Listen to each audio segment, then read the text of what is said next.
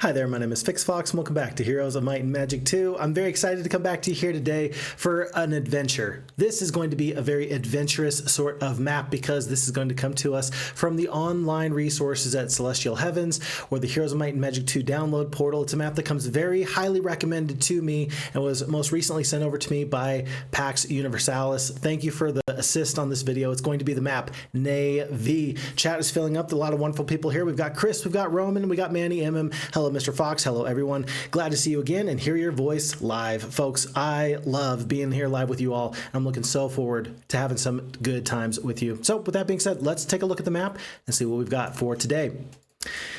This is going to be the map, again, Nay-Vee. As we load in, it says it's going to be a 6-player XL map. It's denoted as having properties from the Price of Loyalty expansion, and it's going to be denoted as being a normal difficulty map. This is going to be a map where we cannot lose all of our heroes and towns, and we must find a specific artifact. We don't often play maps where you must find a specific artifact, but when we do, I think that we generally have a pretty good time. There's some nice maps that have worked out very well for us in that regard.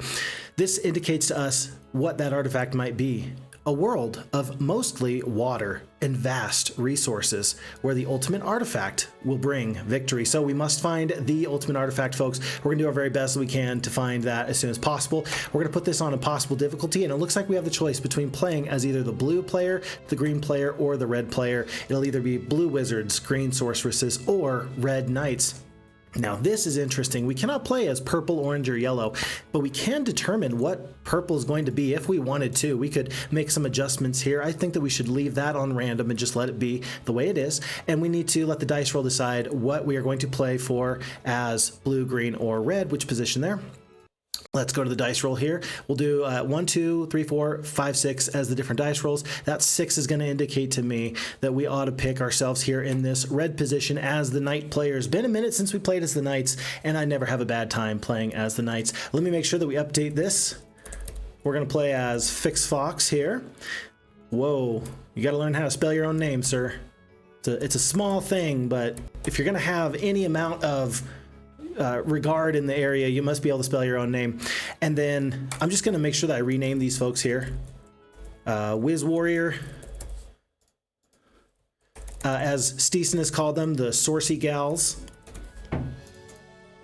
Let's see. Scary Dragon Man. You see what we're doing here? We're renaming all these folks.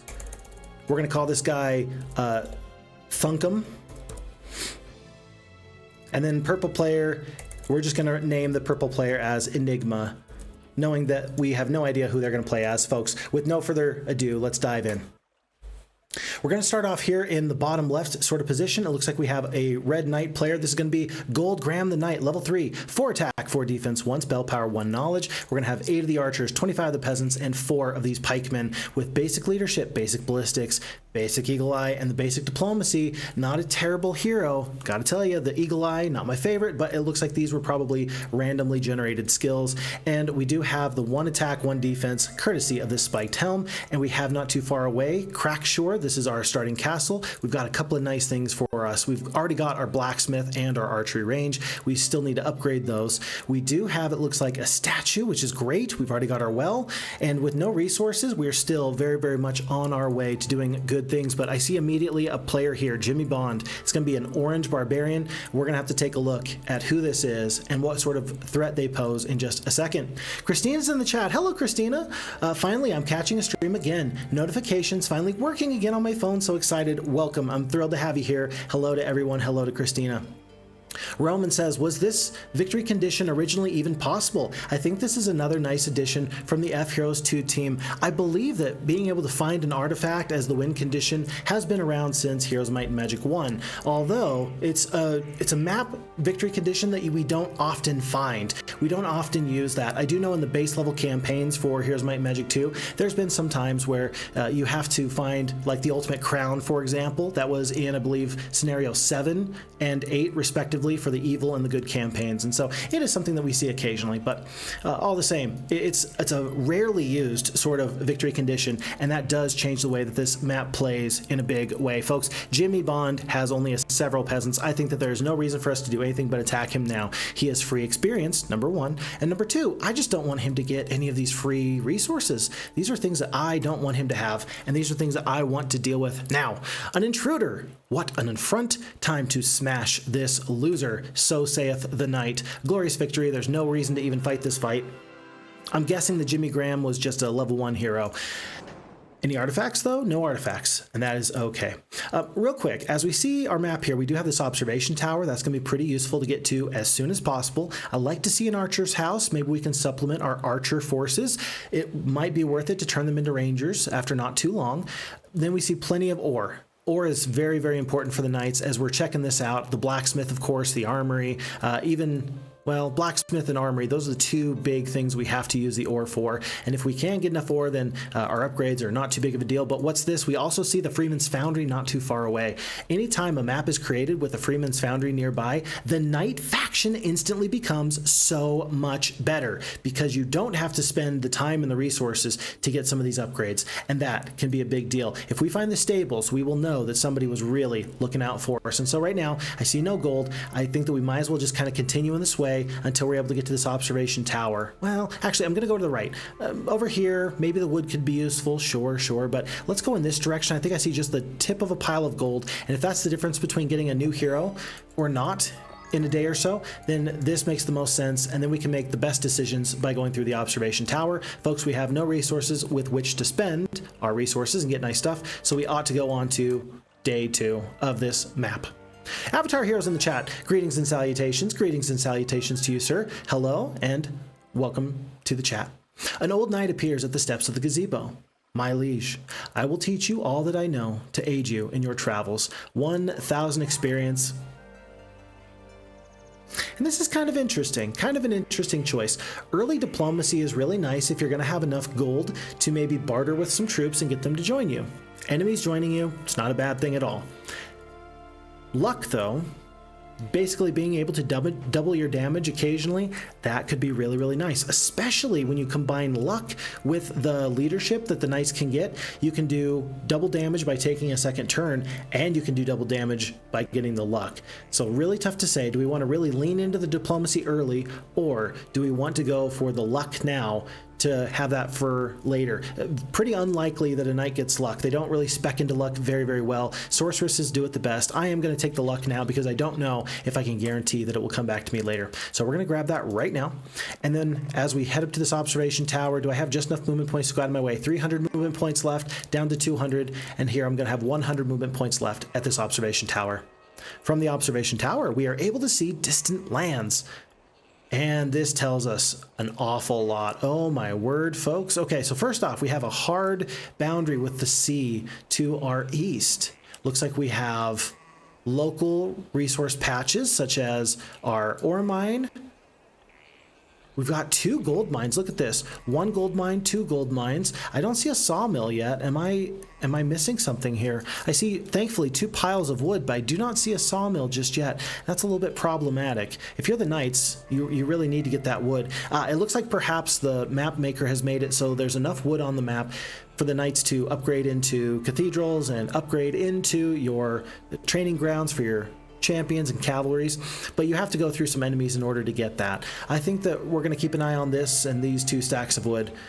There's this interesting line with a pack of archers, lots of pikemen, lots of swordsmen, lots of rangers. Look at all of these knight troops. Folks, did we make an error? Is luck good, but diplomacy that much better? We might have cost ourselves an opportunity. If we can take the chance to get into diplomacy even more so, we are going to want to. Let's defeat halflings and nomads for experience here as well. Maybe we clear out all of this, just trying to make sure that these troops will join us. To help us in that endeavor, there is going to be a purse of 500 gold. So 500 plus 2,000 gold. We can have 3,500 gold in not too long. And what's this? We do see a boat. Of course, we are landlocked here, but there's a boat that might take us out into the water. It sounds like this is an XL map where there's a lot of water going on. If we have the opportunity to hire a sorceress early on, we just might want to do that. So good things to keep an eye out on, things that are worthwhile. And for now, given that we have 20 ore, I'm going to ignore these halflings until I can deal with them more effectively. I'm going to make sure that we get our crystal going so that we can hopefully get up to 20 crystal to get our paladins and crusaders soon. And let's just kind of clear in this direction. Another hero, 1700 gold at the moment. There's nothing I really want to purchase. Let's just wait for another day and go on from there. So we're on to day 3. Interesting map. This is a lot of information very, very quickly. And I got to tell you, I love maps like this. By the way, a group of archers have a desire for greater glory and wish to join. Do we accept? You better believe that we do. We go up from 8 archers up to 20, so an extra 12 archers is lovely. But maps like this, where the resources are very much consolidated, they're very close together. I like these sorts of maps when it comes to the adventure. It does mean that we have a lot of different choices to make, and I don't think that that's bad by any stretch of the imagination. I think that more choices in a video game is great, and I really enjoy it. So I like where we're at. I like the opportunities so far. I like where things are at, and we're going to continue with that. Given that we've already got a nice hero that's level 3 or level 4 with not Sir Gallant, oh, what was the name again? Gold Graham, the knight. I don't think that I need to go for a second hero here with Ambrose. 3 archers isn't that much, so let's have a hero that can give us some wisdom. Let's go with Zam as a necromancer instead of some other hero. I do want the second hero though, because they're going to be able to pick up some of this free stuff over here, and maybe he can make good use of the shrine of this first and second circle. Let's make sure that we leave these zombies behind. They're just a little too slow for my liking, and I think we're going to continue with Gold Graham to clear in this direction in just a moment or two. Real quick though, I mean, we do have halflings here, and there's a purse of gold right there.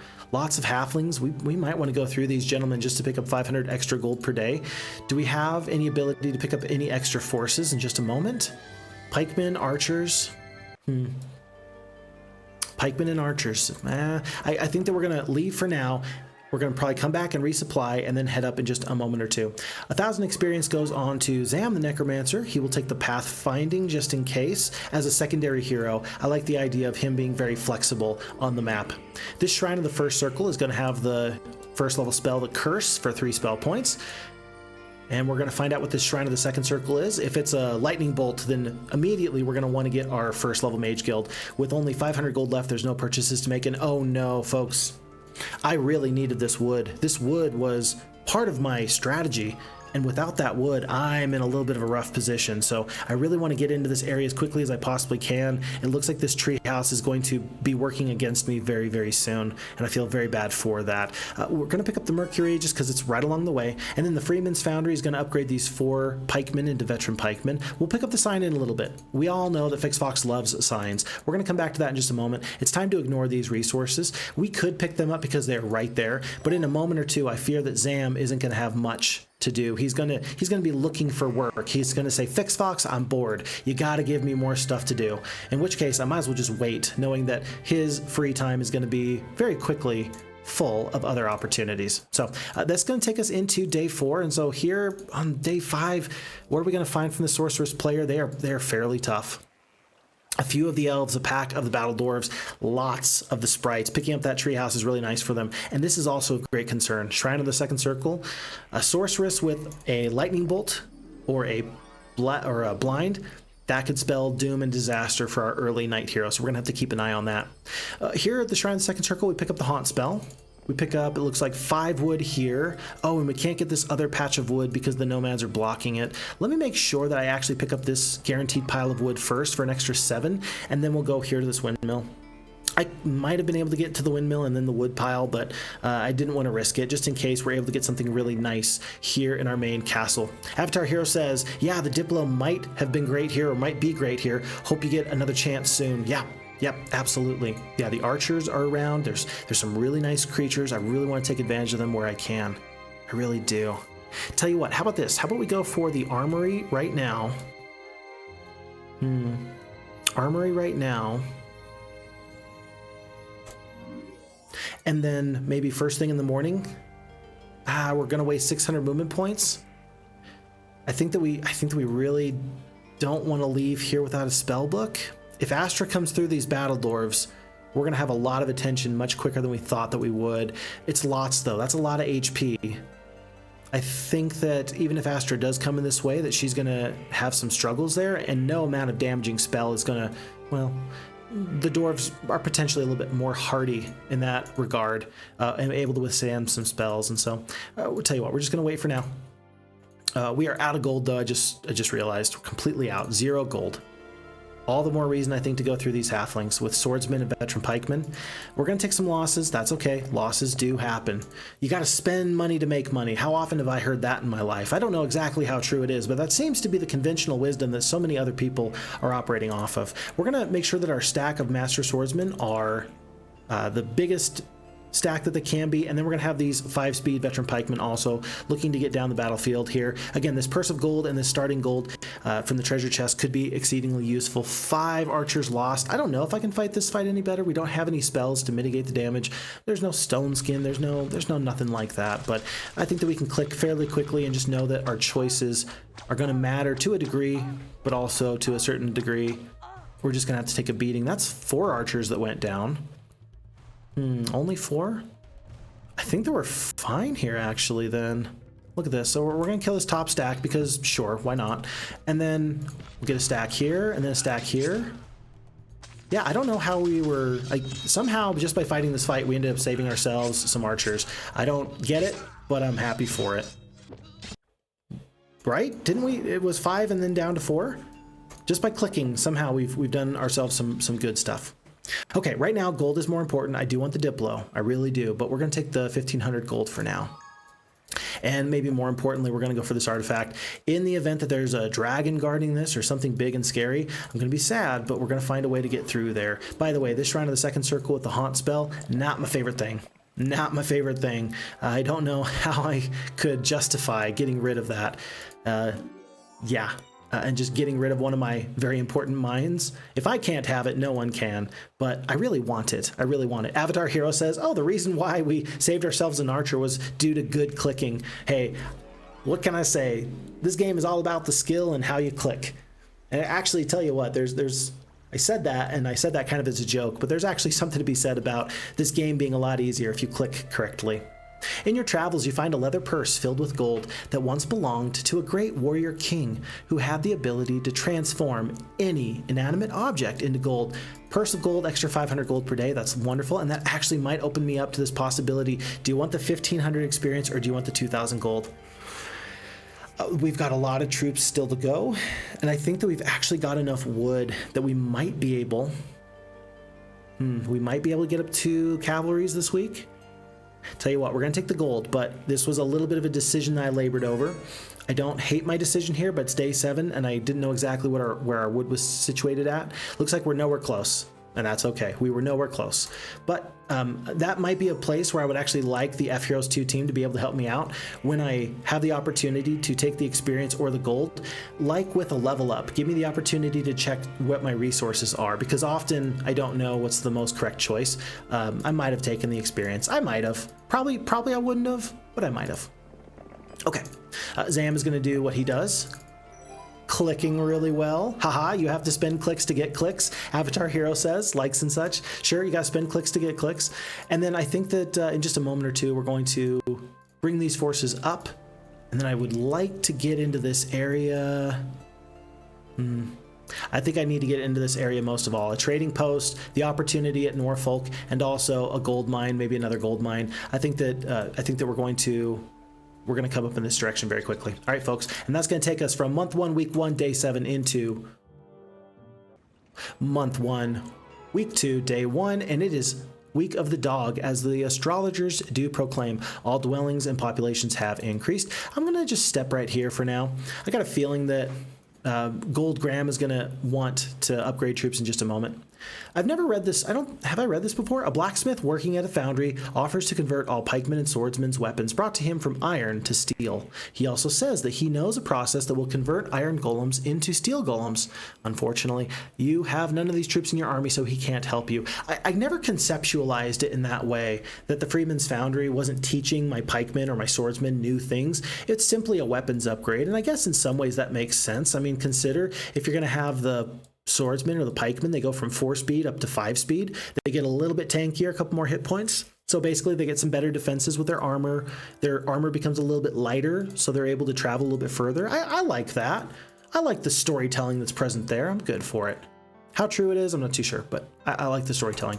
We're going to go with Rangers first. They are the bread and butter unit for this knight-based army. And then if you have the choice between pikemen and swordsmen, you should always take the swordsmen. The swordsmen are basically the exact same as the pikemen, just a little bit better. Maybe you could argue that there's some differences in cost that might make it better to have one than the other. In this case, I'm not going to worry about it at all. I'm going to have Zam step here. We're going to send everybody over. I'm going to send the peasants back so that way we have room in the army here, like so. And then Zam's going to take one quick step onto this sign here, which reads, "Welcome to the Knight's realm of chivalry and glory. Any necromancer who dares tread on this ground gets it in the neck." What a good warning to anybody that would cause us any amount of grief. Freeman's Foundry, there's going to be 2 of these swordsmen, and we're going to keep the Rangers and the Archers. It doesn't hurt my feelings too much to have these 2 stacks. We'll eventually upgrade these Archers later, but for now, we just need to hold on just a moment there. And then Zam is going to head back so he can bring more troops to the front and upgrade more people. And then meanwhile, Gold Graham, I mean, I want the experience to maybe get better at Diplo, but then again, we just don't have the gold to go through here anyway. Halflings for the ore mine. You're going to want the ore mine at some point anyway. I feel like I don't want to waste my turn. I feel like I don't want to waste my turn. There's an enemy in this area. They're fairly tough. I think I'm tough enough. I do want the ore. And I kind of want to wait until I can get enough gold to go through here and maybe get some troops to join me. So for now, I'm going to go for this group of halflings here. I will have somebody else pick up the archers this week anyway. And then since I'm here, I'm probably going to go up to the nomads and then I'll work my way down. I will leave the dwarves here for now. I will hope that the sorceresses don't come through anytime soon. And we're going to see where this goes. Whoa, folks. Wiz-Warrior player has been vanquished?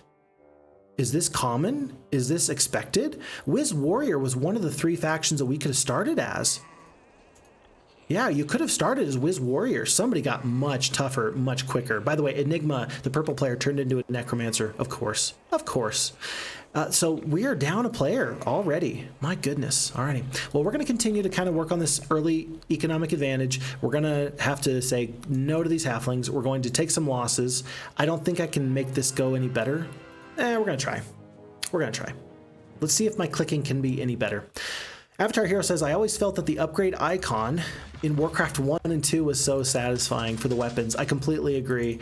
If you're not familiar with them, they really are pretty wonderful.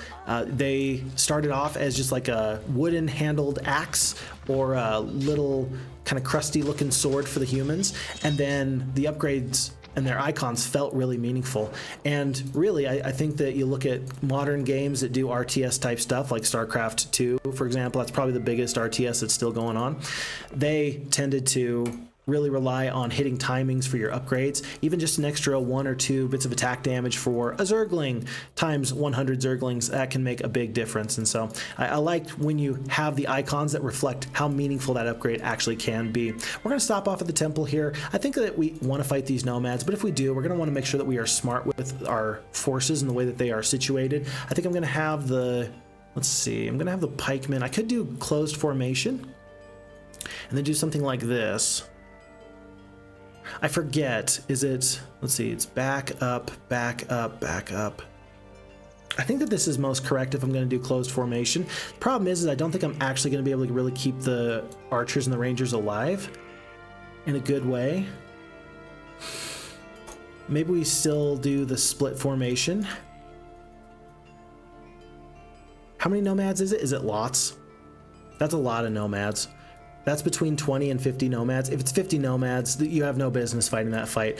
I'd want to be here because I want to clear this out. It's not worth the 2 defense we're going to pick up. 1 defense from this artifact, 1 defense from the fort. And this pile of wood, yeah, it's really useful. It's really good, but there's wood up here. That's really the direction that we want to go. So for now, I'm going to start to head in this direction. I'm going to wait just a little bit, hoping I can get enough gold to get these archers to join me. I'm going to wait 1 more day, basically. 1 more day. I'm going to pick up these archers. We're up to 20. And then we will see if it's worth it to get some troops from here to here upgraded and where to go from there. We'll wait and find out. 1 more day. Let's wait 1 more day. On to the new day. Oh no, green. We really need that wood. Oh, folks, we got to go now. We needed to go like 2 days ago. Jeez, Astra with several of the greater druids, a pack of the unicorns, a few of the phoenixes, lots of the battle dwarves, and several of the elves. That is quite a bit scary. I don't know what to do with that because we are so far away from our 5th level creatures. We need these resources. We were kind of counting on these resources. Oh, what to do? What to do? We could potentially, I think Astra was the same hero that was down here. It's possible that we could go south, defeat the battle dwarves, and then send Zam this direction to maybe there's a sorceress castle over here. Maybe we ought to do that. Maybe that'll pull the attention back over this way, and then we can go up in this direction a little bit more. That could work. I really needed this wood or this wood, and I've already failed, again, because there's no sawmill. Going in this direction, this feels like a issue. We're going to avoid that for now. We're going to go here. We're going to clear out these troops. I'm going to accept this one loss. I don't know how big of a deal that is. I'm going to consider, do I want the pathfinding? Sure. You never know how useful pathfinding could be. And then we're going to wait one more day on Zam to go in this direction to sort of help. Nah, he needs to go now. Timing is of the essence, and we really want to drag Green's heroes back this direction so we can go in this way unaccosted. Maybe even it's going to be a mad dash for the boat. First person to get to the boat wins? Question mark? Could be. Could be. Okay. And then we're going to go on to a new day. There's 2 heroes. There's 2 heroes. It's getting scary. Vexen's in the chat. Hello, guys. Hello, Vexen. Nice to have you there. Green. Wow. Avatar Hero says, yeah, we have a real challenging map on our hands here. I agree. Do you think Green got all the resources nearby him and is trolling us? Possibly. Possibly. It's a good strategy. If you can manage to steal artifacts and resources from an enemy hero, or an enemy player, then you ought to do that. I think that we all agree that that's the case. We're going to head back. I think we've got enough forces that these archers are going to want to join us. And it's just Risa chilling here. Will lots of archers want to join us? Is there any reason why they wouldn't? I think that we're going to go, it's going to be so costly. It's going to be so costly, but I want to start this adventure in this direction. I think that they're going to want to join us. Let's hope for the best. Okay, and they straight up join us. They didn't even make us want to pay. And this is a big deal, folks. This is the first little turn of the snowball as it rolls down the mountain and turns into a gigantic snow boulder instead of a snowball. We go from 19 archers up to 41. That means that the rest of these creatures are more likely to join us than they otherwise would have been. That was perfect timing. I could not have asked for anything better. I'm grateful for where we're at, and we've got some good opportunities. I'm glad that we were, maybe a little bit daring there, maybe more daring than I usually would be. And we're waiting to see what we have here. And already, oh my goodness. So this is a very small little corner here. Oh my goodness. Very small little corner with 3 phoenixes here. I'm pretty scared we don't get the opportunity to click on this hero and see who they are. Are we going to end up ignoring our enemies to the south? It's quite possible. It's quite possible that we're going to ignore our enemies to the south as we go in this direction. Maybe we trade castles. This castle's not that good. Maybe we try and trade for phoenixes. It's currently day 6. It's going to be a bit of a rush, but let's see if we can do it. Folks, we just had something nifty happen in the chat. I'm still figuring out what all the sounds do. Let's take a quick look here. Oh my goodness, it's our friend Winnie Maru. Winnie Maru, welcome, and thank you so much for the raid. To everybody that is here from Winnie Maru's stream, welcome, welcome. We're playing some wonderful Heroes of Might and Magic 2.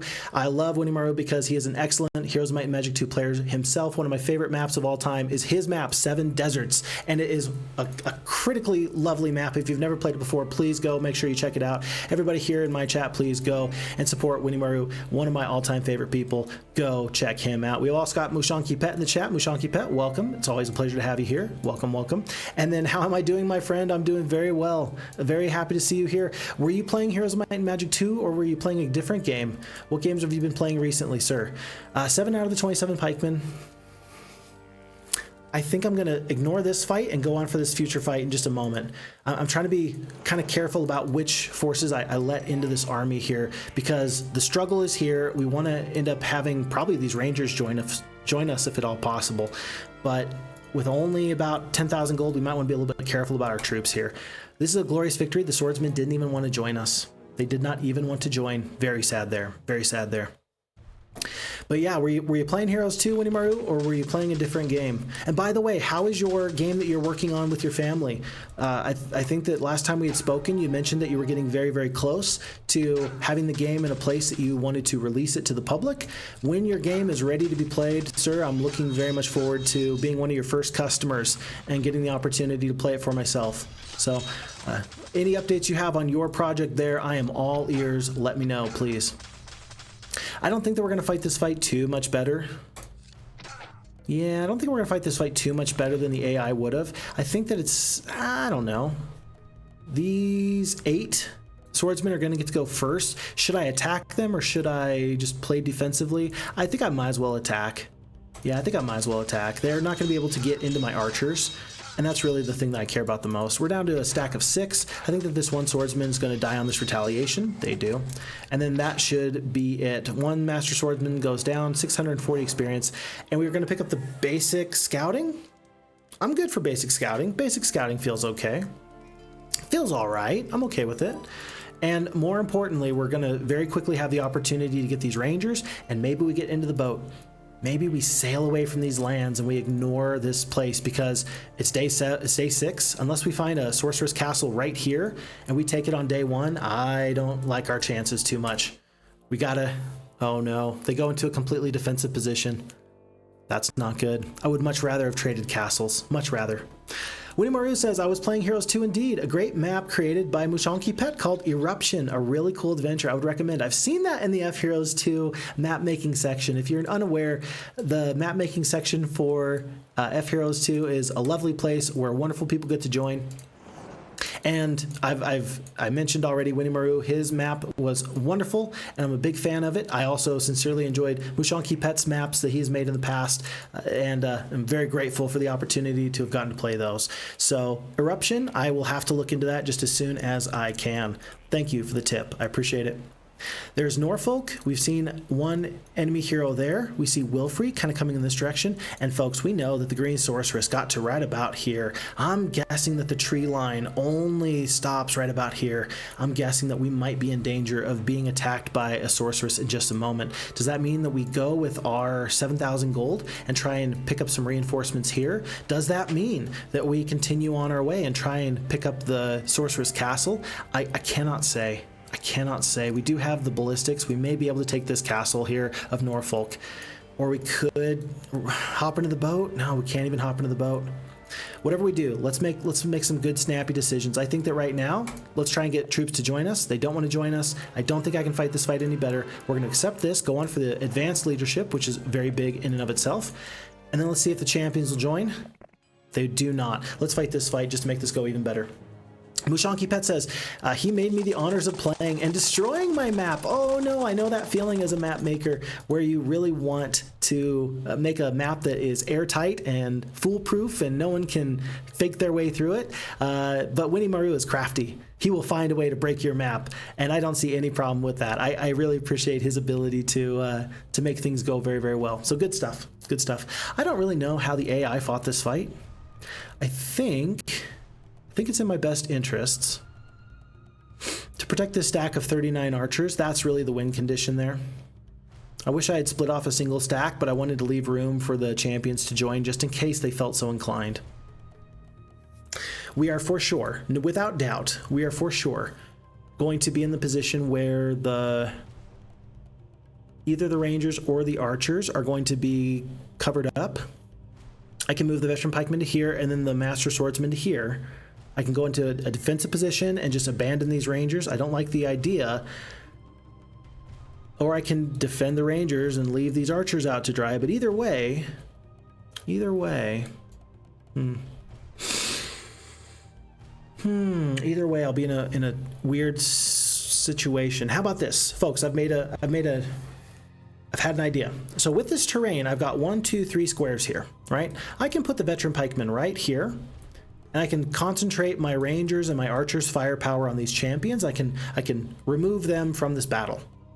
And then the master swordsman can defend right here. And so then, at worst, we're only going to lose a couple of rangers as these champions try and fight there. By putting the veteran pikeman there, we will prevent the champions from attacking the big stack of archers, assuming we kill this stack. And we're going to limit the amount of access that the champions have to this stack. I don't know if this is the best decision, but I think it's the choice that feels the most appropriate to me now. So let's see how well this works. We're going to go to here. We're going to go to here. We're going to see how much damage these rangers can do. 40 to 60. I think that I'm just going to allow this big stack here. Should I attack with both stacks? I think I have to confirm that this stack of champions will go down. And if I'm doing 40 to 60 damage, low end might not be enough. Let's concentrate all of our firepower here. It's going to be down to 3 champions and 2 to 3. We do kill 3. 4 rangers goes down, and then the rest of the damage can go onto the pikemen in whatever way makes the most sense. Pikemen can now step up because we're trying to keep the archers where they are at. These champions can't get all the way around. Damage, damage, good morale, good morale. Archers can actually scurry away a little bit, can't they? Let's see, 1, 2, 3, 4, 5, 6. I think that the champions are definitely still going to be able to get to the rangers if they want to. But they can't get down to these ones.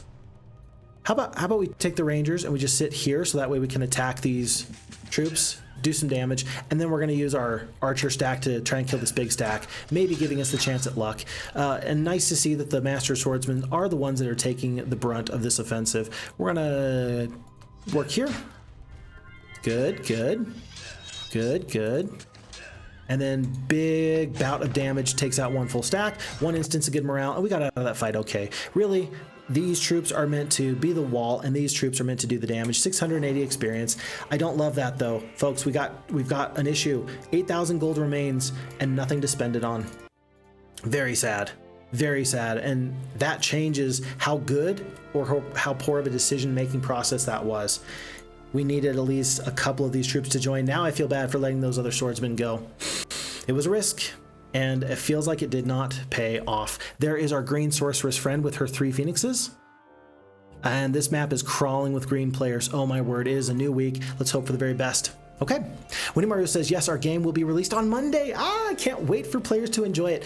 Please, is there a place that that you can link it in the chat here? Is it going to be available on some gaming platform? I'd be very interested in supporting your game in any way. And so feel free to use this as an opportunity to share a little bit more about your game. I'd love for other people to get to know what your game is. If you can't tell already, Winnie Mario is a friend of the channel.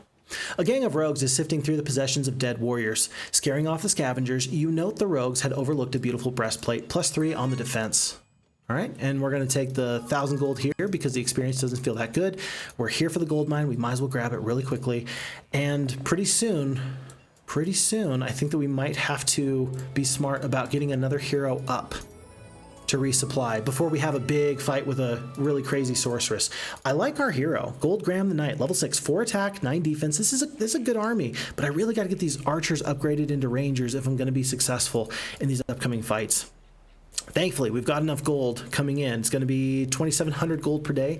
That's enough gold to do something with, but still, Astra scares me. All right, nothing else to do but wait. Hopefully not just simply wait for our demise. I'm hoping that green leaves us alone just long enough that we can escape through, and there's no other way about it, folks. I think that we just ought to go right here. I think that we're going to be seen and immediately pursued by green, but this is my best chance. This is my best chance at getting away, so I'm going to have to hope for the best there. Any other purchases to make here? No, unfortunately not. I'm in a bad spot. I don't think Wilfrey will fight us, and if he does, I think that we will defend pretty effectively. Let me just try and help that go a little bit better, though.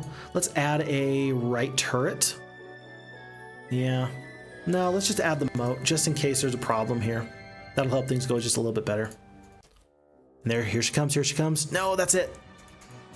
We knew she was close, but we just didn't know how close, and that's a little bit of a problem. Vexen TV says, I have discovered that H2 was the first game to be ported on Haiku, an operating system for retro PC. Very interesting. I had no idea about that. The operating system for retro PC? Very cool. I love that. I love that a lot. Huh. And what a good choice. I think that we all recognize that Heroes of Might and Magic 2 is a fantastic game, and I'm very much here for it. Folks, we just saw, by the way, the power of the sorceresses. Now here's the deal. We started off with rangers and 39 of these archers, and already they got the first 3 shots of damage off. When you're dealing with sorceresses, they can hit and run tactic you so fast that it'll make your head spin. And now, even though we have the diplomacy, our surrender rate is so low because there's nobody left to really surrender and ransom for. Feels really bad. In the first turn, before we even got an opportunity to run, 16 and 24 of our ranged troops goes down. We really needed those forces. Really did. I am wondering if this is a map where it's changed a little bit because of the addition of the FHeroes2 AI. We've noted on maps like Colossal Caverns that sometimes the maps play a little bit differently depending on which AI is working for you. This might be one of those times that we're seeing an issue where maybe the Sorceress players were supposed to be locked away in a place where they couldn't attack us, and maybe we just fall prey to a smarter, better, faster, stronger AI, and that could be just an issue there. I think I'm going to ignore this crystal mine for now. Goodness, how did you get giants? Oh dear. But let's not panic. Rule number 1 is don't panic. Rule number 2 is stay alive. Let's hope that we can do that very, very well. We will find out. And Mushanki Pet mentions for the eruption map, aha, no, I just meant that he did a great score, much better than mine. Isn't that nice, though, that you made a good map and somebody else enjoyed it and did very, very well with it?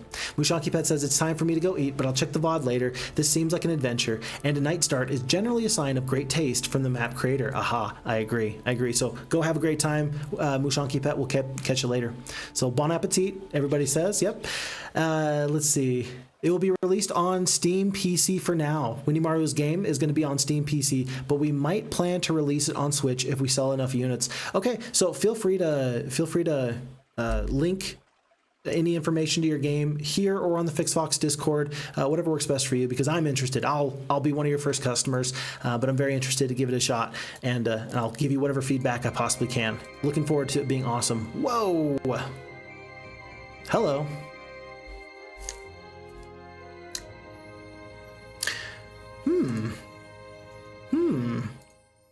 You know what this looks like to me? This looks like the wizard player who has already gone before us, who's already defeated. It looks like this is their main hero. I don't know how incredibly useful this is going to be. White Pearl, that's good. The Seeing Eye Pendant, that's good. This is a good hero, all things considered. The navigation is lovely. There's not a lot of spells here. I don't think that this wizard is going to be my primary hero by any means, but this is a pretty unique opportunity. Folks. I think I've decided that even though there's giants here, I need to find my way in this direction. Truly do. But I also want to make sure that I don't leave myself open to a counterattack from Wilfrey. I'm hoping that this hero goes in this direction. I'm going to wait one day. They do go in that direction. They steal our gold. Those dirty players there. And then we're going to step on the Freeman's Foundry. How do you have so much movement points? She went from here to there to back. Oh my goodness. She is so fast. But we're going to see if we can trade for their castle. Our castle, not that good. Their castle, obviously pretty good. A glorious victory. We need to go through this fight with the 25 Rangers. A lot of our damage is going to hinge on whether or not we can keep these folks alive. Let's see, we're going to be faster than the rocks, which is always wonderful. I'm actually going to send, let me think how to do this. I'm going to send this stack of veteran pikemen here. I do want some troops to go deal with the halflings. Let's go into a completely defensive position. That hurts. That's pretty not good. Yeah. You know what? We're so much closer than we were before. 1, 2, 3, 4. Let's go to right here with this stack, and then this veteran pikeman stack can get up to here. And then we'll defend, we'll send across, and we're going to threaten these halflings, but also threaten these other troops. Yeah, and it looks like we're going to be able to kill 2 magi, maybe 3. There's 1, there's 2. Swordsmen are getting the business end of these enemies. And we did lose an awful lot of rangers there. That was going to be, oh geez, 8 rangers perish. The rocks really provide a lot of flexibility for these enemies. I think that now these pikemen and these swordsmen are the best troops that I have. Better so than cursed rangers, unfortunately. And so I don't think that it's worth it for me to defend anymore. We defended 1 turn. We got some good damage off. Now I think it's just time to get in there and do something great. Do something crazy. Starting with this. We're gonna take a beating. It's so sad. This curse is gonna last forever. And thankfully, the only thing that I'm really thrilled about is that these halflings are now covered up. The Rangers are going to get to do some damage. They can kill a couple rocks at a time. They probably should. They really probably should. Veteran pikemen are probably going to go back to help deal with the rocks. Probably.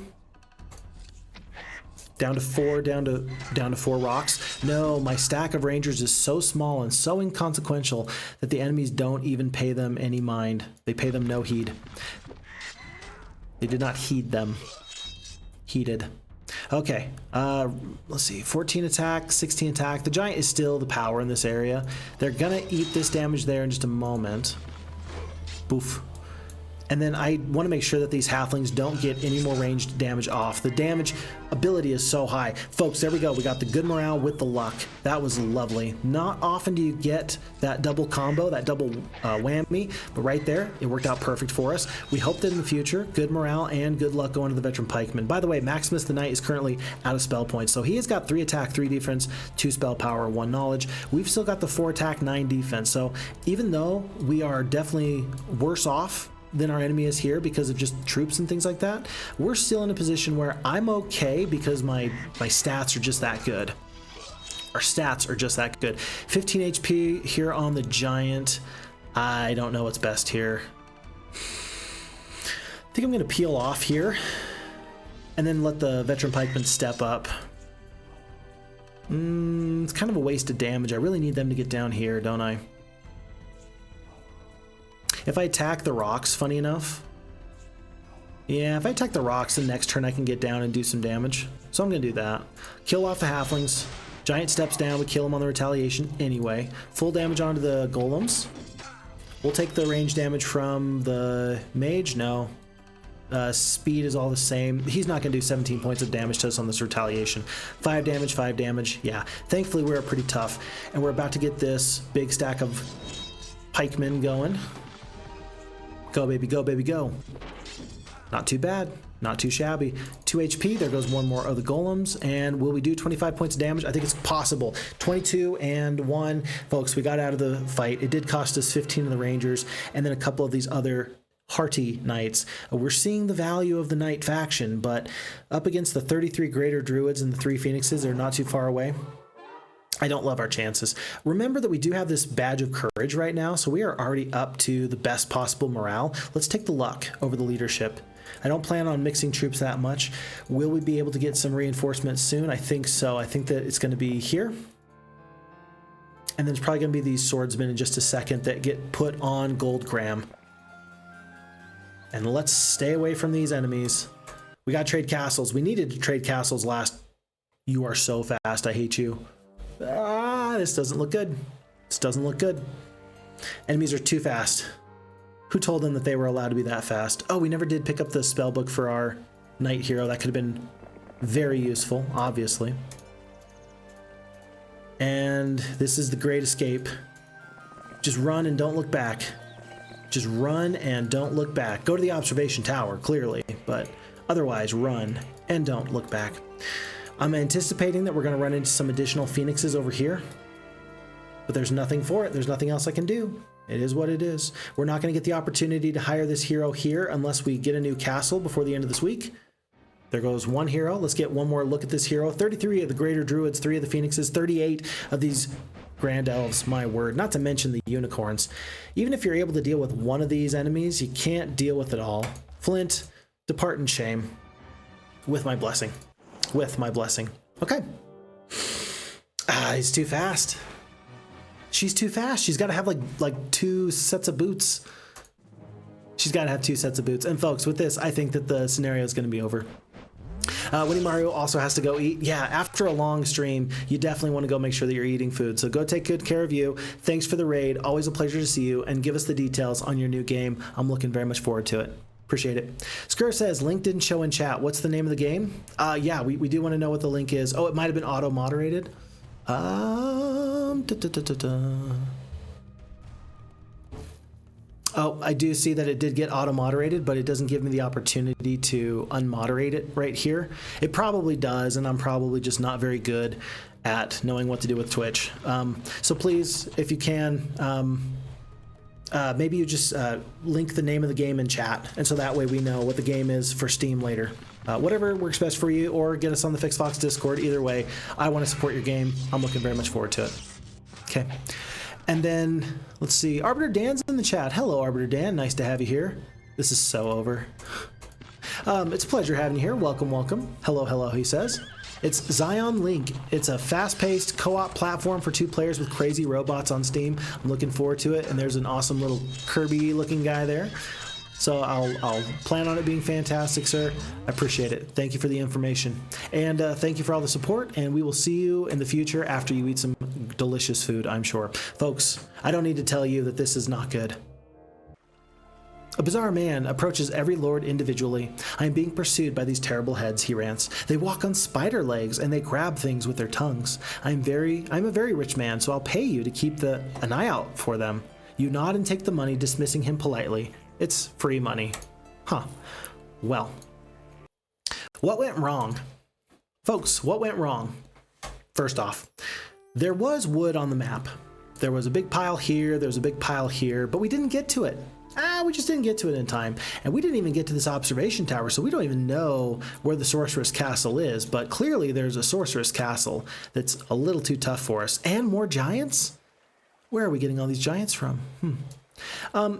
So we have a choice, really. When it comes down to it, we could potentially upgrade this castle, work on the jousting arena, work on the cathedral, and just kind of try and overwhelm our opponents. We could do that. We could do that. But I got a feeling that just rushing through these enemies and going straight for the boat might be the best thing. Here's the deal. Nay-Vee is a world of mostly water and vast resources where the ultimate artifact will bring victory. We don't actually need to defeat our foes. We don't actually need to. We could defeat them, but we don't have to. So why should we? You know what I just realized? Hold on. We could play as the sorceresses. We could have played as the wizards. The sorceresses are the ones that beat the wizards. That's why they keep getting giants. Interesting. Sorceresses got a really good start in this map, and then they overwhelmed the wizards, and then they just overwhelmed us. Interesting. Huh. Okay. But if we can play as the sorceresses, if we can play as the wizards, that makes me think that from the knight position, this should be winnable. We don't have to merely rush to the boat and then escape. I mean, we could, I suppose, but... Huh.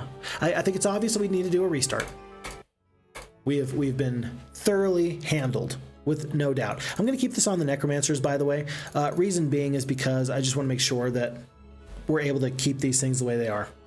So we're going to keep everything where it's at, load back in, and we're going to give this a shot, but we need to make some adjustments, clearly. Let's do this first. An intruder, we take them out, no problems. I still think I like the idea of going to this observation tower. It looks like a lot of these resources are very much different than they were before, folks. We also rolled a different hero, so basic leadership, basic ballistics. We got the archery this time, and now we do get the diplomacy through experience, which is still good. There's no resources for which to spend our money and such. We'll pick up the crystal here. I want the gold. How much gold do we have? We got 1250. We're gonna come back for that later. And already green is in our bread basket here. Traveler's boots, good artifact. This is all remaining the same. Lots of skeletons. That's an easier fight than the halflings were. The ore is not that useful. We've got so much ore around us. Let's ignore that for now. Let's go straight to the archer's house. We're up to 29 of the archers. Let's go pick up these treasure chests and get working on this crystal. And as soon as we can get a second hero, we're going to send them up. And they're going to pick up some wood for us and maybe some other things. But getting the diplomacy early on, that feels pretty darn useful. That feels really useful. Vexen buying towers in case green chose to attack. I don't think we could have out-defended them with the 33 of the druids and the elves and the phoenixes.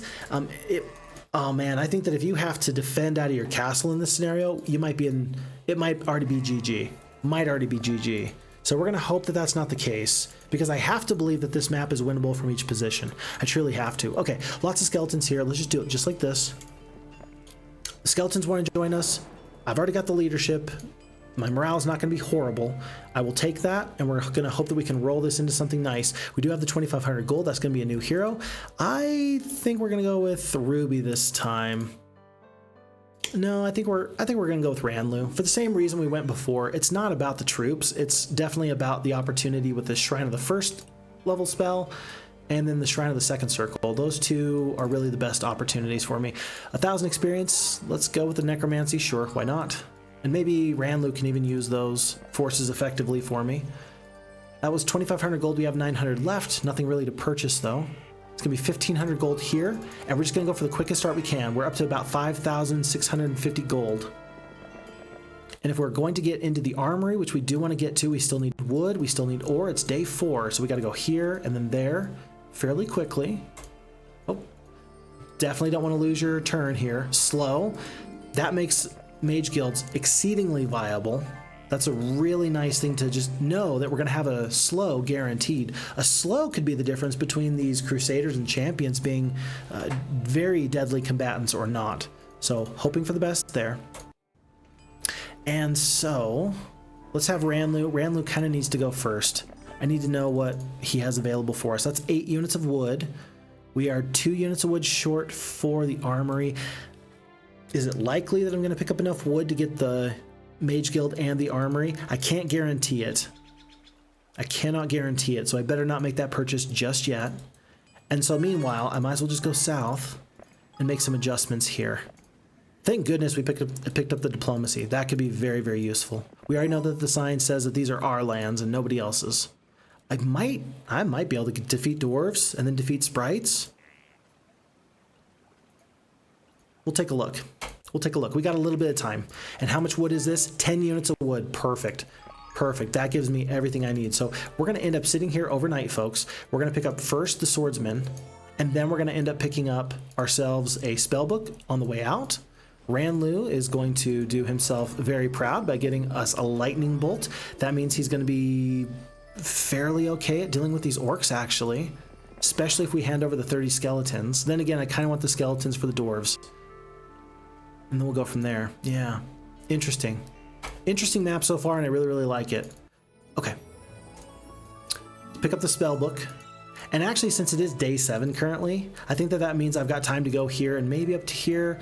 The damage, we're not going to have any spell damage, so really we just want the utility spell anyway. That's all we really want. But we pick up Bless and Dispel Magic. View resources, I'll have Ranlu pick that up in just a moment. And slow for now. Okay, alrighty, and so far, so good. So far, so good. But yeah, Vexen, I completely agree. Diplomacy will be very useful. Yeah, I think that's maybe the best thing that could have happened to me was picking up that diplomacy. Because, I mean, this just looks too good. I'm a little bit amazed that the sorceresses got off to such a good start. You know what I bet happened? I'll bet that the sorceresses got lucky. I'll bet that they had elves and druids join them. I'll bet that that's what happened. I'll bet that that's what happened. Maybe they had the diplomacy stacks that went really nicely for them. Huh, anyway. But yeah, Arbiter Dan, I agree. The 33 druids alone, that was just way too much to handle. Absolutely too much. I'm probably gonna borrow these troops in just a second for Ranlu. He's got the damaging spell with the lightning bolt. It's not gonna be much, but 75 points. He can grab these orcs and soldier on from there. I'm gonna grab the peasants and the skeletons to make that happen though. So we'll do that in just 1 second. Conserve the archer numbers, coupled with slow, it's going to be nice. I completely agree. Could not agree more with you. And folks, we are back to month 1, week 2, day 1. Having a real nice time so far. I'm having a nice time. I hope you're having a nice time. I'm hoping that everyone's Saturday is going very well for them. I tend to like Saturdays, you know? And especially if you're some of those people that have had, you know, maybe like you had a rough week this week. Hopefully this is your chance to kind of get caught up and catch your breath a little bit, feel okay, those sort of deals. Because, man, I sure hope that people don't work so hard that they don't have time for themselves. That's really my hope, is that nobody here is suffering at a point where they just can't help themselves. Okay, with these spells, we have a choice. We could take out 1 full stack of these orcs, which is pretty useful, or we can cast the haste and try and get down the battlefield a little bit quicker. I think that if we cast the haste, that hasted unit is going to take more attention. I feel like just the straight up damage is probably going to be more useful, because it's going to just completely remove the damage from 1 full stack of these orcs. I think eventually we'll get down the battlefield. When we do, we'll be fine. This terrain feels kind of bad. I'm going to have to send these skeletons this way. So for now, let's just lightning bolt here, lightning bolt there. and then make a break for it. I might haste here, actually. If I haste here, depending on if they take any damage, then it can prevent damage from 2 full stacks, and that's pretty darn useful. 12 skeletons here. I mean, if I haste them, that's 1, 2 extra spots now. 1, 2, 3, 4, 1, 2. I'm going to end up hasting these skeletons here at the bottom, because a lightning bolt will deal with 1 of these stacks of creatures. The haste is going to deal with 2 stacks of the creatures. And so that makes a lot of sense to me. Let's do it like this. Kill 2 there. We can't hope for good morale for the undead because, of course, we can't. The peasants, I might as well just skip on the peasants and the zombies. They're not going to go anywhere anytime soon. Because of our speed, we're already as fast as we need to be. Do I need to save this lightning bolt for a future fight? I don't think so. Let's just use this to get out of this fight a little bit easier. 5 orcs goes down there. 1 and 1. Skip. And I'm just going to hit Q to end the battle. 8, 6, 9, call it. 17. Math is hard. 23 skeletons, 240 experience. Most importantly, though, we are able to pick up this ore mine pretty easily, and it saved our main forces. Do we really need the skeletons in this army? Not really. I don't think the skeletons are going to be that useful for us. So we're going to continue on the way, and we're going to see if there's any forces we can pick up with 6,100 gold. After we pick up these forces, we're going to carry on our way. And folks, we are just about out of here. We do need 2 more wood in order to get the rangers. Hopefully one of these campfires can provide that for us. Let's see, we had something nifty happen in the chat. What do we have there? Boreaser resubscribed for 6 months at tier 1. They've been subscribed for 6 months already. Folks, thank you so much. Boreaser, thank you so much for the subscription. It's always a pleasure to have you here. I feel like at this point, you're subscribed for like a year and a half. And I sincerely appreciate it. You haven't been here for a while. I tell you what, I miss your presence every time I miss you, but I've also done some weird streaming. I usually try and do Fridays and Saturdays, but occasionally it works out to where I end up on a different day or a different time. And so I think that that's been part of the issue, has not been you, it's been me. You're not the problem, I'm the problem. And so I hope I can fix that very, very soon. But thank you for the subscription, and thank you for being here. It's always a pleasure. And Arbiter Dan, it's not free because unfortunately I gotta defeat the pikemen in order to get the wood here. This little diagonal isn't really a diagonal, but maybe we can pick up 2 wood here. Rats, 2 crystals, what the windmill has provided. Pax Universalis, good evening to you. Good evening to all. Pax, we're playing Nay-Vee, the map that you sent over to me. Thank you so very much. I really appreciate it. Yeah, Arbiter Dan, we're gonna have to come back later for that. Here's the thing though. Have you noticed? This isn't a green hero. Myra is a blue hero. The wizards and the sorceresses are not doing very well, and the map is incredibly different just because they're fighting each other. Maybe that first playthrough was just doomed from the start and we didn't even know it. Whatever the case is, folks, I'm happy to kind of carry on here and hope for the best. I think one possibility I have is this. I think that I'm going to not go into this area. There's no resources here. I'm going to hope that I can get over to here as quickly as possible. But I'm going to use these forces to go, and maybe we'll get some pikemen to join us. We'll pick up the wood. I'm waiting on purchasing these archers just because I don't want to have to pay to upgrade them later. So this is not the way I like to do this. This does not feel like the most effective route I could have taken in order to make all this happen, but I feel like this is going to be the best, knowing that I have a little bit more time because green and blue are really fighting, I assume, tooth and nail. So with that being said, let's hope that these pikemen do want to join. Let's see. A couple of them do. It's 4,800 gold for 6. That's not great. It's really not great.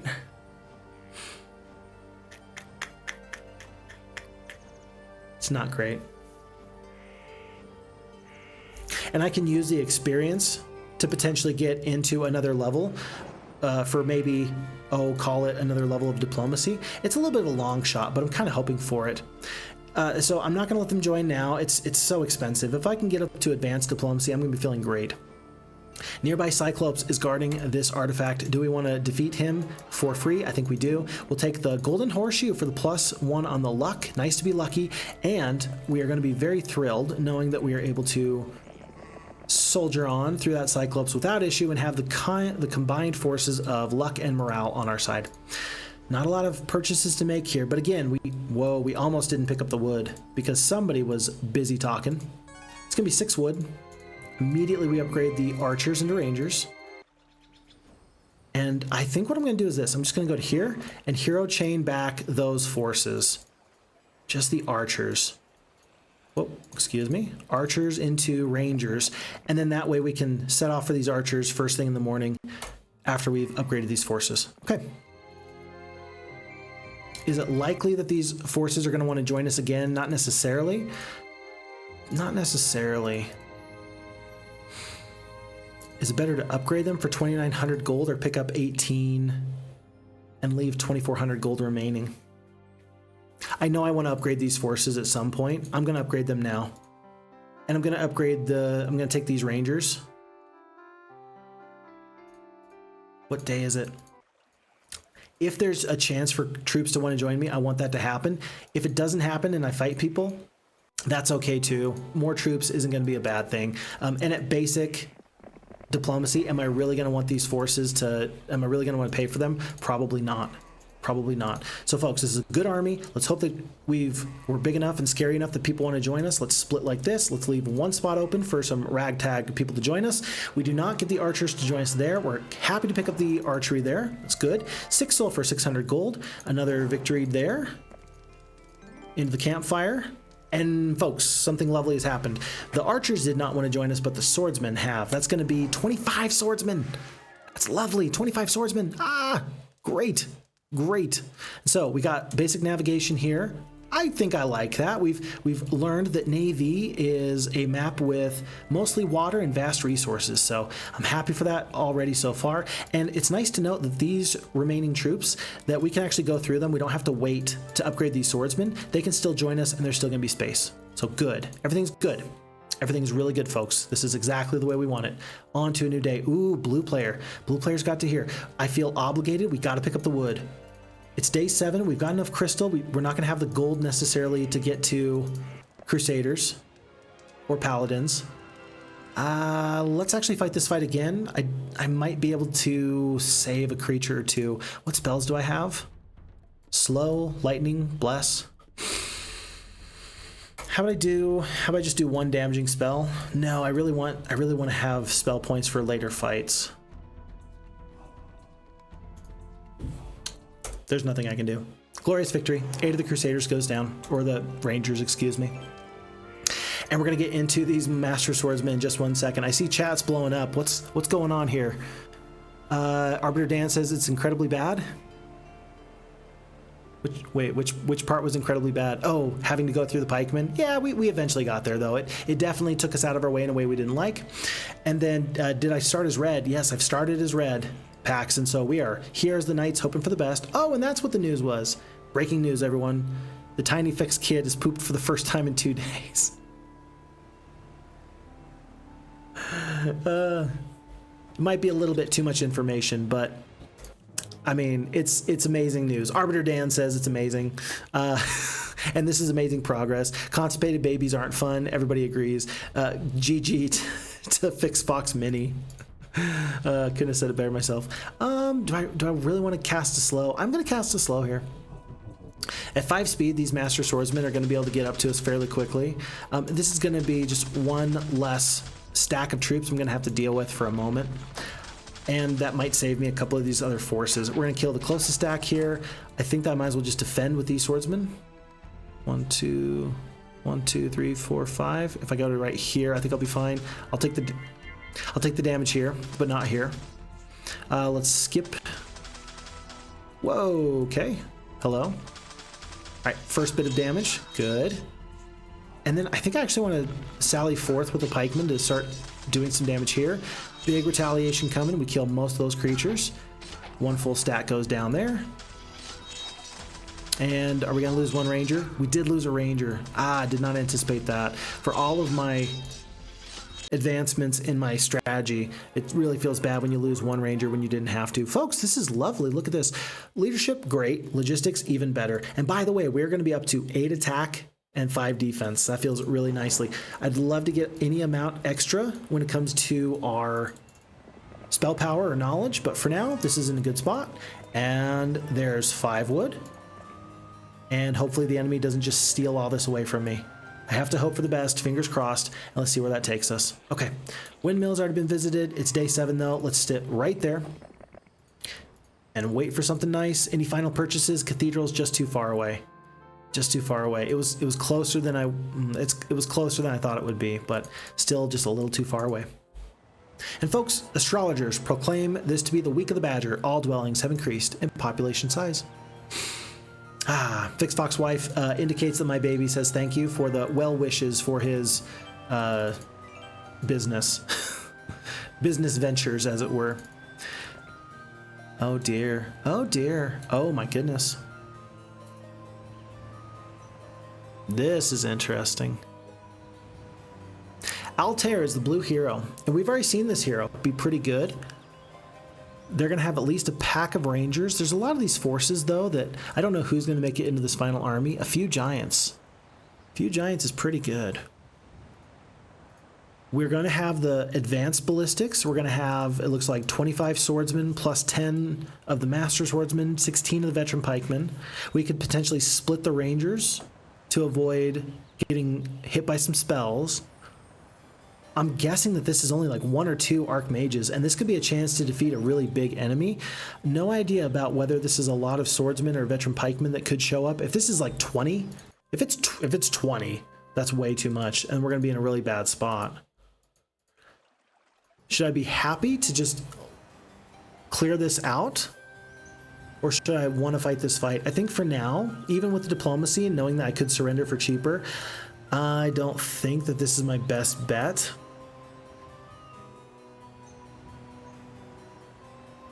I kind of want to get Ranlu to that boat as quickly as possible. And maybe the enemy is not going to want to sally forth and attack me. If they do want to attack me, then I think I'm better with that than anything. They stayed there, so that was their choice to stay put. But if I'm nearby, maybe Ranlu can get into the boat, sail away, and I can be much better off because of it. Am I about to find a large sorceress enemy right here, right on my doorstep? It's more than just likely. It's probable, I think. Okay, resources needed. We got the wood we need. We got the crystal. We could get the cathedral now. Jousting arena, so we're still gonna need some amount of wood. Yeah, so I still do need wood. Let's head up here because we're gonna want the wood. Observation tower, I'm so glad we went in this direction. The scouting, no, we don't have scouting, but this scouting is invaluable. We're gonna pick that up in a second. Let's hope we don't get attacked from here and then from here. If we need to, we will leave with the diplomacy. We've still got our 5,700 gold. We're not making any purchases. Let's just be flexible. And the flexibility, it looks like, is gonna pay off for us. That's gonna be 5 wood, 700 gold, 1,000 gold, another 6 wood there. And then from this observation tower, we can see, oh, it is going to be green and blue mixing it up. Folks, Myra the Wizard has several of the archmages, a few of the giants, and we've got Risa? She is still doing damage to these enemies here, but we know that there's a cloud castle. We know that there's a cloud castle.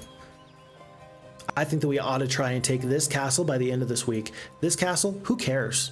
Like, who cares? Stay hiding behind your castle walls, and I shall run as fast as I can. I will take your castle from behind you, and I will have the advantage from there. So much so that I think that I'm going to want to have another hero over there as quickly as possible. Let's do a resupply. Let's have Barak hired right now. He's going to leave the centaurs right here. What's the best way to resupply? Probably going up the long way. At this point, if you haven't attacked me once, you're not going to attack me now. I'm going to assume anyway. Let's bring the rangers, all these creatures, rather than get the paladins. This whole idea right now is to rush into a better opportunity. Maybe we hero chain in just a moment or two. We will see. Blue is running. Green is attacking. Green has taken that castle. Okay. All right. That was unexpected. Wow. I'm so glad I got this observation tower just so I can see the drama Just so I can see the drama. My word, is blue going to turn back and retake their castle? They ought to. I agree. You agree. We all agree. They ought to take their castle. So let's take a look at that in just 1 second. And Barak, I think, is actually going to be to the point. To right there. Yeah, I think that I can step here. I'll take the experience. It's going to be just close to a level. So very close to one more level. I'll fight here, and then I'll level up. And then that'll also give Barak time to get those forces over to me, while Ranlu steps right into the boat. And we will see if Altair is so scared that they will come out or not. Either way, I don't really care, but we're just going to have to wait and see. Okay. Glorious victory. Let's make this go even better because, wow, those losses look bad. Okay, Arbiter Dan says, one of my kids was constipated all the time, and it was so stressful for us. Oh, man, yeah, totally get it. Yeah, you just want your little guy, your little gal to be okay. And it hurts your heart when you can't do much to help them out. I feel that in my bones. So, yeah, thanks for the care and the concern, and hopefully your kids are all healthy and well right now for you, because very few things are worse as a parent when you want to help and you don't feel like you can do much at the moment. Avatar Heroes in the same boat and says, I hear you loud and clear. I could use a little pressure drop on my mini one here. There you go. There you go. I don't think that the lightning bolt's that useful, and we only have the slow that's going to last one turn. These elves are all going to get another shot at us. The best thing I can do is do the lightning bolt, and that's not going to help. We're going to kill one full stack of elves here. This fight was ill-advised, folks. It's going to play out just like this. Damage, damage, damage. This fight was ill-advised, and there's nothing I can do to make it better. Goodness gracious. A haste would have been fairly useful. It really would have been. Oh, a haste would have been wonderful, actually. With only 14 rangers remaining in this stack, our ability to retake our enemy castle is so much lower. 18 bits of damage. Ah, so bad. Mysticism, kind of nifty here. Given that it's a water map, there's going to be lots of need to scout on this XL map. We're going to go with that, though. Yeah, we're going to go with that. Should we attack the... Whoa, don't do it. That was a misclick. Don't do it. That would have been bad. Could you imagine? Ooh. I don't want to take damage from either of these heroes. I'm actually going to take like one step back. Yeah, I'm going to take a step back. It's day 3. I still want these heroes to do whatever they want to do. And I also want to protect this area. I just don't want to look like the easiest force to defeat. So we're going to wait for now. Blue does go back towards their castle. Green just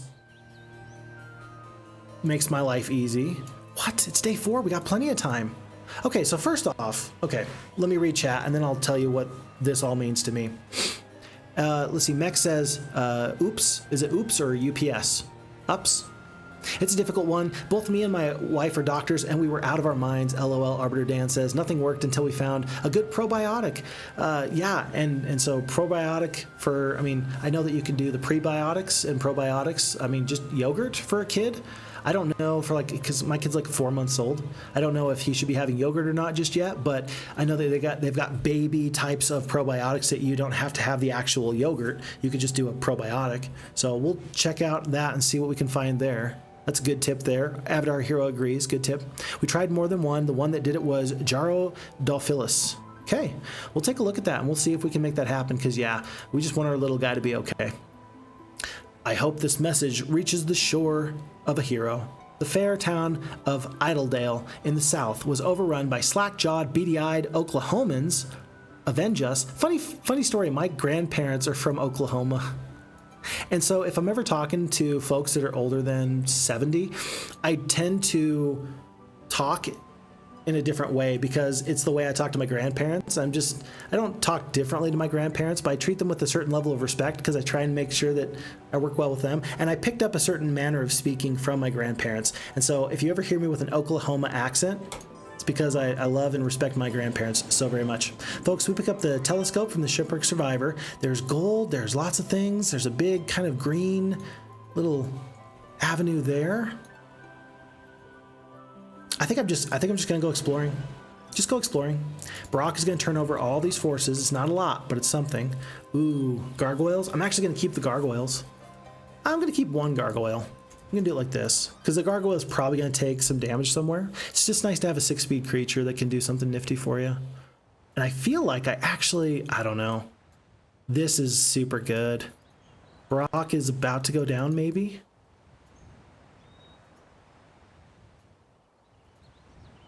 Treasure chest? Let's do it like this. Let's pick up the Traveler's Boots because it's super good. Discovering a pair of beautifully beaded boots made from the finest and softest leather, you thank the anonymous donor and add the boots to your inventory. This artifact is one of my all-time favorite artifacts. If you're going to defeat these druids, you might as well pick up the boots. I don't know what you were thinking there. I'm also going to take the experience.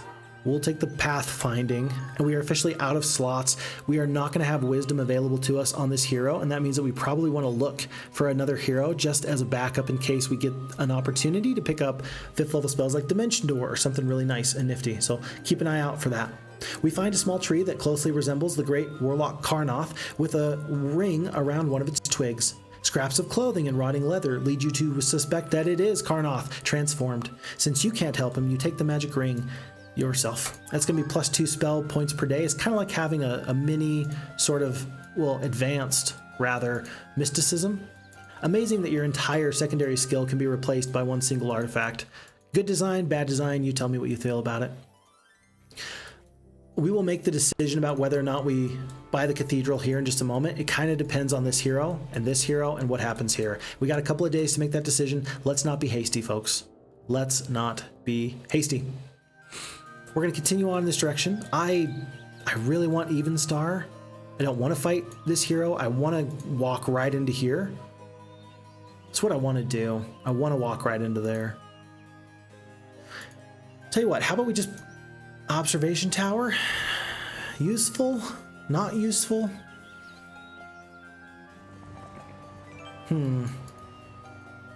Is it useful or is it not useful? I don't think so. This is just this weird sort of everybody's looking at everybody hoping that somebody else will make the first move sort of a deal. It's day 5, so I still have some time to maneuver. I can probably defeat this army. I don't want to defeat them in the castle. So I tell you what, I'm going to go to here. I've noticed something, and this is just Phixfox wisdom, and it's the gospel of Phixfox. Doesn't mean it's accurate, but this is just what I've noticed. When you pick up an artifact like the Traveler's Boots of Mobility, I have noticed that the AI has to see you move as far as you possibly can to reevaluate your hero's speed. If I move this far and not to the very end of my movement, it feels like, I can't guarantee it, but it feels like the AI recognizes only afterwards, after you move your full length, how far your hero can reach. And so if I don't use all my movement points, it won't recalibrate as an AI and figure out, oh, he can reach me right now. I don't know if that's true. I don't know if that's accurate. But these are things I think about as I'm playing.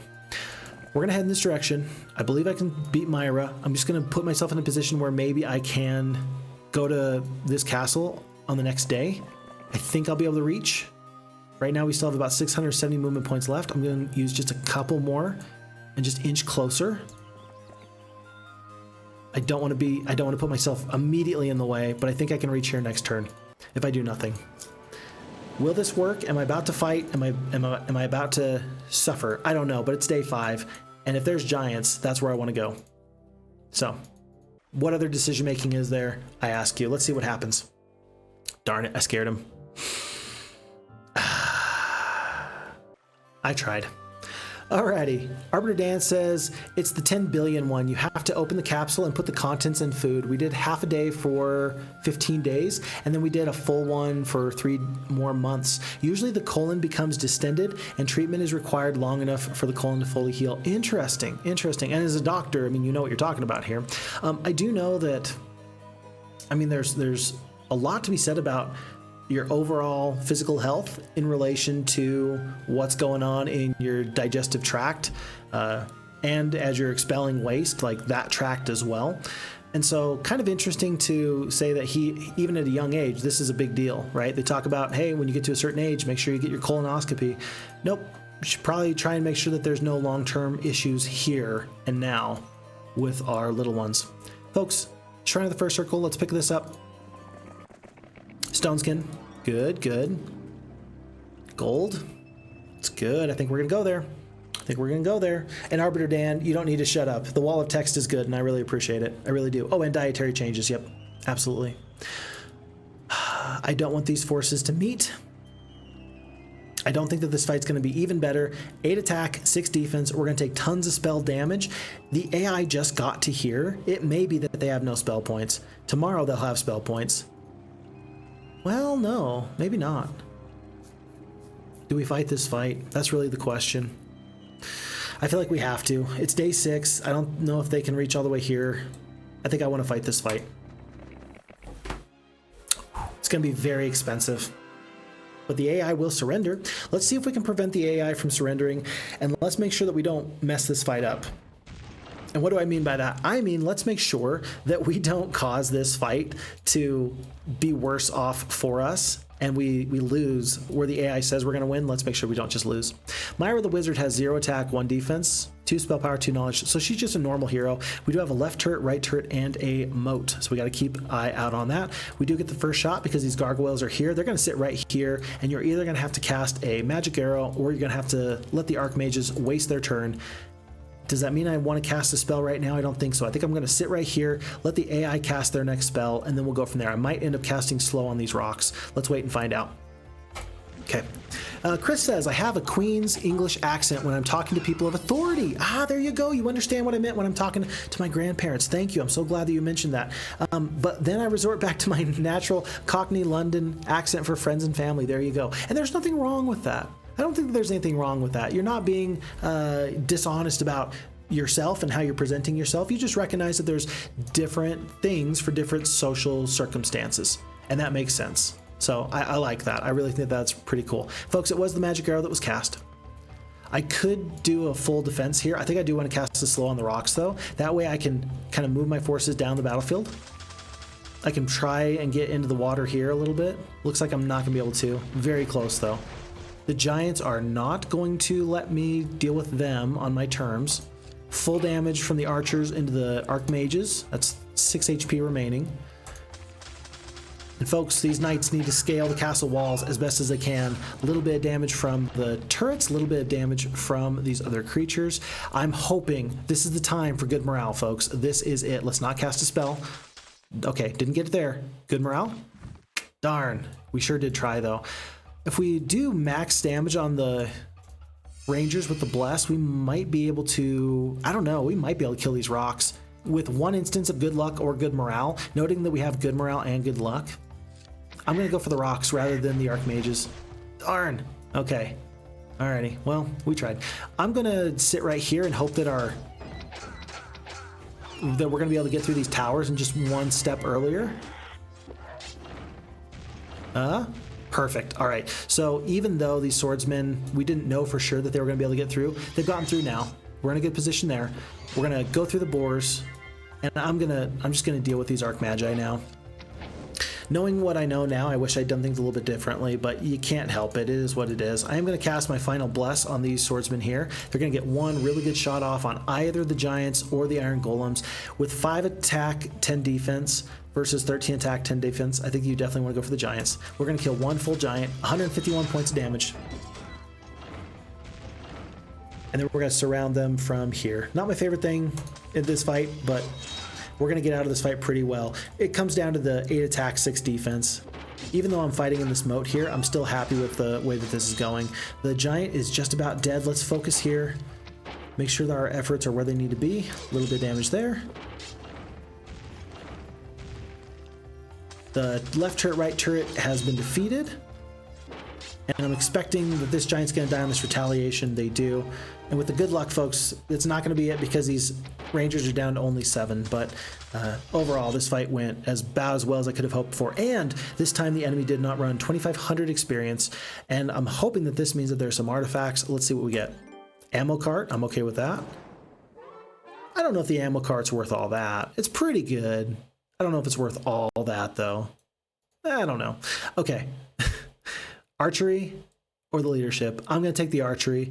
The likelihood of us getting into the Titans sooner is it's still there. And my hope is that we're going to be able to get there fairly quickly. 6 gems is what we currently have. There's a gem mine right here. And there's some other opportunities around. For now, we're going to sit, we're going to wait, we're going to hope that we can upgrade our cloud castle soon. But folks, this is our cloud castle, and we are going to secure this neck of the woods before we go out and really adventure on the high seas. Aha, perfect. Continuing our conversation about accents and the way that we're changing the way that we're talking to other people, Avatar Hero says changing accents when talking to others can be a sign of a good musical ear, since you're just adapting to the music around you, sometimes without hearing it yourself. I really like that take on it. It would be easy for someone to say that you are trying to disrespect somebody by talking to them in a different way. Right? Like, you don't want to be disingenuous, but you're saying, no, it's not disingenuous at all to simply go with, go with the music.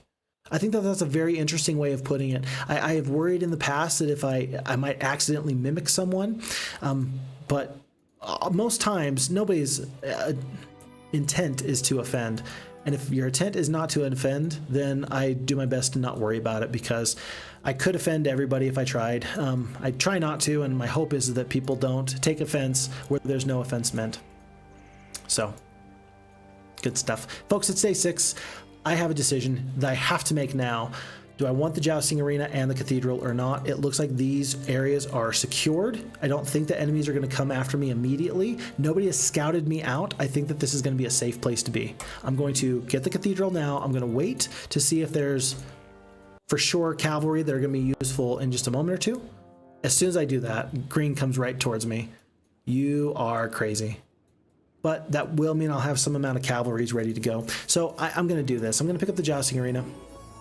And maybe we're going to see if there's some additional need for other forces. This looked too good. There were so many campfires here. You never know. That could have been 3 stacks of gems. That could have changed my decision making a lot.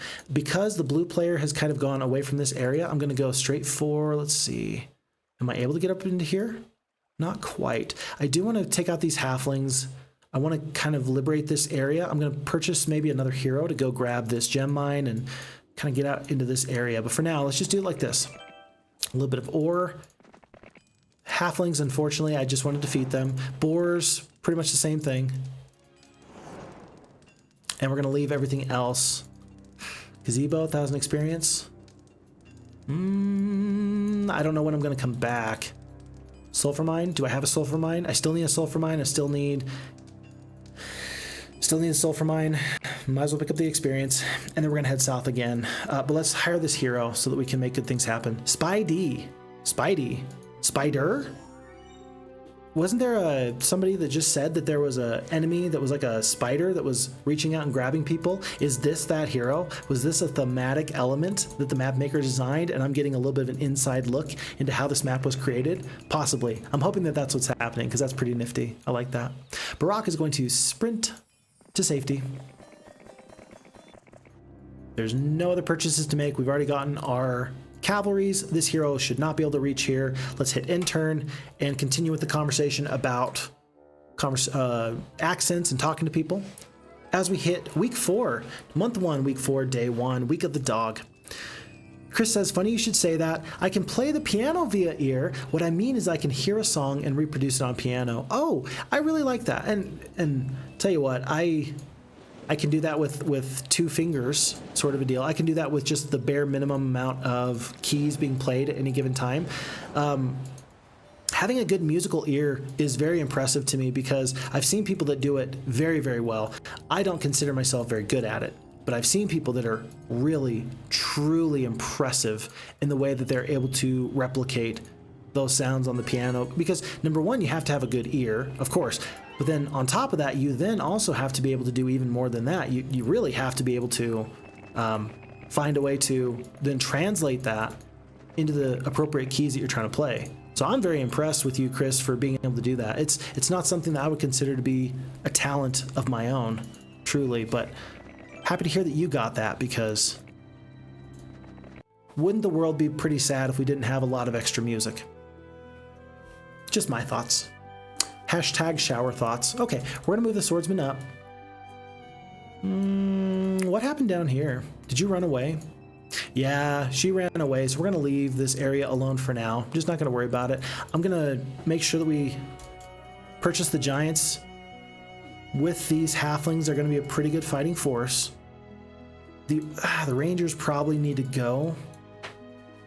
Another hero is going to need to evac the swordsmen and the rangers, but for now, these folks can just stay. We don't have a lot of movement points. If I leave, the enemy is going to come behind us, and they're going to take the castle. I don't want to do that, and I don't want to purchase any more forces because I've only got 750 gold. So for now, we're just going to hit end turn. We lose Barak. Let's see if we can do something nifty here. And Avatar Hero says, I do it all the time. My fiance says, aw, I don't hear it myself, but I totally change my dialect when I'm talking to my dad. Yeah, and it's not meant to be disrespectful when you do that, right? Like, you're not trying to be disrespectful. You're just talking to them in a way that might make them more comfortable, might make them feel a little bit better. So all the same, all the same.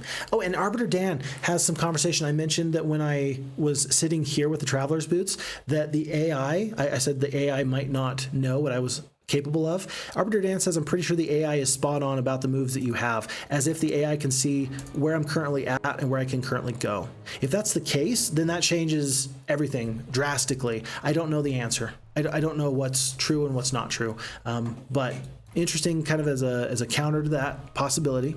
Avatar Hero also says that it's great to have a musical ear and a wonderful skill, so free feeling to just take the song. I hear that loud and clear. Pax Universalis, you scare them all. Little bit. What kind of doctor are you, Avatar Hero? Yeah, because we've got a couple of doctors in the chat. It's really nice when there's a couple of doctors in the chat. I know Zapixo, Avatar Hero, and and Arbiter Dan. All of you are in the medical field. I feel like I should be honored? Grateful? Grateful. We're going to go with the word grateful. I'm grateful that really nice, wise, smart people. I don't talk so low down that they don't enjoy this. I've spent some time around doctors, and there's some times where there's been times where we didn't get along very well, only because I didn't provide them the proper amount of respect that they probably deserved. If you went to medical school, it's probably a good idea for me to call you doctor. You didn't go to medical school for 4, 5, 6, 7, 8, 9 years just to be called Mr. or Sir.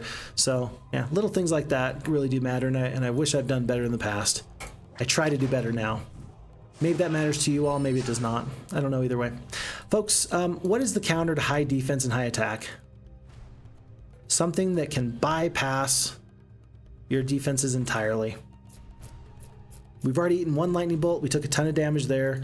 The halflings did a little bit of damage. They killed one giant. They actually did very good for themselves. I'm happy for that.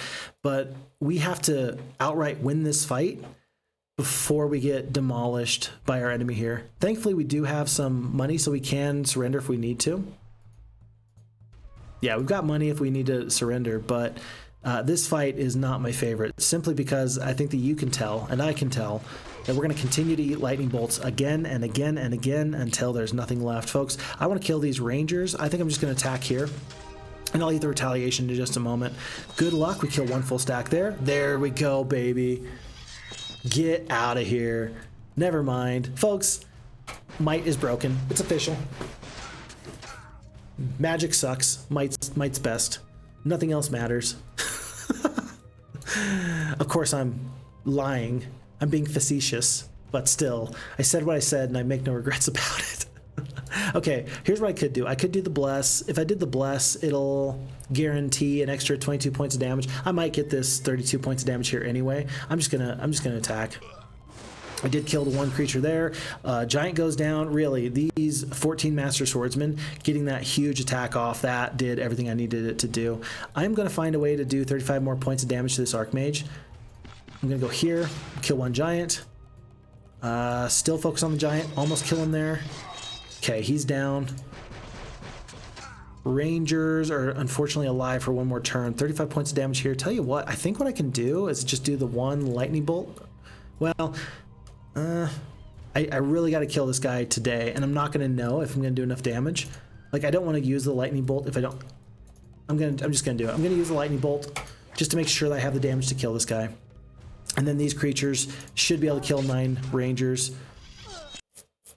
It's a glorious victory. 1,800 experience, and most importantly, this was the major player that still had lots of damage available for them.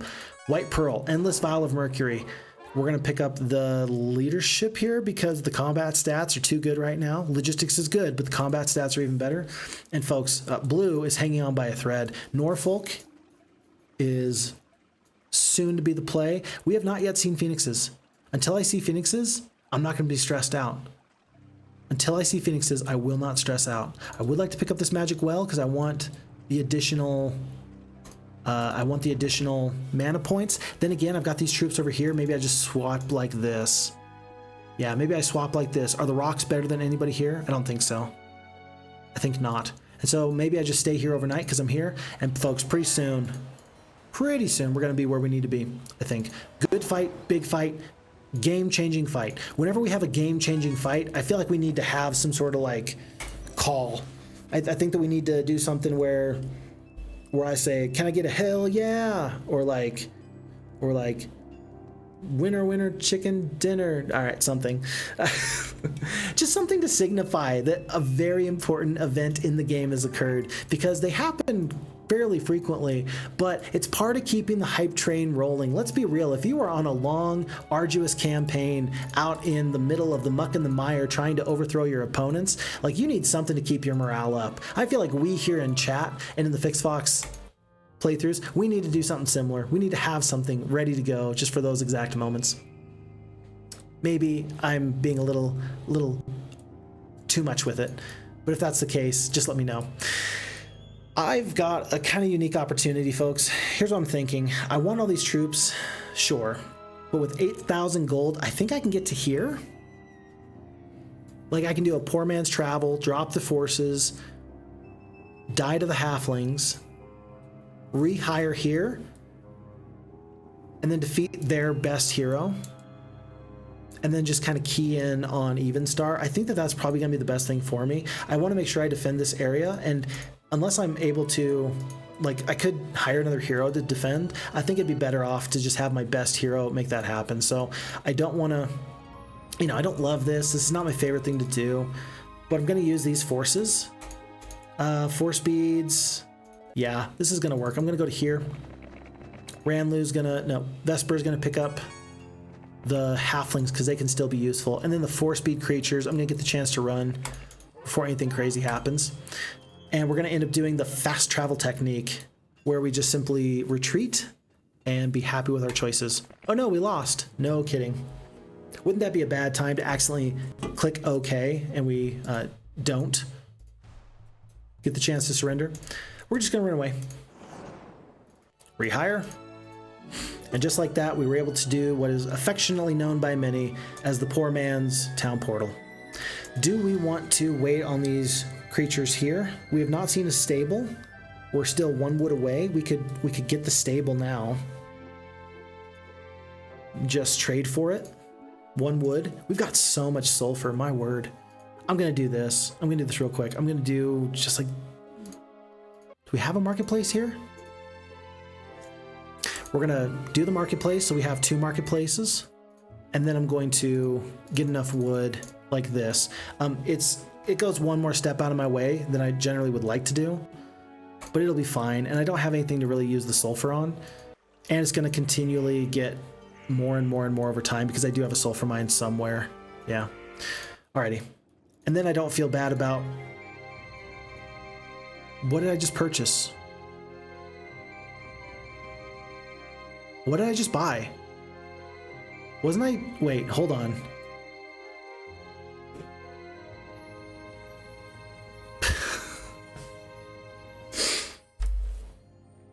I was so laser focused in on getting the wood for the jousting arena that I then purchased a marketplace in the town I was going to make the jousting arena. Well, I'm just glad I figured out what happened. I can't go back. It's happened. It's sad. I'm sad. I was going to have champions here. I do not. That's okay. I think that I can still defend this castle with what I have here. And then tomorrow I can pick up the champions and we can carry on our way. Okay. Yes, that did just happen. the very worst case of failure that I've ever experienced there, I sent all the artifacts to my secondary hero, all of my forces to my primary hero, and then I attacked a group of black dragons with the secondary hero. I lost all the artifacts. It was just embarrassing all around. That was the very worst case of misclicks and like getting ahead of yourself. Yeah, it just happened there as well. These things do happen, and I crave your patience with me. This might be the only time that you'll see me purchase these peasants. I have an extra 840 something gold. We'll do it. We'll do it. I'm going to pull the centaurs in just in case I do get attacked, though. And I don't want to purchase these troops simply because I don't want to have to pay to upgrade them later. Okay, let's do it. Blue is still tooling around. Green is now coming the other direction. Very interesting. Okay. You saw nothing. And we're going to head off. We're going to try and deal with green very quickly. All right, it's day 4. Actually, I think I want to, with these forces, I think I want to go for aerial. I think I can defend this area. This shouldn't be a problem. Spidey is not a very good hero, but he should be good enough to use these forces to his benefit. So let's do it just like this. Best creatures. And yeah, left turret, right turret moat. He should be fine. He's got the level 1 mage guild. Stay put there. And then let's explore where we can. Any additional resources needed? We talked about gems being very necessary for Titans. We're up to 10 gems with 1 additional ones per day. We're slowly going to lock down this area. It's just taking some more time than I would like. Green player did lose their main hero to blue there. That was very interesting. And so now I think that they're both much weaker than they otherwise would have been. We are going to rush straight into aerial. Let's see if we can pick up 1 level here. 2,000 gold. We're going to wait. For 2,300 experience, I think that we want to wait on that. Magic arrow. Welcome to the fairy realm. Sprites and unicorns are always welcome. Republicans and barbarians enter at your own risk. Huh. Very funny. And then right here, I don't know what is keeping the green sorceresses from picking up their red tower for the phoenixes, but you think you would need the mercury and the ore. I have no idea what the AI is doing. That feels very much counterintuitive in the worst possible way. Is there something here? I walked there simply because it looked like there might be something hidden there. And if there was something hidden, I would look like a genius. You would think that Phixfox was a complete and total cheater and they played the map if I actually did find something. But hey, you gotta try and fail a couple of times in order to see really nifty things happen. I'm gonna wait 1 more day, hope that blue goes back, and then I'm gonna hire another hero to go pick up this crystal mine. Green is staying put. Or rather, Vesper, Spidey. I mean, I can go to here, and then I can probably resupply in just a moment or two, and then fight this fight. Aha! I'm glad I waited there for blue. Oh no, that was a little bit closer than I wanted. We still have till day 6. Let's actually defeat this hero before we do anything. Because I think we can. I think we should. All these forces go over. Giants are vastly superior to the peasants. The 12 swordsmen are even better there. And Vesper's going to go back. Phixfox said very confidently, yes, I will go back. 27 of these dwarves. Is that enough to take on the wolves? Not a chance. Back into the boat we go. And folks, it's time to defeat Vitania. Okay. Alrighty, so let me get caught back up on chat because I'm way far behind. Let's see. Cockney, you got some nice and nifties in your skyrocket, Avatar Hero says. I don't know what that's about, but I'm going to go for it. I'll believe that there's a reference there, and I'm going to hope that Chris knows what the reference is and that was not like fighting words. We'll see. No, unfortunately, I'm a skint, Chris says. Oh, okay, so he understands that reference. Avatar Hero says, cool, you got that one. Let's see if Phixfox gets it. I don't get it. I don't get any of that, but I'm glad you folks are getting it. Avatar is, of course, from Sweden. I picked up the reference he just made from a guy who lived in London for a while. Gotcha. And we tend to mimic the ones that we respect, Avatar Hero says. I definitely appreciate and agree with that. And then back and forth, the question of what kind of doctor is everybody at? And then we got Eladar, oh my goodness. Eladar, I messed up your name last time and I'm messing it up now. I'm just gonna call you Eli? Asking about medications and what's being taken and this and that. No worries about any of that. And then Christina Diamonds is saying, do not take the diazepam too often. No, she's saying maybe spy means scouting in this context. Oh, that makes sense. So my Vesper hero that's a scout, maybe he's scouting in this context and not a spidey, like a spider. Yeah, I don't know, Christina. That's an interesting question. I'm hoping that we can get some more information there so we can figure out who exactly this Vesper character was. That's going to be pretty interesting to me. And yeah, Christina's noting that we have a nice grouping as the medical people because she's a physical therapist. There you go. What is it about Heroes of Might and Magic that makes wonderful people in the medical field come together and enjoy each other's company? I ask you. We do have the lightning bolt that could be useful. We have the slow that could actually be really useful for the sprites. I think I'm gonna take my damage, take my beatings from these ranged creatures. I could do the shield and reduce the damage. I just don't think I want to. I think I worry more about the sprites. No, because the sprites are gonna go after the rangers go. So tell you what, we're gonna do the shield now. Shield the damage, start working our way down the battlefield. Ooh, okay, that works. If you can kill, you might as well. Bless on the unicorns is a really good pickup. I like that choice from them. We're gonna take some damage here. It's gonna be one master swordsman that goes down. Even blessed did not have a lot of damage there. I'm gonna work on these creatures that can still do the ranged damage. Yeah, even the dwarves are not able to get through my high defenses. Bless goes out onto the druids. The shield holds for another turn. I'm gonna use the swordsman to attack them and just leave the unicorns for another day. Good luck blinding those giants. It did not work for you. I wish it had. And then Glorious Victory, 1200 experience. And with the advanced diplomacy, we've still left this over here. This is still a big possibility. This is something that could still be really nice for us. We're going to roll through the sorceresses, and then we're going to go straight for Norfolk. And folks, I think that we're in a position where we're going to solidify our place in this area. Hip Hop Victory. I like that. Christina, I asked what we should do every time we have like a big game-defining fight. I like that decision a lot, and so that's what we're gonna do from here on out. We're just gonna go like hip hop victory, hip hop victory. Okay, maybe we can work on it, but I like the idea. I like where your head's at. I really appreciate that. Good stuff. Let's see. Mex is saying place. Not too sure about that. And then not a doctor. Avatar is not a doctor, but just very interested in that. Good stuff. And yes, I agree, Mex, aka Pax. Focusing on the Titans is going to be the most important thing. We're pretty close to that. I do want to make sure I don't lose these forces. Though it pains me, I am going to, let's see, I'm going to recruit just the champions. 8 champions. I think that that's going to be enough to defend this area. I am going to purchase the captain's quarters just in case. And I'm going to assume that we are safe here. If I'm not, then I'll be very sad. Okay, a couple of resources. Not too bad, not too bad. I'll do a new day. Flotsam. Cracked earth. Green grass. Trolls. I don't think Vesper is going to be... I think I just need Vesper as a secondary hero to pick up some nice free stuff for me. These resources and such. And we're going to take this green castle, folks. I think that this is going to be the end of green. I don't think I can get out of this fight any easier. 5 rangers goes down. I will accept those losses. And the Sorcy-Gals have been vanquished. What do they have in their castle? I'm hoping for a mage guild. They've struggled in this scenario. They did not get up to the red tower. Yeah, what a struggle. Feel kind of bad for the way that green obliterated us in the first game, but not in the second game. Why is that? Why is that? It's always an interesting question for anybody that's a map maker.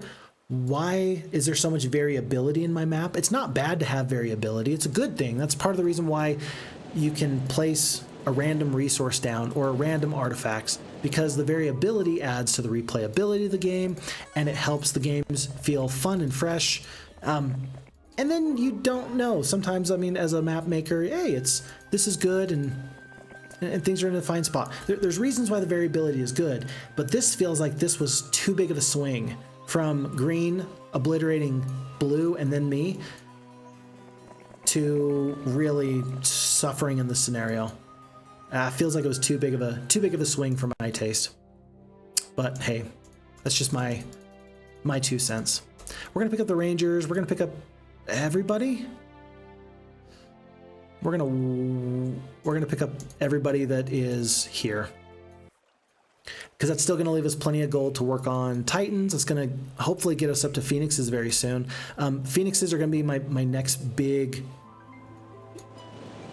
purchase, because we're slowly accruing the giants for Titans later already, we might as well just wait until we're able to get everything all at once. I don't know what other fights we have after this point.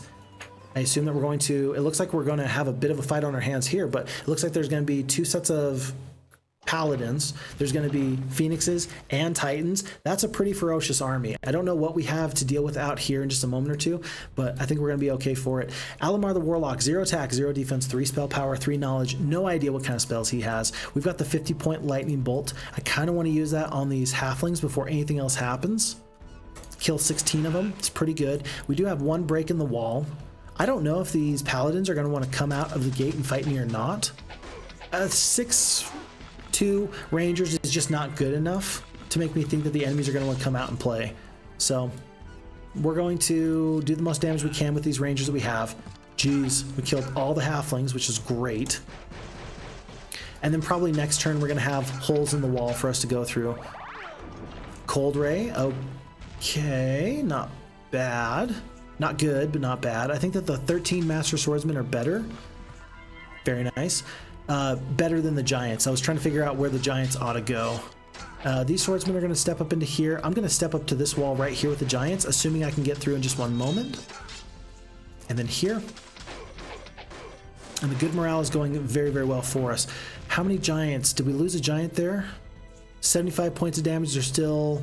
We did lose 1 Giant. A little bit unfortunate. We're going to keep the damage on the Paladins. They are their most high attack skilled creature. Double damage is always rough to deal with. And folks, the route is on. The 10 Rangers are doing some amount of damage. It's not going to be enough though. Our friends here are very close to going down. It didn't even cost us an extra swordsman right there. And we're going to get out of this fight in, it looks like 3-4 turns. So the losses were acceptable, all things considered, even with the spells. 1600 experience, Medal of Valor, very nice pickups all around. And I think that for now, we're going to take the advanced pathfinding, because we know that there's going to be a lot of exploration that's going to need to happen. Alrighty, navigation.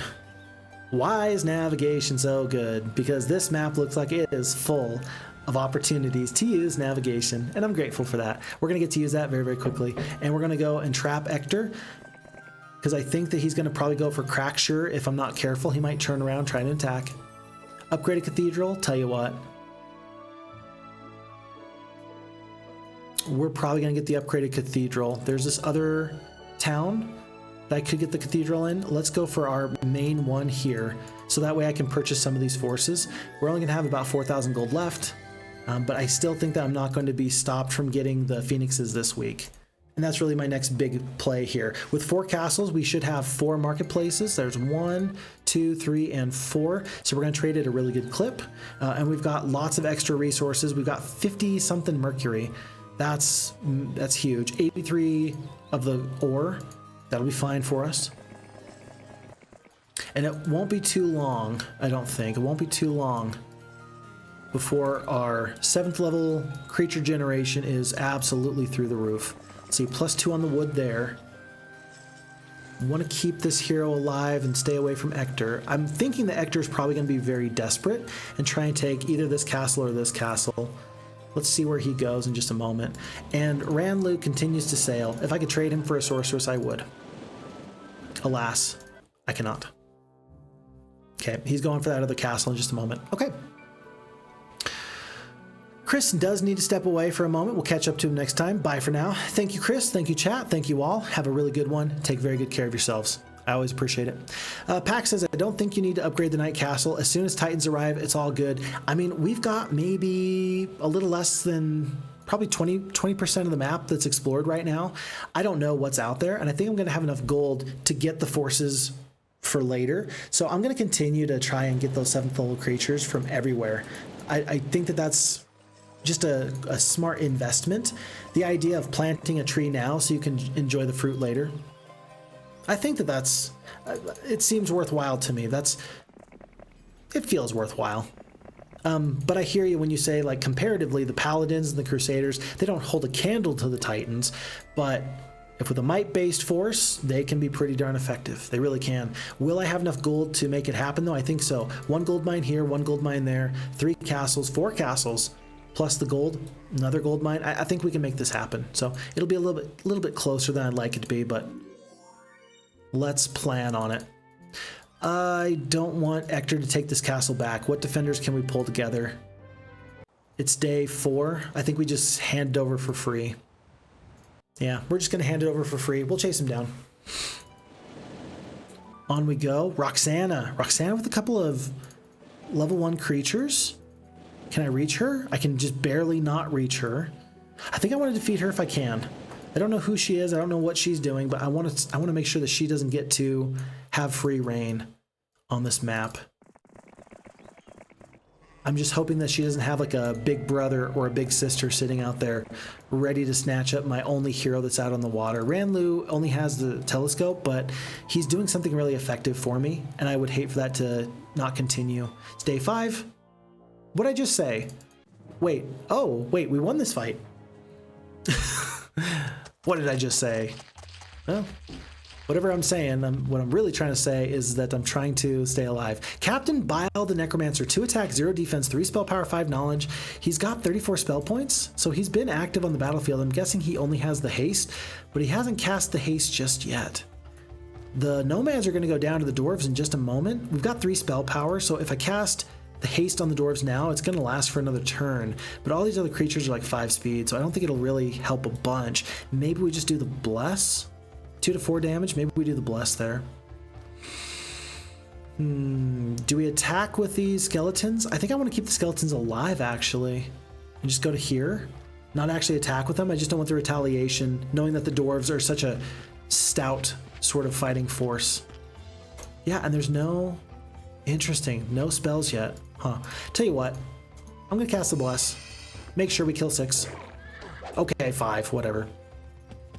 I still feel pretty good about that. And there's the haste from this Captain Bile. He's going to go straight for the dwarves? No, for the skeletons. Why the skeletons? Pretty interesting to me. I'm going to use the skeletons to take the retaliation from the mummies. We die, but then the dwarves are going to step up and kill, probably, I would argue, their most important stack of creatures.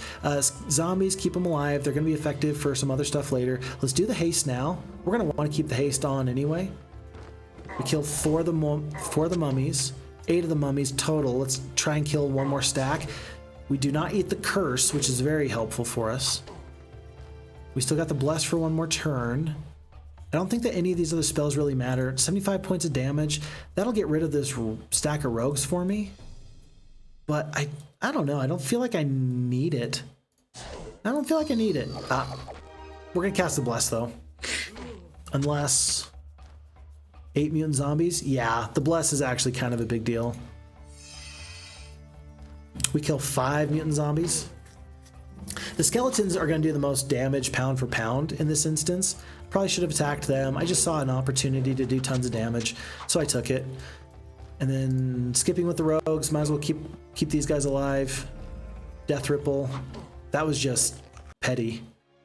And then 1200 experience, glorious victory. We saved most of the dwarves, got 9 skeletons back. We'll take the expert necromancy. And we defeated that enemy outright, and there was no additional, there was nothing else. No artifacts or anything like that. Has Roxana left me a place to land? I don't think so. I guess not. I'm gonna land up here though. Seems like there's something up here. White Shield, it's a necromancy town, maybe something that's undefended there. Might as well see what we can find off in the wild blue yonder, which is a phrase generally reserved for cowboys, but he doesn't look like a cowboy. Maybe a little bit like John Wayne, the cowboy from the Duke, as it were.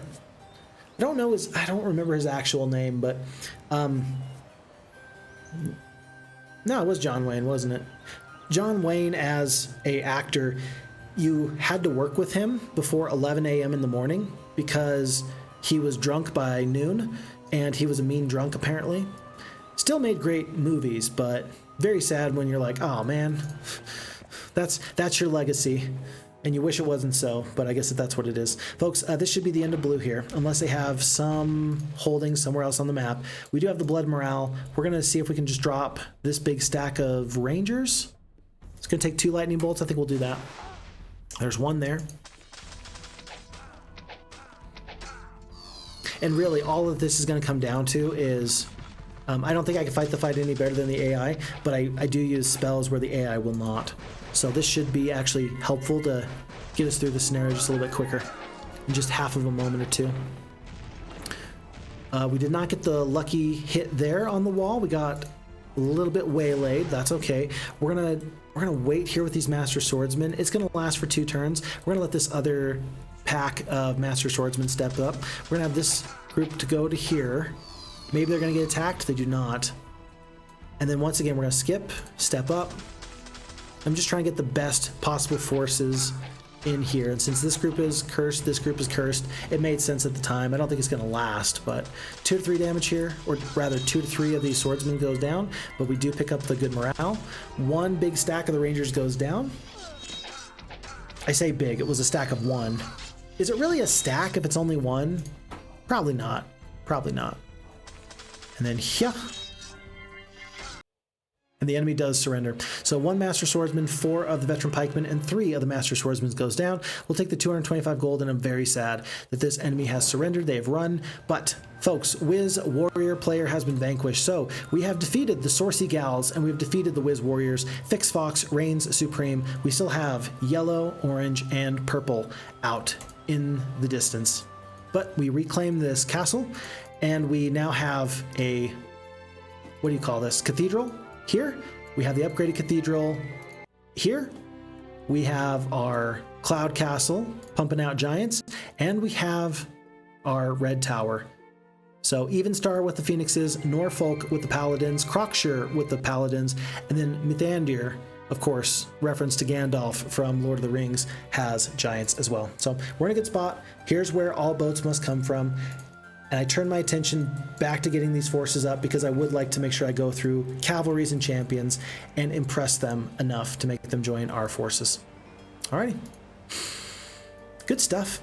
Good stuff. Happy for it. Let me get caught up on chat as Roxana does silly things. Okay. Let's see. I don't think you need to upgrade the castle. Oh yeah, we talked about that. We talked about that. Arbiter Dan says AI is stuck in 1996. That's why it's not picking up resources. Actually, it used to. So the original Heroes of Might and Magic 2 Gold did pick up the resources, but then it came to the point where with FHeroes2, that's actually a play with FHeroes2 where they've made that adjustment. So the AI is a little bit more choosy about what it does or doesn't do with its time. So Arbiter Dan, you're right about that. Oh, I almost forgot, folks. We had a recent follow. N4 Tug 0D. N4 Tug 0D. Thank you for the follow. Welcome to have you here. Playing some Heroes of Might and Magic 2. This, of course, being the map Nay-Vee that comes from the Heroes 2 portal or the Celestial download spot for Heroes games. And we, as the Knights, have defeated Wizards and Sorceresses. Welcome. Happy to have you here. And then Eli, let's see. Hey, Fix, what are you drinking?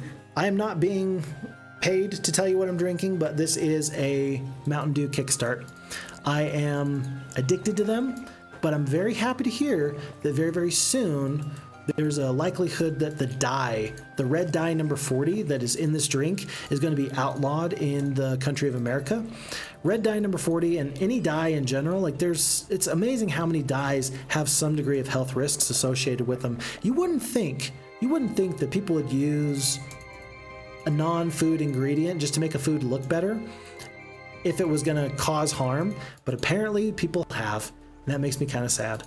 So I'm in the position where I'm hoping very soon that that my favorite drink, this Mountain Dew Kickstart, the fruit punch variety, does not have that dye in it, but we'll have to wait and see very soon. I like it. I just shouldn't. I'm terribly addicted to caffeine in the worst way possible, and it's a shame. It's really a shame. Let's see, what's the best way of doing this? I'm gonna do just like this, and here, and here. I'm gonna hope that this is enough. I'm gonna hope that this is enough forces to get the enemies to want to join me, these cavalries and champions. I suppose Tell you what, in order to be the most correct, I think I ought to actually step on this vision spell. That's going to help things go much better. Using the vision spell is going to make sure that I get the cavalries and those champions to join me. That should be very effective for us. Should be very effective for us. Folks, Orange, Thunkum player has been vanquished. Remember, Orange was the player that is all about the barbarian might. So we're down to the scary dragon guys and Enigma. And Enigma is causing me the most issues right now. Black Nose is sailing, and it looks like Roxana's big brother. Ooh, tell you what, I'm going to land. I'm probably going to defeat Roxana and then hop on this observation tower. That's going to be pretty useful for me. And then we will carry on from there. Spidey needs to step off. Pick up the vision spell, off we go. And let's just take a quick look at Black Nose. It looks like a few bone dragons, a few of these ragtag forces. I'm not really scared of this guy, but again, more the reason why Titans and Giants and all these other forces are useful. And then there's only a couple of extra things here on this map in this area, like windmills and such. There's no water wheels or things like that. I'm going to want to get into this area pretty soon. I want this. And then we'll carry on from there. Christina says, no, I meant like hip hip hooray. Oh, hip hip victory, like in hip hip hooray. Ah, I appreciate it. We're still going to workshop that. Because you could probably pull it off. But as the kids tell me, I'm kind of lame. I've mentioned before that I'm a juvenile probation officer. And one of the kids the other day, I was working with them on a safety plan for something very important. I was like, and I forget what happened. I forget what led into it. But I said, you only get one shot. Do not miss your chance to flow, because opportunity comes once in a lifetime. Of course, from the musical artist Eminem. And the kid was like, sorry, what is that? Excuse me? And instantly I aged like 50 years, because apparently the kid doesn't know who Eminem is. So apparently whatever's cool these days with the kids, I don't have it. And so I'm just going to not try to be cool and just hope for the best in that way. Folks, we had another follow. Let's see. Cheerio Dobry, thank you for the follow. Pleasure to have you here, playing some Nay-Vee, having a real fun time with this scenario, and just about to kill Roxana. I hope that she doesn't have some major spells. If she's got some big bad spells, I'm going to be in a tough position. I'm going to split the dwarves so that if we eat lightning bolts or things like that, that we can maybe stay alive a little bit longer. We have 2 lightning bolts ourselves. Glorious victory. Let's see if we can make this fight go any better. But on a extra large map that's mostly made of water, it's kind of concerning to make sure that things go well. And so I don't know how important these fights are, but it feels like fighting every fight, as scrappy as we can, is worth my time. Let's see. That is 1 lightning bolt for what I assume to be plenty of damage. 50 points of damage. Yeah, it's a good thing we had the dwarves in 2 stacks. I am going to cast one of my lightning bolts. Right, let's see. Here. If I could reach any of these skeletons by casting a haste, I would do that instead. But I can't, so I won't worry about it. We're just going to slowly trundle our way across the map. Hopefully we kill single stacks on retaliation. There's 1 that goes down here. Hopefully 1 goes down here. And then the lightning bolt was probably actually useless because the zombie could have killed one of the other stacks. 5 and 4, not too bad. 500 experience, 2 of the skeletons remain. And I do want to pick up the observation tower before I get back into the boat. Let's hope that Black Nose does not cause me any grief anytime soon. We will see. Avatar Hero says, hey, I'm really impressed by how you turned this map around from being totally plowed to prosperous and thriving. I feel you. But I don't feel like I did much different. Oh, the champions will let us join cavalries for free. Great. 19 and 11 out of 21. We're going to accept that. Perfect. Our forces look awesome. But really, Avatar, I don't feel like I did much. Thank you. I just don't feel like I did much. As we pick up the Arcane Necklace of Magic for the +4 to the spell power, I do feel like there's just a lot of variability in this map, which isn't bad. It's not bad, but clearly the Sorceress in the first playthrough was out on steroids, and they were just doing crazy things. Oh no. Oh no. A starship. What? Arrives from the planet Oblivious 4 loaded down with quartz crystal. Wait a minute, what kind of story are we telling here? What? Huh?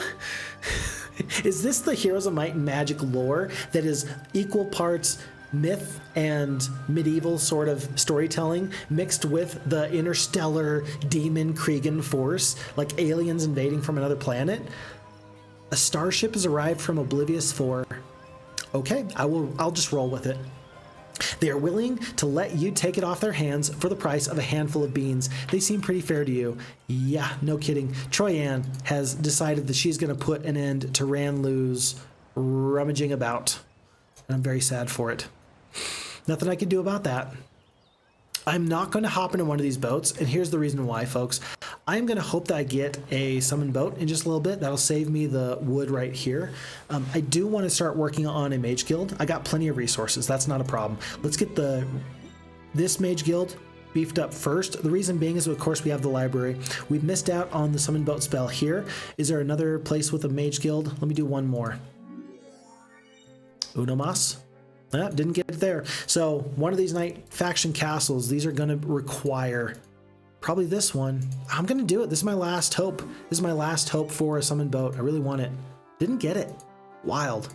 Had a couple of chances for a summon boat. Did not get it. That's okay. We're just going to have to pay the long way to get what we need in the near future. That's fine. That's fine. Want this as soon as possible, want that as soon as possible. Maybe want to see if these creatures are going to join me. These are all forces that could join me. And so as I walk through this area, I'm going to drop off probably the 19 of these cavalries.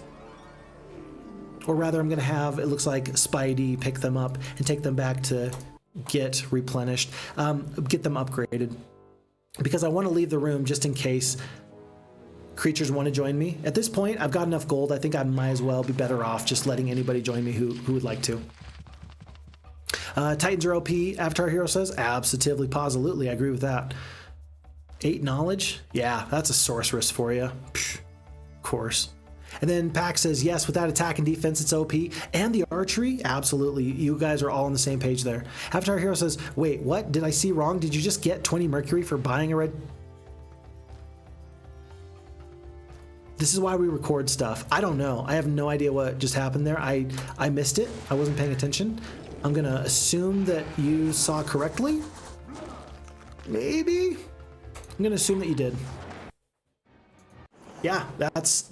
If you ever wonder how Phixfox wins these games, it's because he gets free resources because of bugs. Okay. As I head south... Actually, hold on. One more step. I'm going to assume that Spidey never gonna die. I'm going to just take the artifacts I don't want. Ammo cart could be useful. Power ring,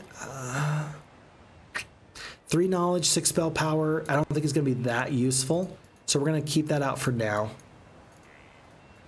And then this is going to give us the opportunity to maybe have some troops join us. But yeah, if that did happen, that'd be wild. We are up to... No, I think that we just had... I think we had like 80 mercury. So actually it's fine. I think that that was about correct. Arbiter Dan says, stacks of 1 are a thing in this game and you say that they don't exist. They absolutely do exist. I'm sorry. Occasionally, I will not mean to lead you astray, but I will say things in the interest of saying things.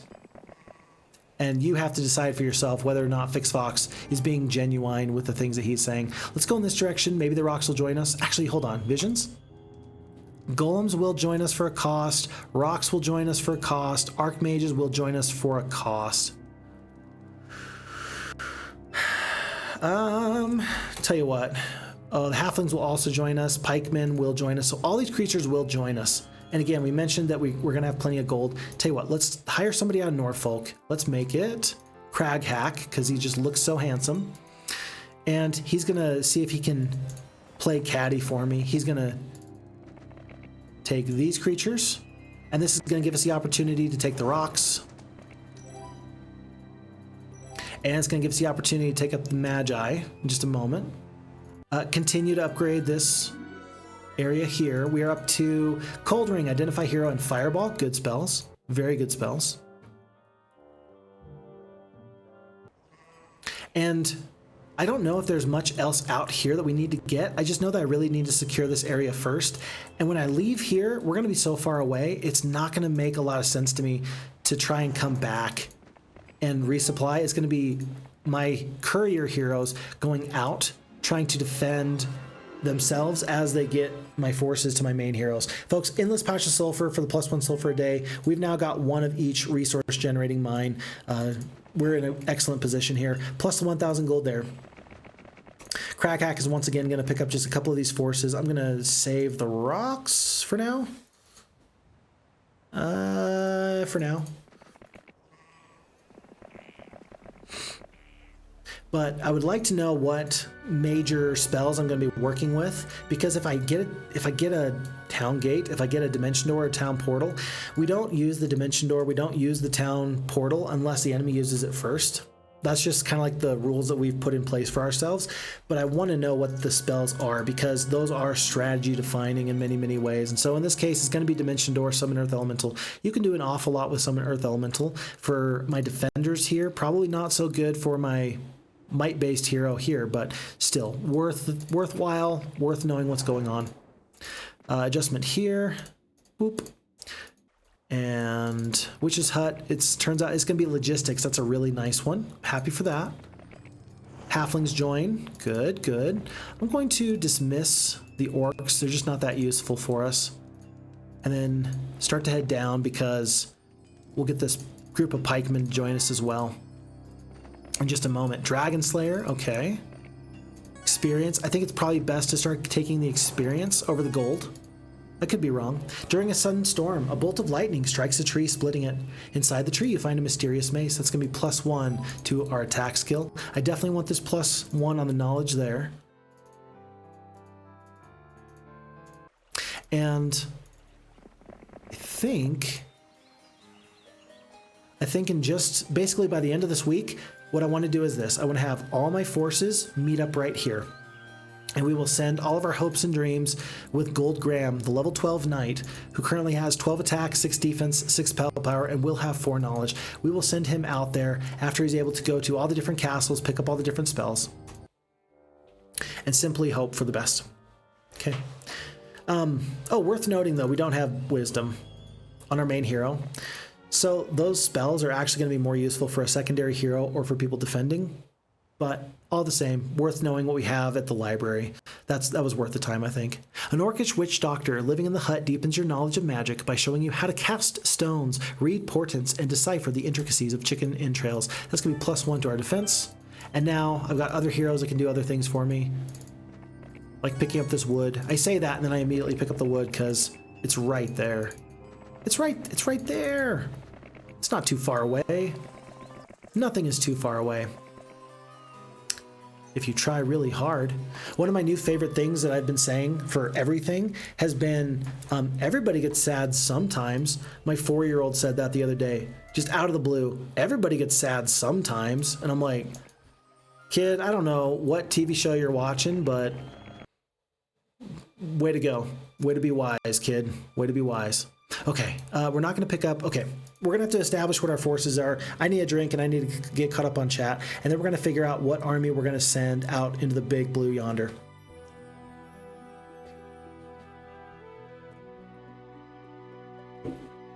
Avatar Hero says, the starships are the ancients.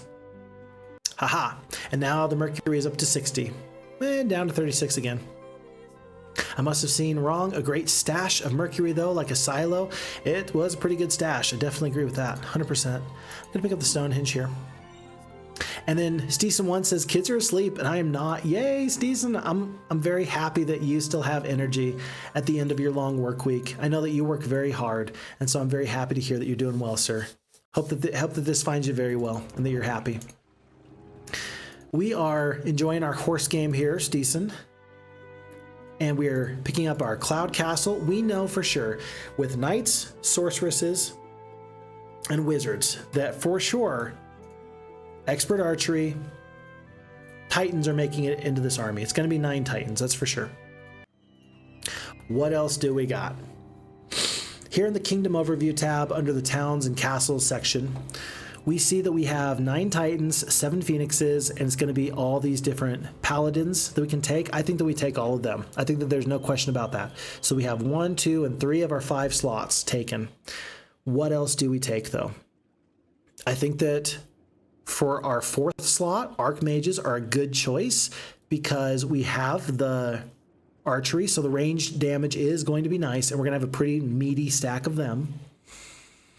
And then for our final slot, we have the choice between taking champions. We have the choice between taking some other shooters with the sorceress troops. We have the choice between taking like some flyers, somebody else that can support the phoenixes, like the rocks. We could take a huge stack of master swordsmen. I think that if you're going to take the master swordsmen, you might as well take the champions. And I think that because we picked up champions and cavaliers, that's going to be my final slot. So folks, the final army that we send out with our main hero is going to be paladins and champions, titans and archmages, and then the phoenixes. What that means is that any follow-up armies are still going to be awesome, because you're going to be able to send elves and druids and unicorns out with swordsmen and pikemen. Like, that's a good force. Add in some rocks, yeah, you're in a good spot. But I think that this is the main force that we want to send out right now, and so let's prioritize making those purchases now. Remind yourself, be reminded, hear me now, that Goldgram is going to leave behind these forces here. Titans are going to be the biggest purchase. That's going to be difficult to make. I don't think we have any other buildings that we need to purchase at the moment. We do want to upgrade here and here. That's going to be some amount of wood. We're looking for 20 wood, 10 crystal. That should be fine. We're completely out of gems. That's not good. But we do need to go by and pick up all the other second level spells. So we've offloaded our slowest troops. We're going to pick up the spells, and then we're going to, again, meet at the boat right here in just a little bit.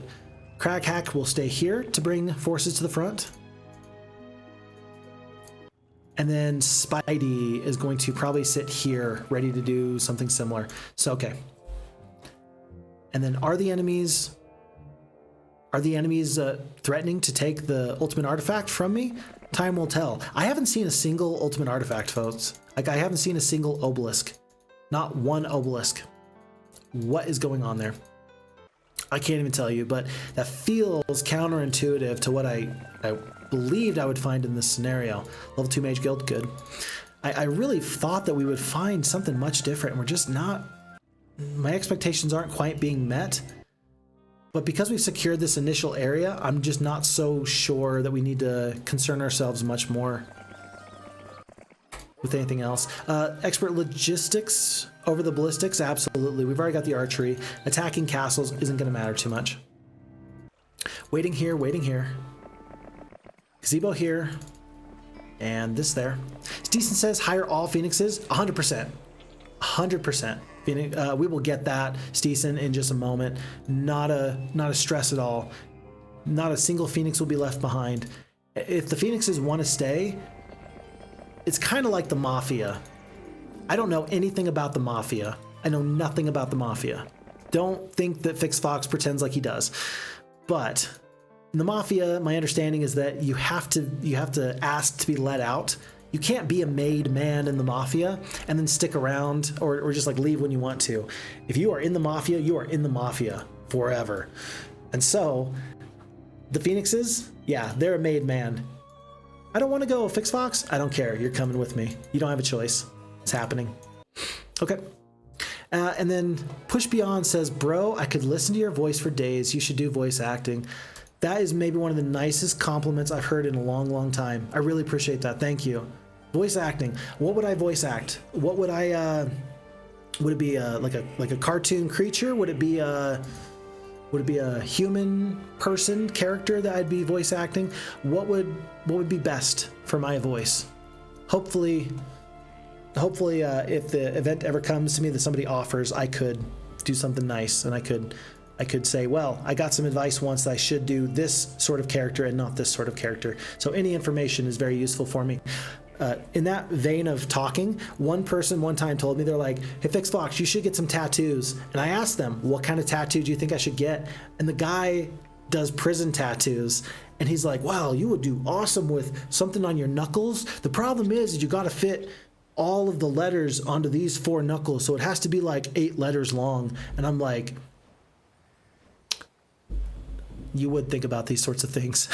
So anyway, what I'm trying to say is that when an expert in the field tells me something, I should listen to your advice. The immediate next question should be, as a follow-up, what would your recommendation be about what I should do? A complete moron is found in one of the kingdoms. He irritates everyone with his continuous repetition of the phrase, think wood. Eventually, one of the lords captures him and asks for a donation of wood to burn this obese bastard in the manner he deserves. Though it's costly, the flames can be seen for miles and miles, and you decide it was worth it. I do not decide it was worth it. I needed this wood. This wood was so I could upgrade champions and paladins here. That was the reason why we lost 26 wood. Hurt and shocked. Hurt and shocked. Not to mention, I need a boat. Well, it looks like we're going to be trading, folks. You know what? No. No, I refuse. I just refuse. There's many a time when I want to like just play it out because whatever situation just happened makes the most sense. I don't want to wait for 15 turns to get 30 wood, and I don't want to trade to get all that wood back. I will sacrifice 4 wood to burn the idiot. I'm not going to sacrifice 26. I refuse. So, for the first time in a long time, I've just totally abused the autosave. I get it. I'm sorry. I apologize. But that felt like something that was too consequential. I could not bear to lose that much wood, especially when I already had it earmarked for something else. There's something to be said about learning to roll with the punches. Like me as a person, I need to learn to roll with the punches. That's important. But darn it, I got an autosave, and that was just too tempting. I hope you'll forgive me. I hope you'll forgive me. Okay, all right. Okay, Steeson says, Phoenixes are there to charm enemy ranks with Grand Mastery. Oh, here's a 4 reference. I like charm.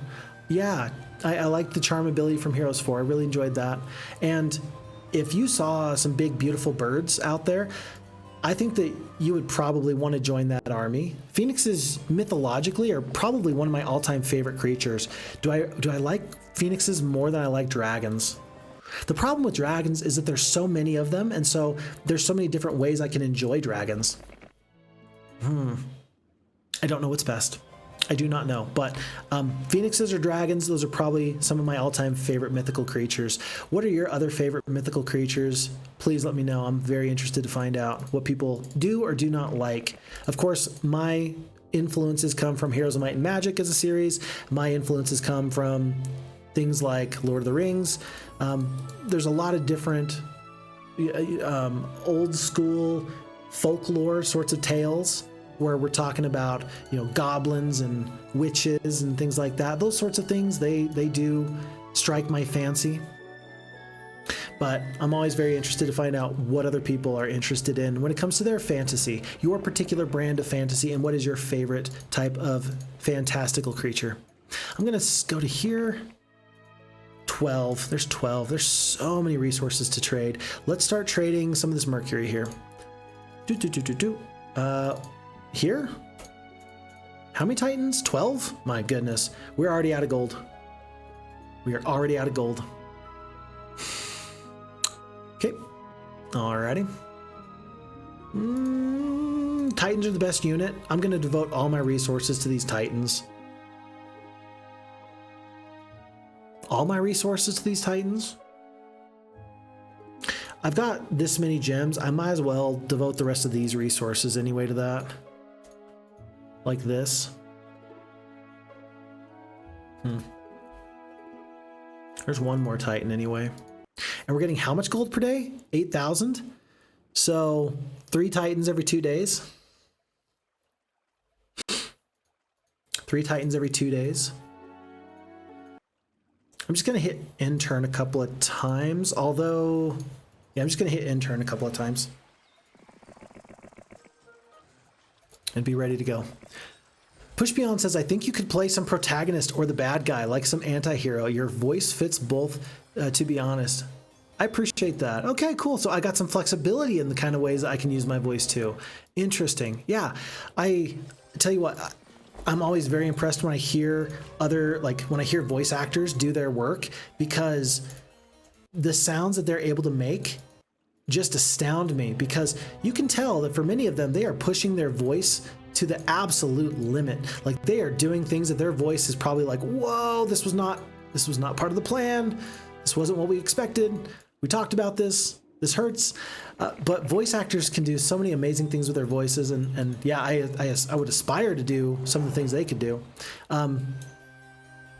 And especially like for some cartoons, like Futurama, for example. We've talked about Futurama and The Simpsons and stuff. Some of those voice actors who do multiple voices, it's amazing to see the range and the versatility in what they do. And then in direct opposition to that idea of flexibility with people's voices, then there's the voice actors who just play themselves every time. And I like those ones too. People like, for example, Patrick Warburton, who does the same voice every time, if you know who I'm talking about. Let's see, what's he famous for? Oh, the only thing that immediately comes to mind is Emperor's New Groove, where he plays Kronk, Yzma's villainous kind of henchman. I think he's also on Family Guy. He's on that show. But just those sorts of things are very funny when you hear the voice actor who is very versatile and does so many things, and then you compare that to the voice actor who they just play themselves every time, and that's okay too. That's okay too. Folks, we are not going to be able to get nearly as many of these forces out here as I would have hoped. But I don't feel like I can wait any longer. We have really taken our sweet time in getting to this point, and I feel like I kind of regret that, but I kind of don't. We're going to leave here with a massive force and more forces building. In the very near future, we're going to have additional forces bringing creatures to the front. The longer you wait, the worse off you're going to be for this reason. There's probably resources out there that the enemy is soaking up, and by me delaying, I'm causing myself to fall further behind in these troops. But still, I want to make sure that if I come across an enemy, that I defeat them handily. I'm hoping that with 12 Titans, 52 of the Champions, 12 of the Phoenixes, 30 of the Crusaders, and 18 of the Archmagi, backed up by 13 attacks, 6 defense, and a couple of okay spells that we are going to manage, but all the same, we took our time, we spent all of our gold, all of our resources, and now we need to hit the road. Where to go, though? Where to go? I feel like there's a castle right here. Blackridge, it looks like. And we just saw an enemy over there. I'm going to head in that direction for now. And then it's going to be Spy D as the level 3 Warlock, who's got the advanced wisdom and has been here. They're going to start going back to pick up some of these other forces, and they're going to set off in a boat very quickly to start securing these other local kind of patches. This is not a one hero map, and with 11 wood, we're able to purchase our new boat. That's going to be very good for us. We're going to leave behind everybody that shouldn't come with us. It's probably going to be the pikemen, swordsmen, and the rocks are going to be the ones that come in the secondary army. 21 rocks here, up to 34. Good, good. And then I think I'm going to take the rangers with Spidey because they're still going to be a really useful sort of force. And that should help us clear out neutral creatures and things like that, and then save the more important creatures for whenever we need to resupply for our main hero. In just a moment or two. A mysterious visitor leaves a few odd resources in your stores. You have no idea who it is. One of your servants reports catching a glimpse of something scuttling around on Spidey, like legs, muttering, "I hate you." I hate you, to itself, but you dismiss this as pure gibberish. Well, then how do you explain the 5 gems? How do you explain the 5 sulfur?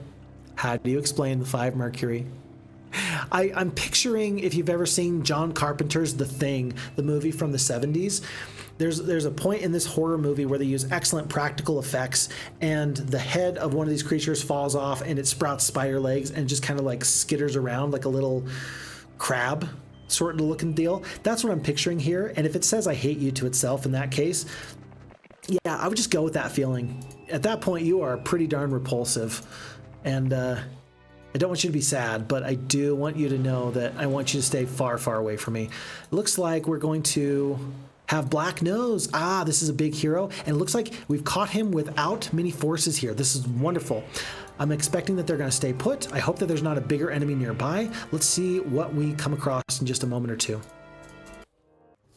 Yeah, okay, so purple did not move at all. Let's fight this fight. The enemy has surrendered. 1,500 gold. Folks, I do not want this enemy to surrender. I will take some additional losses if that means that the enemies won't surrender, but look how tanky and chunky our forces are. If I can prevent the enemy from running here, I think that we might be able to have them focus on the Titans and not lose one or anything like that. 7 attack, 4 defense, 6 spell power, 7 knowledge, good morale, Irish luck, 51 spell points left. This is a pretty okay hero here. 30 dwarves, there's a ton of hit points there. The power liches, of course, can do some damage to us. We have not gotten through the wall on this first instance. No good morale there is perfectly fine for me. I think I might as well kill these power liches first and foremost. And then, I don't know, do I skip? I cannot kill the enemy here. I do have a blind. I could blind, but I only have 2 more instances of damage I can do. I'm just going to skip and hope that they stay around for one more turn. Nope. I was unable to get them to... They knew what I was doing. The AI knew that I was trying to lure them in, but by not killing these forces, they had to pay and surrender at a higher cost. So that's still more gold than I otherwise would have had. Nice new little castle here. I am A-okay with that. We're going to take one step out. And then it's going to be Ruby is who I'm going to hire. That was a mistake. I should have taken Marini because Marini has the boars. I wish I'd taken Marini. Yeah, that would have been better. But we're going to use this secondary hero as a scout so that way I can see what's what and what is where. This is interesting. There's a boat. And then there's some other stuff up here. Before we hop into the boat, we're going to want to go down in that direction. Is this graveyard? Do I want to go out of my way to see if the graveyard has an artifact? I think I do. I feel like there's one more hero over here though somewhere. So let's do this. Let's step on this. We spend several hours searching the graves and find nothing. Such a despicable act has reduced our army's morale. I deserve that. I did. I got greedy. And I feel bad. I'm not trying to be greedy, but sometimes you just gotta learn when to let it go. You really do. It's gonna be pikemen, swordsmen, rangers. Remember, this is the force that's gonna be setting sail with Spidey in just a minute or two. With the rocks, of course. And then anything else here? One more day of rocks. I'm gonna trade. Just a bit. Just a bit. Just a bit. And then hopefully I can get these 32 pikemen ready to go before too much else happens. Okay. Ruby, I do want her to explore up here, save myself the time. It looks like it's just the end of the road there. And then, yeah, I thought we'd seen somebody down here. Let's wait and find out. Oh, look, it wraps all the way around. View mines. There's a shipwreck here. Drat. I got trapped by my own greed yet again. Hoping that there was something, and really there being nothing. But we've not seen Purple make too many more moves. There's nothing on the adventure map to indicate that they are active anymore. Maybe they have seen us and they've decided to just run away and leave us be. We are going to have Spidey. Remember, he's going to be in the boat. He's going to be the main hero. He's going to take all these forces and then trade over this direction. So Crag Hack can maybe get these forces upgraded real quick. Takes him 2 days. I'm not going to trade for the resources for the boat. We'll wait there. A shipwreck, a rotting hulk of a great pirate ship. It creaks eerily as it is pushed against the rocks. Do you wish to search the shipwreck? I sure do. The ghosts are not a match for us. 1,000 gold. And we can, thankfully, reach the boat here before we run out of time. Good stuff. I'll do that. On to a new day. And folks, we are at month 3, week 2, day 1 on this grand adventure. After our hero says, the Mafia, you wouldn't know. We already know you are like the kingpin of Idaho. Oh my gosh. Yeah, sure. I'm the kingpin. I'm the kingpin of Idaho. What is this, Breaking Bad? Am I Walter White? And all of a sudden, I'm just going to start cooking meth out of a... Never mind. Sorry. I apologize. I'm not going to go in that direction. That sort of joking is behind me. I'm not going to say anything like that. But yeah, Phixfox, that would be a surprise to me. If all of a sudden I started to be the kingpin of Idaho, that would be a surprise to myself first and foremost, and everybody else second. Steeson asked why we didn't just pick up navigation. It was over here, I believe. I picked up navigation for Spidey or somebody. But yeah, I chose like pathfinding or logistics instead. That was a mistake. As soon as I did it, I was in the middle of a conversation and I realized I did it and I realized that was a mistake. My bad. I should have done something different. I don't think that it's worth it to land for this level 3 shrine because I don't have a spellbook that can use it anyway. So we're gonna continue on our way. And I don't know, maybe I ought to hug the coast here. Eventually, I'm going to find a corner, and then maybe I'm going to find an enemy in a corner. It's more likely than not, I think, that I'll find an enemy in a corner that I can do damage to. Makes sense. I don't know how true that is, but it sounds good. Sounds good anyway. Let's go to here. Make sure Craghat can trade these gentlemen over. And somehow I failed at this. You definitely should have brought another troop with you. I guess I can just split the rocks, and then I'll have these two sorts of flying fighting forces. That'll still be worth my time. It's still a good fighting force. But now it's their job to clear out things like Quicksilver and such. So on and so forth. Should I work my way up here or land up here? I think I kind of want to land... oh boy, I guess it's best for me just to land there in a moment. Maybe over here. Looks like there's Fenton, actually. There's just a tip end of a castle or a town right there. Let's go for that before we go for the sorceresses. Another group of titans. I'll take that over phoenixes. Sorry, Steeson. I apologize. Cheating detected 111 exclamation point 1110. On the enemy or me? On the enemy or me? That's my question.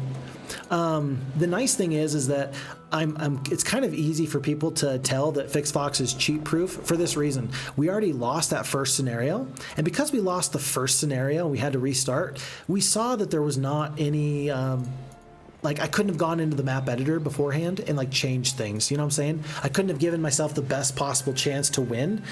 Oftentimes, I worry. Ross from Kelvin's Coin, he does the Kelvin Open, and if you haven't checked that out, go check it out. I really want people to support him. I think that he does a great thing with Heroes of Might and Magic. I'm very appreciative of the kinds of things that he does, and I want that to go very, very well. But when you're looking at a competition sort of a deal where everybody's playing their own individual maps, I have identified a potential problem, and that problem being that what's preventing somebody from cheating on that scenario and just going into the map editor and giving themselves the ideal situation. As far as I'm aware, nothing. And that feels bad, because if we're having a competition for fun and to enjoy each other's company, like you don't want to assume the worst in people. But I saw a really pretty nice video the other day, and it was somebody discussing how streaming and esports ruined gaming. And it's the idea that, look, when everybody's like doing a try-hard thing and everybody's trying to be so good at games, like there's motivation to cheat where there wasn't before. In single-player games, there's no motivation to cheat. You're just cheating yourself, right? But if you're playing competitively, or if there's some way you can like make money in playing games or streaming, then I can understand how people could be enticed to do that. Like, it makes sense to me. And so the fear is, the hope is that nobody would do that. The fear is that people could. And how do you prevent cheating in that sort of instance? And I don't know the answer. But it's for that reason, like that whole conversation, it's part of the thing that I've asked myself, and I've decided that it's nice that I'm like, I could withstand cheating accusations from anybody, because I would be able to be like, yeah, well, I mean, you see me lose. Like, you see me lose. And so could I go into the map editor and change stuff? Yeah, sure. I don't think anybody feels like I would. But anyway, the conversation is more about how professional gaming, streaming, has kind of ruined video games to a point. I don't know. Let me know your opinions on that. Has streaming and has professional gaming ruined streaming, or has it ruined gaming in some way? You let me know. Spidey picks up +1 spell power. We're going to go with the logistics there. Ooh, and diplomacy. That's pretty good. So far, so good. The diplomacy is nice because maybe we get some of these nice forces to join us. That could be good. That could be good. By the way, I talked myself into going for Titans, and then I talked myself into doing this because it was closer. That was the only thought process behind it. What in tarnation? A swarm of peasants. Zounds, a swarm, legions. Oh my goodness. We're going to land. We're going to pick up this observation tower. That's going to help us not waste as much time. And I'm going to be a little bit cautious. This is a necromancer's dream here, which means either we should defeat these creatures now ourselves before somebody else defeats them, or we should hire a necromancer. We don't have one. Tyro the Knight, level 2, not too bad. Or we hire our own hero to go and get a big skeleton snowball stack. What do we think, folks? What's the play with this? This is a unique opportunity. What should we do? You tell me. I'm interested to find out. Ooh, wonderful. Another observation tower. I'm just going to land, hope that nobody kills me, and go from there. And then let's see, losing wood. You just would have none of it. I would have none of it. 0. Not having it. Even when I get 20 crystal, you see, and that's the problem with using that autosave the way I did, is that you're happy with all of these positives you get. You're happy for a surprise when it's a good surprise. And then you just take your ball and go home when it's a negative surprise. Yeah. Okay, I won't abuse the autosave like that again in the future. I'm still kind of glad I did, though. I'm not going to lie. Okay, another instance where 20 crystal happens for the spaceship, quote unquote. Push Beyond says, I am a behemoth kind of guy. Those creatures are up my alley, or up your alley. Yeah, oh man, I love behemoths. They're such a cool group. This is the conversation talking about what's your favorite creature, mythical creatures and such. I love the behemoths. They're so well done. They're so very well done in Heroes of Might and Magic 3 and beyond. Man, I love them. Yeah, they really fit this sort of tactical niche in the game, and then thematically they're really excellent too. Like, they do everything so well. There's nothing that they don't do well. Behemoths are so very, very well done. In Heroes 4, I don't love their character model as much, but they're still very nice and serviceable, you know? So even when they're at a place that they're not my favorite, I still enjoy them. And I feel like that has to be worth noted. I feel like that's got to be worth noting. Aha, there's a boat. What? It's just hanging out there, ready to be summoned away by somebody, I'm sure. Skeleton, nothing in there. Observation tower, pyramid. I mean, remember, we just picked up the wisdom here for the expert wisdom. That might be useful for us to grab in a moment. Does Ruby... If we're going to come back this direction for the pyramid later anyway, let's just have Ruby get back into the boat. Do I need crystal? No, I have 49 crystal. It'll be fine. I'm trying to do what the FHeroes2 AI does fairly well, and I'm trying to also make sure I don't waste my turns. Oh, snap, crackle, pop. Phixfox, why did you not go right back into the boat? I had extra movement points, and I thought maybe I could find something new and nifty here, and I did. The only problem is I'm running out of artifact slots, and that feels kind of bad. You meet an old man living alone. Years ago, my peaceful home of Idylade was laid waste by hordes of filthy Oklahoman peasants. What is it with these poor Oklahomans? The God of Justice has sent you to avenge all those who were slain? I have been saving this token of luck for the hero who will do the deed. Kill the Oklahomans and visit the lake where my village once stood, please. That tells me everything I need to know. Folks, it's happening. We are not going to use necromancy. We are going to use the power of friendship and lightning bolts to destroy legions of peasants. And oh boy, these guys do not have a chance. It's going to be very sad. Oh, does anybody pick the peasant as their all-time favorite mythical creature? Mythical. Huh. I'm a modern day peasant. I am what I am. Phixfox, are you rich? Nah, bro. But I'm having a real good time. Compare my life to a medieval peasant. I think that they had more time off than I do. Like, they had more holidays and free labor and like free time. But trust me, man, I've got 10 times the cheesy power of Doritos than they ever had. Like a peasant would absolutely, like, their brain would explode if I gave them a single drink of this kickstart. So they may have had more time off. My quality of life, even though I'm a modern day peasant, is still way better than theirs was. Any losses here? Tell you what, I'm going to fight these guys. They're worth the experience. 429 experience. And then Quicksilver, this might be a bit of a fight. It looks like it is, but we're still going to get through it. After our hero says Final Fantasy Behemoth, asking Push Beyond, and he says 100%. Huh? 100%. Steeson says Crag Hack Commanding Titans. How much more ultimate power do you need, bro? Steeson, I will take all the ultimate power I can get. I am a glutton for punishment, but more importantly, I am a glutton for attack skill and defense skill. Ouch. Cost us 2 rangers there. Very sad.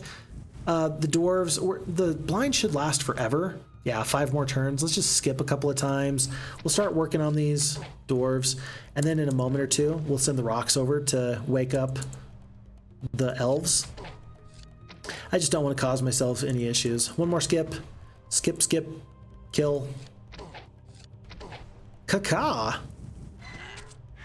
Caca. Oh no, I didn't realize how close the dwarves were to my swordsman. I did not need to lose a swordsman there. It just kind of happened.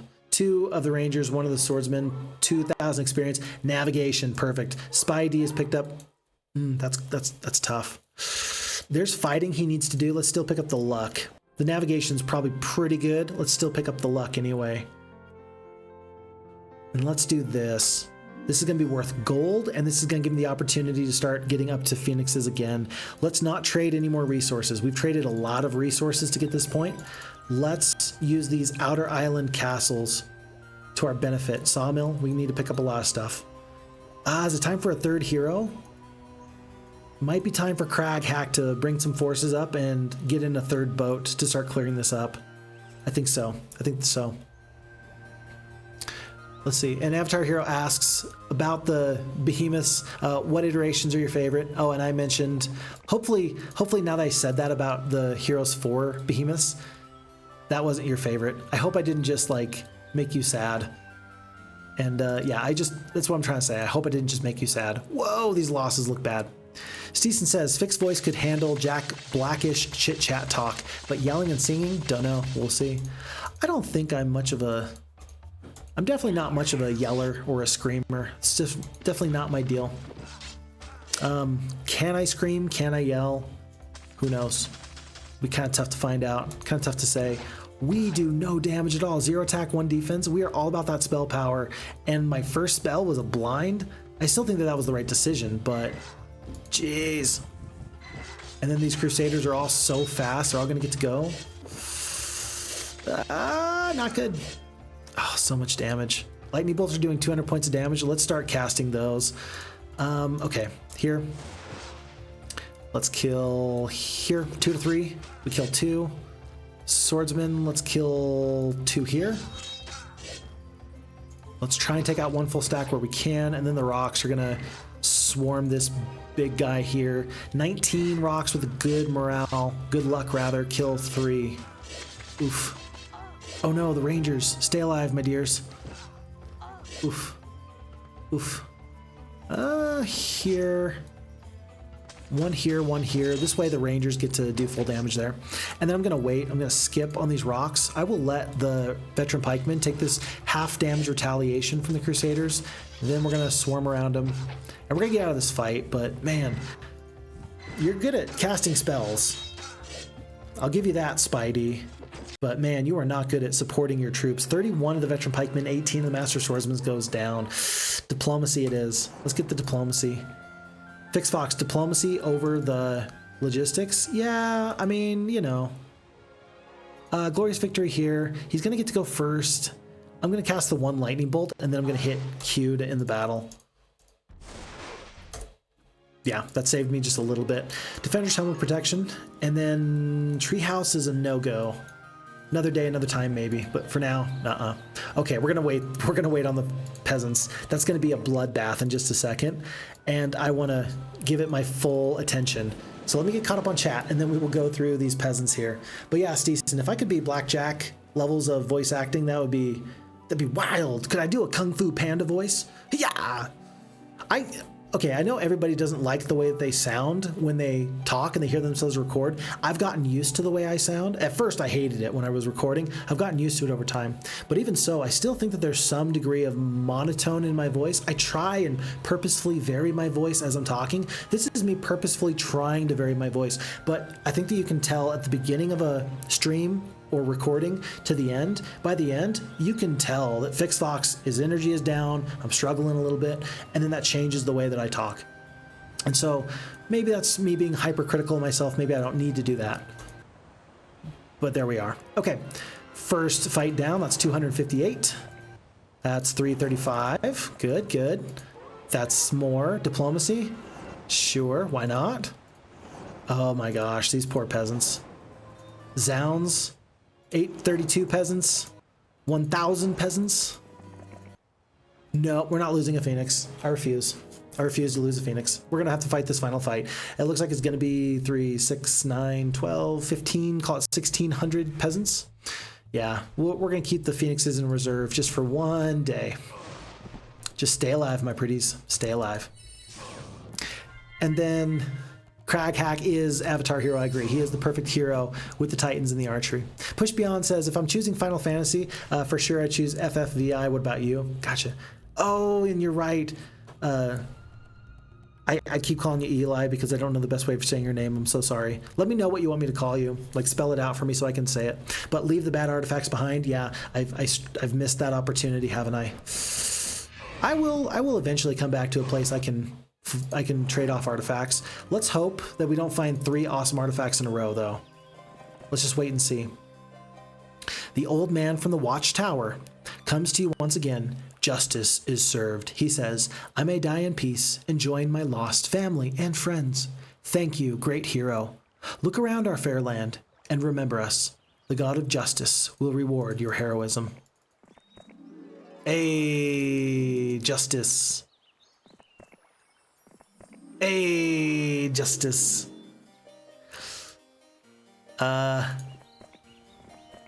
Here once stood the peaceful town of Idylade. Let its destruction be a warning to all those who would be merciful to the Oklahomans. Gotcha. I'm expecting that right here there's one more thing. We'll have to wait and find out. But yeah, we do have the artifact slots for one more nice artifact. I'm hoping that we find it very soon. And then, let's see. Yep, talking about the different Final Fantasy. You all may be embarrassed at me, but I've never followed Final Fantasy. I don't think I've ever played a single Final Fantasy game. I hope that I can still be a real true gamer despite that. The god of justice appears before you, glowing like an earthbound star. You have righted a great wrong and been rewarded. Go forth now and complete your quest. This land needs the healing of a true hero. That's me. I'm the true hero. I'm the truest hero you ever saw. Alrighty. Let's adjust our artifacts before anything bad happens. Okay, resource generating artifacts, they're good. I don't want to get rid of them, but they need to go over here. Luck, I'm happy to keep the luck. The +1 to the attack is not that good anymore. The morale is definitely not useful because we're about to pick up the advanced leadership. We got troops of 3 alignments. No, we're gonna get the expert leadership soon. Maybe, maybe not. Ammo cart, I don't think that we're ever going to have a time where we need more than 24 shots. Yeah, we've got 24 shots here. If there's a fight that goes for 25 rounds, I'll be amazed. And so this is going to leave us plenty of artifact slots open. In the meanwhile, I'll put the Medal of Valor over here. I'm sure I'm going to take a castle. I can rehire a new hero and get that off of us later. But Ruby has done her job, taking the artifacts I don't love, and Craghack is starting the long trek for the next big resupply that is soon to be had. Steeson says, Black Nose, his boss must love this employee of his. Steeson. This is a family-friendly channel. Steeson. Anyway. Yeah, I know what you're saying there. His boss must love him. Push Beyond says, you're continuing to talk about Final Fantasy. Good. I'm all for it. Don't let me stop you. And as we're picking up 9 Titans and these 18 Archmagi, I am going to take the long way here for Craghack to grab these other creatures, the Champions and the Crusaders. Let's see. No, I was just kidding with the cheating comment, by the way, because you reloaded. Oh, okay, good. Sorry. Man, okay, stop. I got to get caught up on chat. I am so far behind. That happened like 5 minutes ago. I apologize for me being behind on chat. Thank you, though. I appreciate that. I didn't take any offense to it. I didn't think you were serious about that. I didn't think you meant me either way. So no worries. No stress. No stress. Thank you for your understanding. And then Avatar Hero says, regarding cheating, I'm not particularly interested in who wins, but who plays the smartest with the dealt hand. Oh no, you know what we forgot to do? On the Phixfox Discord, we mentioned that I needed to save the game on turn 1, and then I can share that that day 1 save with other people on the Phixfox Discord, and so that way you can play the maps that I play for yourself. You can play it with all of the different artifacts that are loaded randomly, all the different resource nodes. You can play the same scenario I can. I failed to do that this time. In the future, please, if you're out there, please remind me to make sure I do that, because that gives people the opportunity to play this exact scenario for themselves. And I think that that's really, really nifty. Sometimes I get really good luck, and I want to give other people the opportunity to see how they would do something quite similar, or how differently you would do it, and see where that gets you to. So I forgot about that this time, but playing the smartest hand that you're dealt with, yeah, I agree with that. I think that's very interesting, and so I'd like to give you all the opportunity to do that in the near future. I forgot this time. I will do my best to not forget in the future. Thank you very much. And then Steeson says, don't send a necro up against those peasants. Poor old peasants. They've always been the victims in the world of Zine. Yes, they are, but they do not have to deal with me any longer. Their souls have been released, and they are free to do whatever they so choose in the life beyond. So, all good. All good. And then Vexen says, rest in peace to that one knight who fell on the dwarf axe by accident. Yeah, it was my mistake, Vexen. I think that we all know that it didn't have to be that way. It did not have to be that way. It was my failure. Some idiot has thrown a great deal of your ore into the ocean. When questioned, he said only, it sunk. I didn't expect it to sink. You have him put to death by very painful means. That's so sad. That's not Phixfox, folks. But I think that what I'm hearing here is this. The AI, it's trying to make sure that I don't know. I think that the AI is trying to make sure that I don't stack up resources indefinitely on such a on such a big map. I think that it makes a lot of sense. I think that's a really nice thing to do, because it can blow things out of proportion. This hero's, that's pretty good. That's good. Okay. Well, anyway, as I was trying to say, I think that the map maker is trying to make sure that we don't accrue too many resources. I think that that's good. It's nice to try and use the resources. So we know that we've already lost wood and ore. Let's see if we need to trade any of these other precious resources. I'm only upgrading this one sorceress castle at the moment. Hopefully this other castle soon. And because there's two castles, I'm hoping I just won't forget to do that upgrade very quickly. We'll see. Okay, it's going to be champions. Crusaders. It's going to be 4 more days before Ector can really set sail, but he's about to. It looks like there's probably a whirlpool behind here, or maybe some liths. This corner of the map, yeah, probably a whirlpool. This map hides some secrets, and we're going to have to divulge this map of those resources, those secrets very soon. To land or not to land? I think Ruby is better used to me as a sailor than as a land explorer. So we're going to let her do that for just one more second. Vesper does have a little bit more movement points. Magi. I'll tell you what, let me defeat this castle first, and then I'll see about these other forces. How about that? Purple is doing something. I don't know what, but they're doing something. Spider Legs guy again. Pays me money to keep away from them. Good. Steeson says, can Phixfox scream? If he sees the final battle on an XL map end up being a fight against Downs of Ghosts, maybe, combined with the classic Steeson table flip, possibly. I used to be a high school teacher. Leveling my voice during each class is quite hard to keep going, especially when going over the same curriculum for the 50th time. That would be nuts.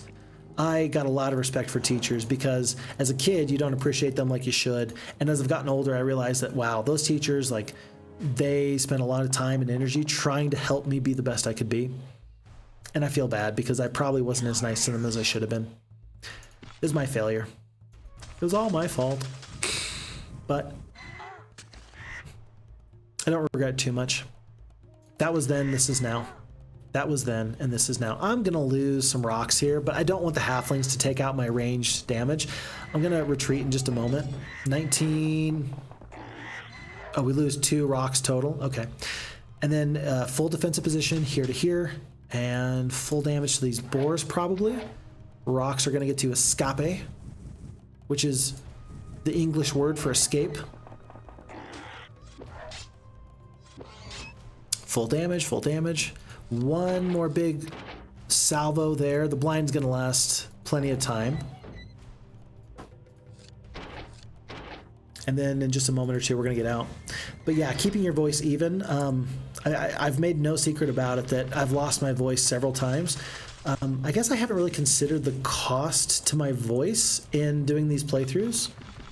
I don't really think there is one per se. I mean, I've lost my voice. I definitely recognize that there's some strain. My voice has actually changed since I've started doing these videos a year and a half ago.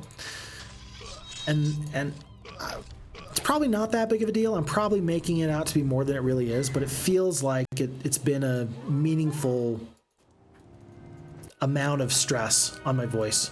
I don't know how else to say what I'm trying to say here, but I hope it makes sense that, yeah, trying to keep your voice even and trying to just talk for a couple of hours at a time. Our voices aren't really meant to talk for hours at a time. And so as a teacher, I'm sure that there's a lot of strain there on your voice. And hopefully we're able to get through it with no problems. Why did I fight this fight? Anyway, after our hero says about the voice, I think you get more warmed up as the stream goes. A little cool at the beginning. Maybe so, maybe not, who knows. I do say that an awful lot. And I must admit to you, I don't say as often, let's see, what's the best way of me putting this? I do still try and watch my playthroughs back as much as I can for two reasons. Number one, I want to make sure that I'm able to put chapters in the YouTube videos so that way people can navigate and they don't have to watch certain parts if they don't want to. They can just kind of watch a highlight reel of every video if they'd like. So I do try to watch for that purpose, but also I try and watch back because I still try to identify trends. Oh, Phixfox right now is still using a lot of filler words. Phixfox is talking about this topic or this subject a little bit too much. I still try my best to adjust the way I'm going, and I'm still trying to get better. I'm still learning on being even better. I was talking with my wife the other day. Today actually, there was a video of this gal, and it was a video about people that had 15 minutes of fame. And this young lady, she said to herself, well, if I start a podcast, I can make money or whatever. And it was the most cringeworthy podcast I ever saw. It was just a short clip, but she made it awkward for the interviewee. She didn't keep good eye contact. She wasn't engaging. The person straight up asked her, do you even want to be here?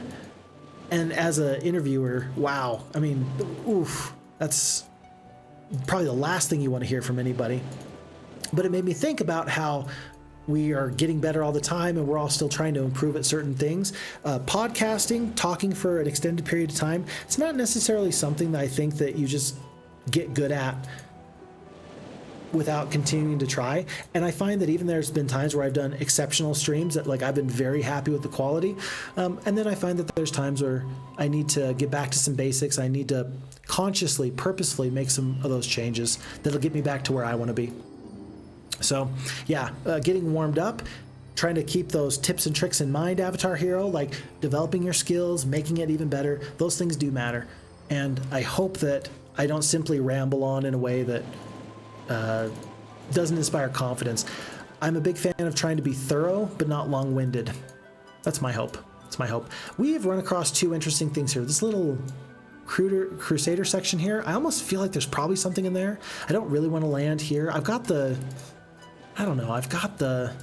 pathfinding, advanced pathfinding. I don't really want to land there in the swamp. I think I might go back because it's almost assured that this Crusaders are guarding something. But what though? That's truly the question. Pikemen, sure, I'm going to accept these losses. Boars, I'm just going to ignore them as I steal their boat and steal their treasure. And then I think I might have to upgrade these cavalries here. I do. I'm going to make this quick upgrade. A little bit sad because I do need the wood for some other buildings. In particular, I do still want to upgrade this town to a castle of Fenton.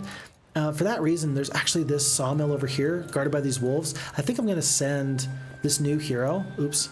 My bad. I'm going to send this new hero, Hector, with his super awesome compass and these super sweet troops. I'm going to have him go and try and deal with those forces. Crusader champions in the center.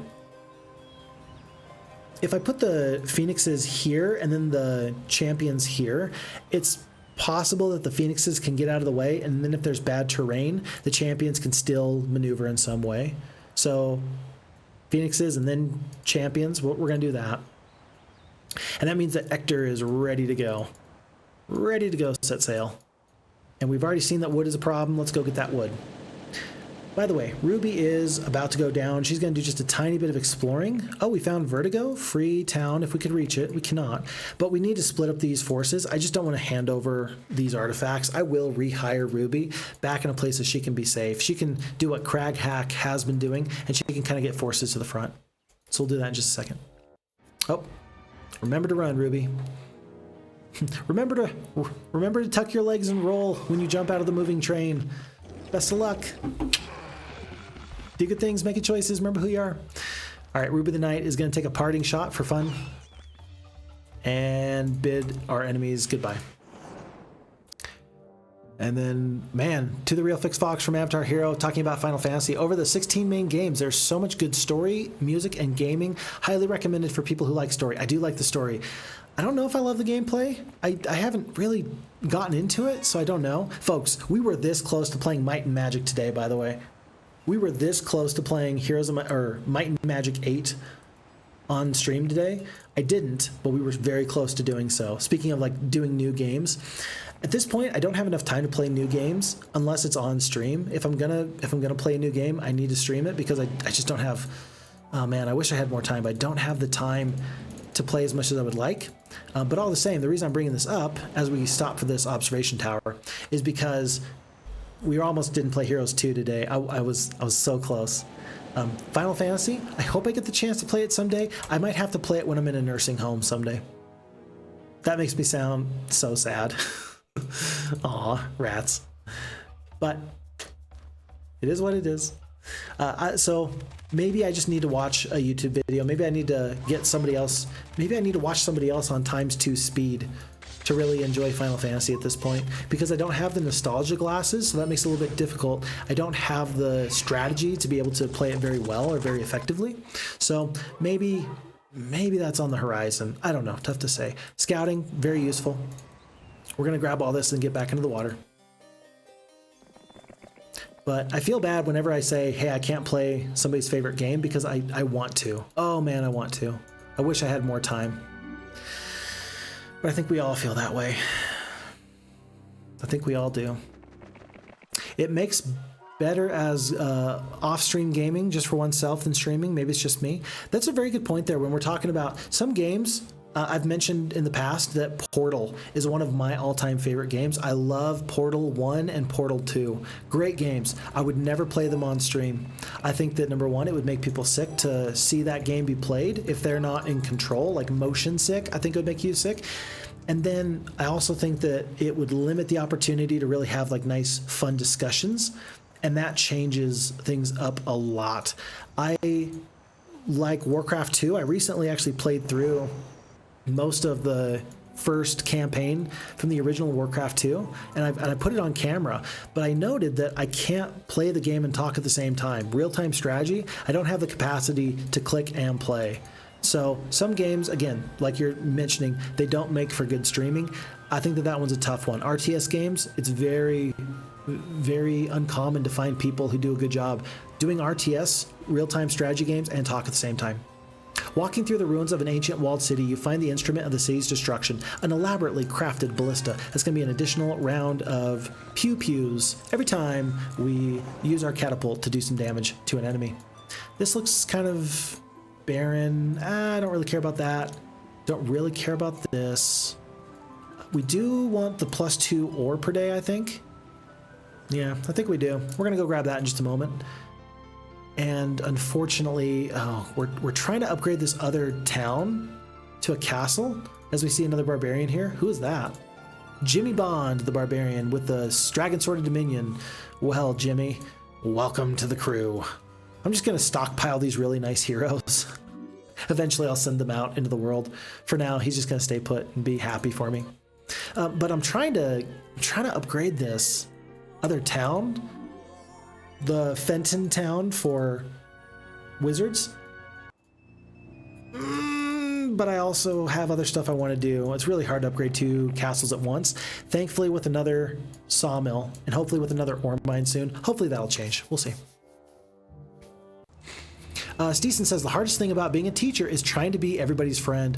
What a very interesting. I think that we can trade notes. I've mentioned what I do for work, and you mentioned being a teacher.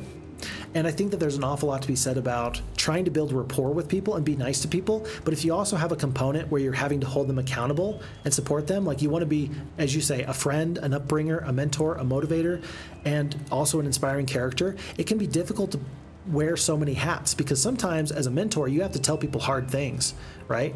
And you hope that you can say it in a way that's respectful and that they understand that you have their best interests at heart. But sometimes that's very tough. It's very difficult to do for some people, because some people, especially young people, it's difficult for them to navigate those emotions that come with being told one thing and then being told another.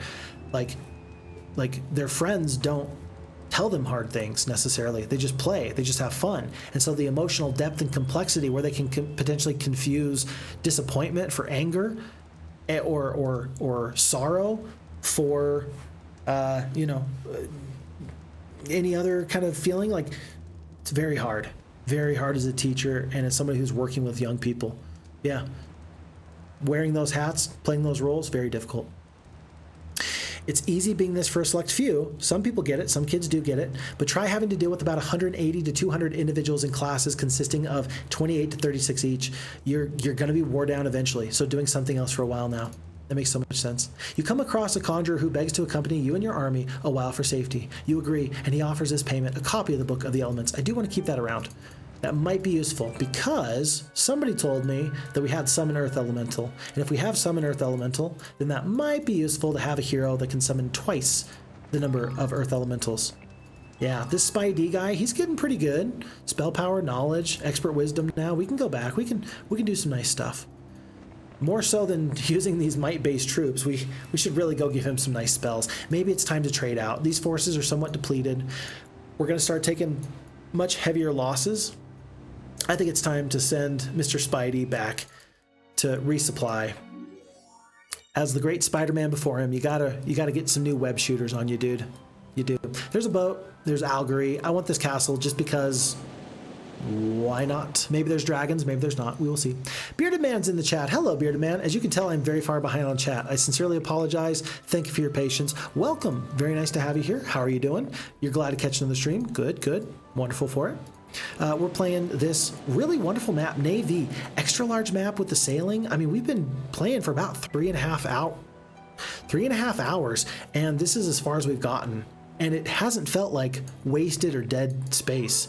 This feels like good time spent. I've been enjoying myself anyway. You'd have to ask everybody else how they're enjoying it, but I enjoy this map very much. So having a lot of fun. Secured our bottom left continent where we have tons of troops coming up, and we are slowly exploring into the regions beyond. After our hero says to the real Phixfox, I'm really impressed at the generosity of your streams and videos, really high quality. Thank you. Sincerely appreciate that. I mean, you do all this, you play, you manage, you edit, you reevaluate, you adapt yourself. Great work. Man, tell you what, if it felt like work, I probably wouldn't do it nearly so well. Ooh, tough choice, tough choice, tough choice, tough choice. Pathfinding. Thankfully, I've not hit the point ever where it feels like work. Okay, maybe not true. The Why FHeroes2 is a modern day classic video. That video felt like work because it was about 50 hours of editing. It was my first time trying to learn the new system with OpenShot and OBS, and I still wasn't very good. The most recent video I did that's now my new most viewed video on YouTube, the one about Olden Era, that one took about half the time to do. And so as I've gotten better, the work has become easier. But would I quantify it as work? Not really. I feel bad for the people whose hobby and passion has to turn into work. Like, grateful for the artist that gets to paint full time. Grateful for the musician that gets to do... Did I just dismiss him for... Whatever. I just dismissed my swordsman instead of upgrading him. Whoops. You know, pity the person that makes it, you know. Thankfully, I get to keep my amateur status in a lot of ways, and I really, really love to be able to just enjoy the game and enjoy people's time and company. I get to enjoy so much, and I just have the best time doing this. So Anyway, I hope that makes sense, what I'm trying to say there, where I appreciate that you're saying, it's some amount of work there. I appreciate that you're saying, yeah, there's some work there, and I agree. But thankfully, I haven't ever felt like it's weighing me down to do it. So I really appreciate that. Thank you. And thank you for the compliment as to the quality. Season says, Might and Magic 8 has a bit of a slow start. Might and Magic 7 is better, in my opinion. I agree, insofar as that's kind of what I've been told by other people. But I don't know for myself. I haven't been there, haven't done it. The reason why I want to do specifically Might and Magic 8 is because Might and Magic 8 has it's going to be the place where Olden Era is played. It's on the continent of Jadame. And so I do want to be able to say that I know a little bit more about the continent before we actually load up into the game at the end of the summer. It sounds like it's going to be the end of the summer when Olden Era is released. So Might and Magic 7, I'm not sure where that takes place. I did watch Seth Tencent's YouTube videos for his reviews on the game. I watched those recently, and I always laugh. That guy's stuff is so unapologetically rude. I love it. And it sounds like Might and Magic 6, Might and Magic 7, it was all about the Cregan Empire. Oh no, the Creegans are coming. And then something explodes. And then Might and Magic 7, the Cregan Empire, it's exploding. And then it just goes back and forth. He says it all in a much funnier, much more rude way, but I can appreciate that. I really can. You will find in my normal everyday life, I am not quite what you would call politically correct. But that doesn't mean that who I portray here on Twitch or YouTube is not any more true. Let's see, Kastore's yellow. This, I think I beat you. I think I beat the pants off of you. You may have some really nice spells, but I've got 12 attack and 6 defense. Yeah, I think I fight this fight and I win. I don't know why he hopped into the boat. All right, it looks like he or underestimated me, but still looks like this is going to be a bit of a tough fight. Let's make this happen, folks. It's going to be 15 of the Black Dragons, 15 of the Bone Dragons, 37 of the Hydras, 15 of the Cyclopes, and 30 of the War Trolls. Remember, I've got 12 attack, 6 defense, 7 spell power, 5 knowledge, great morale, great luck. And we're up against Kastore, who does have 5 attack, 4 defense, 13 spell power, 12 knowledge. He does have awful morale, but he's got good luck. We're going to have to wait and see this. I don't know what to expect out of this fight. I really don't. But because of the blind, I think that my best course of action is actually going to be to wait until he casts a spell. I don't think I want to cast the first spell here. I think I want to let him go first, and then I can blind or slow. I might slow the Bone Dragons. For now, these champions are in a position where they can't do anything. So I'm going to send them to just right here. I don't want to sit in a place where the Bone Dragons or the Black Dragons can get a double hex attack off. So I'm just going to sit right here. I was kind of hoping for good morale. Didn't happen. That's okay. 4 speed, but if I slow these guys, they're going to be down to 2 speed. I think it's worth it for me to attack the Cyclopes.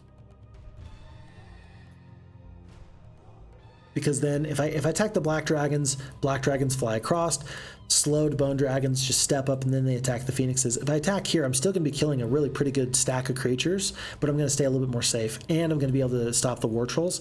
This stack of Phoenixes is going to take a beating, I fear. 6 to 12 the Cyclopes, we kill 10, not too bad. Blind goes on to my Crusaders, I'm okay with that. 1 Titan goes down, and then in retaliation, 1 Black Dragon goes down. It is going to be the slow that I cast on the Bone Dragons, more so than the Crusaders getting their turn. I think that the slow, I want to keep the Phoenixes alive. I really do. And I think that the Titans are pretty hardy. They're going to kill 2 of these Black Dragons right here. Not too bad. And then with these Archmagi, I can kill the rest of these Cyclopes, and that's probably the best use of these Magi. We can kill 5 to 6 of the Hydras, or we can kill all the stack of the Cyclopes. That means that I thought that they were going to retaliate. I thought that the War Trolls were going to retaliate. By not retaliating, that kind of changed things up. But it'll work. This will work. I think I'm going to leave the Phoenixes to continue to work with these enemies. I'm going to lose some of the champions to the Black Dragons. Tell you what, I could like haste. No, I think you're probably going to want to just end up dispelling the blind on the Crusaders. And I think you want to try and protect the Phoenixes still. They're a more important stack than the champions just because they're more flexible. And so I could like have the champions go down and then have the Phoenixes come back. Due to the retaliations and where these creatures are at, I think that this makes the most sense. So let's put the Phoenixes in this position where they're fairly safe. 10 black dragons are going to do what? They did something. There's the anti-magic on the bone dragons. I don't hate that decision, and I'm really happy to not eat the damage from a 13 spell power spell. So I'm fine with that. I do want to do my Dispel, because these Crusaders are going to do tons of damage in just 1 second. There's no retaliation there. And here we go. All your bone dragon, or all your black dragons are dead. Okay, 4 of them. That's pretty good though, right? Four dead black dragons. Okay, what if I attacked with the Archmages and I was able to dispel your anti-magic? I don't think that's how it works, but wouldn't that be funny? Wouldn't that be funny? Bone dragons attacking the Crusaders. Oh, you're dead.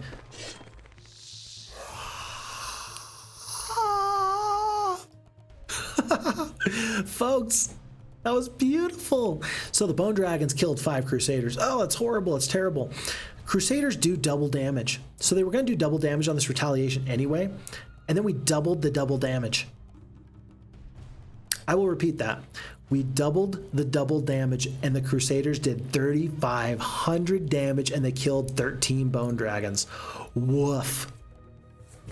Christina Diamonds. Hip hip hooray! That is a game-changing moment right there. That was lovely. That was stupendous. I could not have seen that go any better. Huh. All right. Well, that went pretty well. I'm not going to, let's see. If I had a teleport, I might teleport one of these units out of the way so the Phoenixes could get the damage off. I think I'm just going to, I don't want the Phoenixes to die to Hydras. I'm going to skip. There's a blind.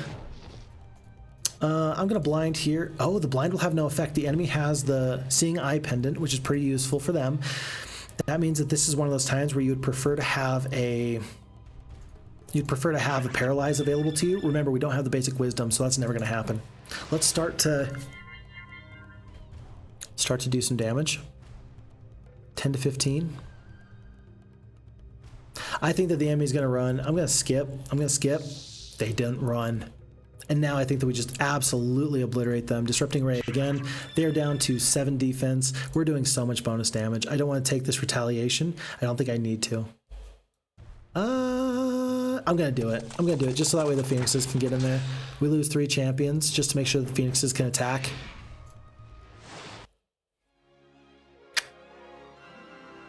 And I say goodbye to you, my friend. It cost us 3 Titans, 21 champions, 1 Phoenix, and 5 of the Crusaders. But folks, we killed 30 War Trolls, 15 of these Cyclops, 15 Black Dragons, 15 Bone Dragons, and 37 Hydras. This is the biggest stack of enemies we've had to see so far. Do we get artifacts? Spike Shield, +2/+2, I love that. Superior Scroll of Knowledge, excellent for a Knight. Major Scroll of Knowledge, okay, less knowledge, please. That's good. Nomad's Boots of Mobility. I think we're going to run out of slots. Traveler's Boots, that's our second set of Traveler's Boots. We need to hand that over. Seeing Eye Pendant, good. So we did end up losing a little bit there. Yeah.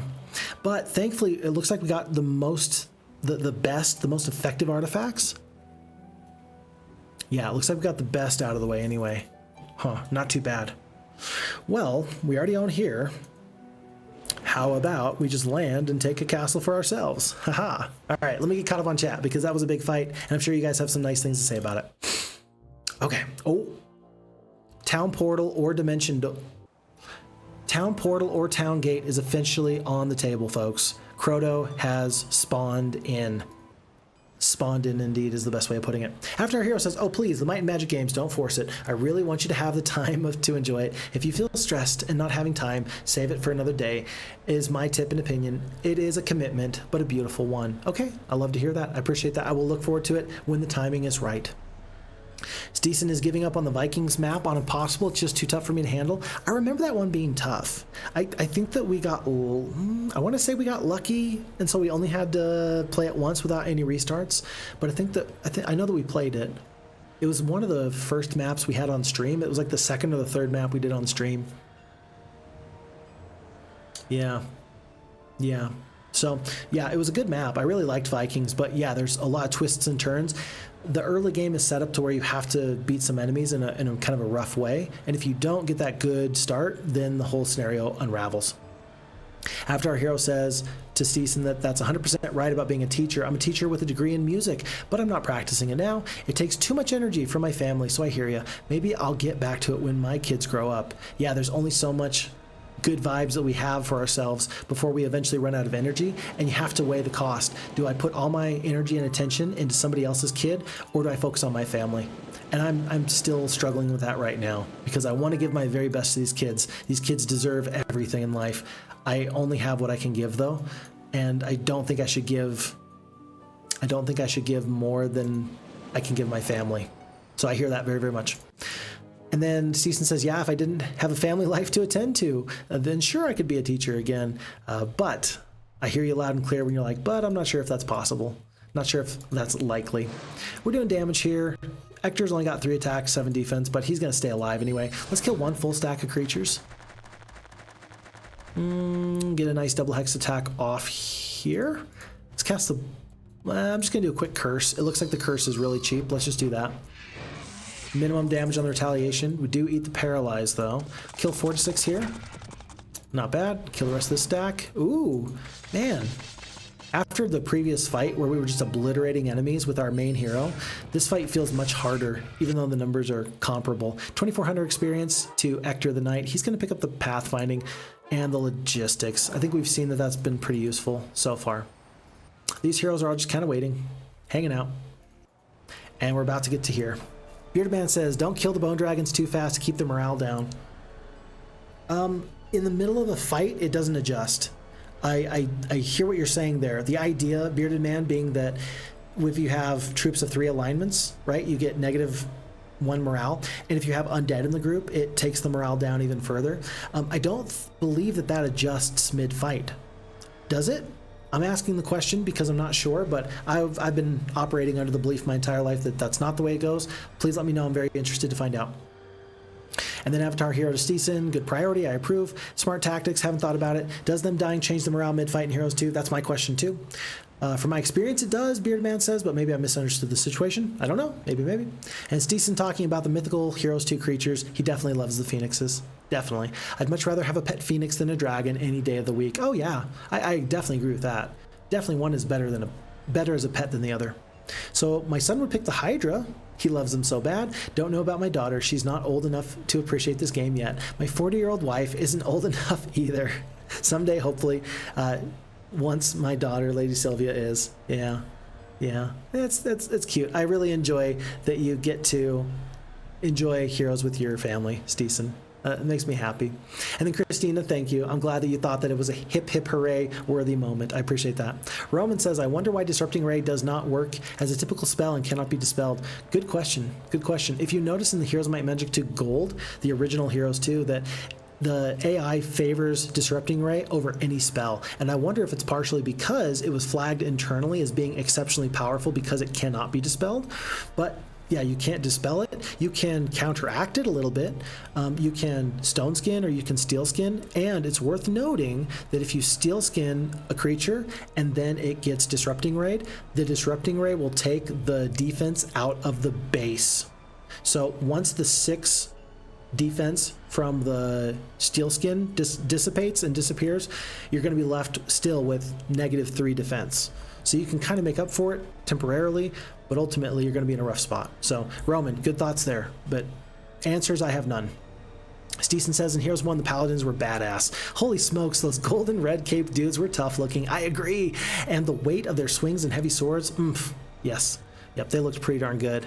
What's the blinking thing in the mana slot for the heroes? Oh, great question. So here, as we're discussing this, Eli is Crag Hack, and he's currently slept. So if I move, it goes away. If I hit the letter Z, he is now slept. And so if I try and go to different heroes with this button, the next hero button, it will ignore heroes that have no movement, and it will ignore heroes that are slept. And it will also make it so any heroes that are slept, if they have movement points left over, when I hit in turn, it won't give me the reminder, hey, you still have movement points left. Would you like to move? So it's just a nice way of keeping things a little bit more together for me. I think we're going to fight this fight. I think we're going to win. The problem is I think that we're going to lose artifacts, and I don't think I can do anything to help that. Feels bad, but in just a moment or two, we're going to be able to trade some of these artifacts out. We'll see how this goes. Okay, we are 14 attack, 8 defense, 8 spell power, 12 knowledge, great morale, great luck. And this is Crota with 0, 1, 5, and 3. You're pretty bad, dude. I'm not very impressed. Yeah, not very impressed. But I will tell you that I'm going to just skip. I don't feel the need to come out. I think that these enemies are going to want to deal with the Titans and the Archmagi, so I'm going to skip. I'm going to skip. Let the Black Dragons probably go to the Titans. Paralyze instead of the Blind. Okay. 159 damage onto the Titans. And now I'm going to cast my spell. What's the spell going to be? Who's my biggest threat? I think I just want to bless. How much damage? That's potentially an extra 200 points of damage. The damage from the... Hold on. The damage from the Crusaders is so good. We'll take this retaliation, 96 points of damage, and then we're going to kill up to 6 Black Dragons. We killed 2 and 3. Yeah, definitely the choice there. No question about it. Good luck here. 47 Griffins goes down to 1. We killed 46 Griffins. Woof. Oof. Glad it was you and not me, buddy. I'm going to attack here, see if I can kill this whole stack. I cannot. Definitely can't kill that whole stack. Although if I bless the Phoenixes, I'm going to get out of this fight a little bit easier. I'll just guarantee I'll kill most of the stack. Skeletons are too far away unless they're hasted. There's a Paralyze. Boop. And then the Cyclopes still need to go. I don't know. The enemy is going to run if they want to. They choose not to, and I choose to be okay with that. It's going to be a hefty amount of experience for this fight, and yeah, 7,400 experience, glorious victory, and we've taken a new castle. Expert navigations, very nice. We're going to step in. No mage guilds yet, and this is not a particularly well upgraded castle. But there's 2 heroes here, one of which can take all these resources, or rather artifacts for us. Let's take one step out. Myra, she's already a level 2 wizard. She will do a little bit of this goodness for me. And what do I want her to have? Well, might as well give over one of the Traveler's Boots. Reason being is that the effect from the boots doesn't duplicate. One boot is going to give you the effect. 2 is not going to help you. I don't mind if my troops are immune to blinds. We've already seen that the enemy wants to disable this big stack of Crusaders. I'm going to leave this there. I'm going to take the best of the knowledge artifacts. I'm going to dump the leadership, the metal. I'm dumping 1 of the golden horseshoes. I don't think that the white pearl's that useful. +1/+1, it's good. And for a knight-based hero, it's really good. But we only have level 1 and level 2 spells. And we already got the superior scroll of knowledge. We're not going to do damage with our spells. Yeah, I think it's better to just leave the slot open, especially when we already have this arcane necklace.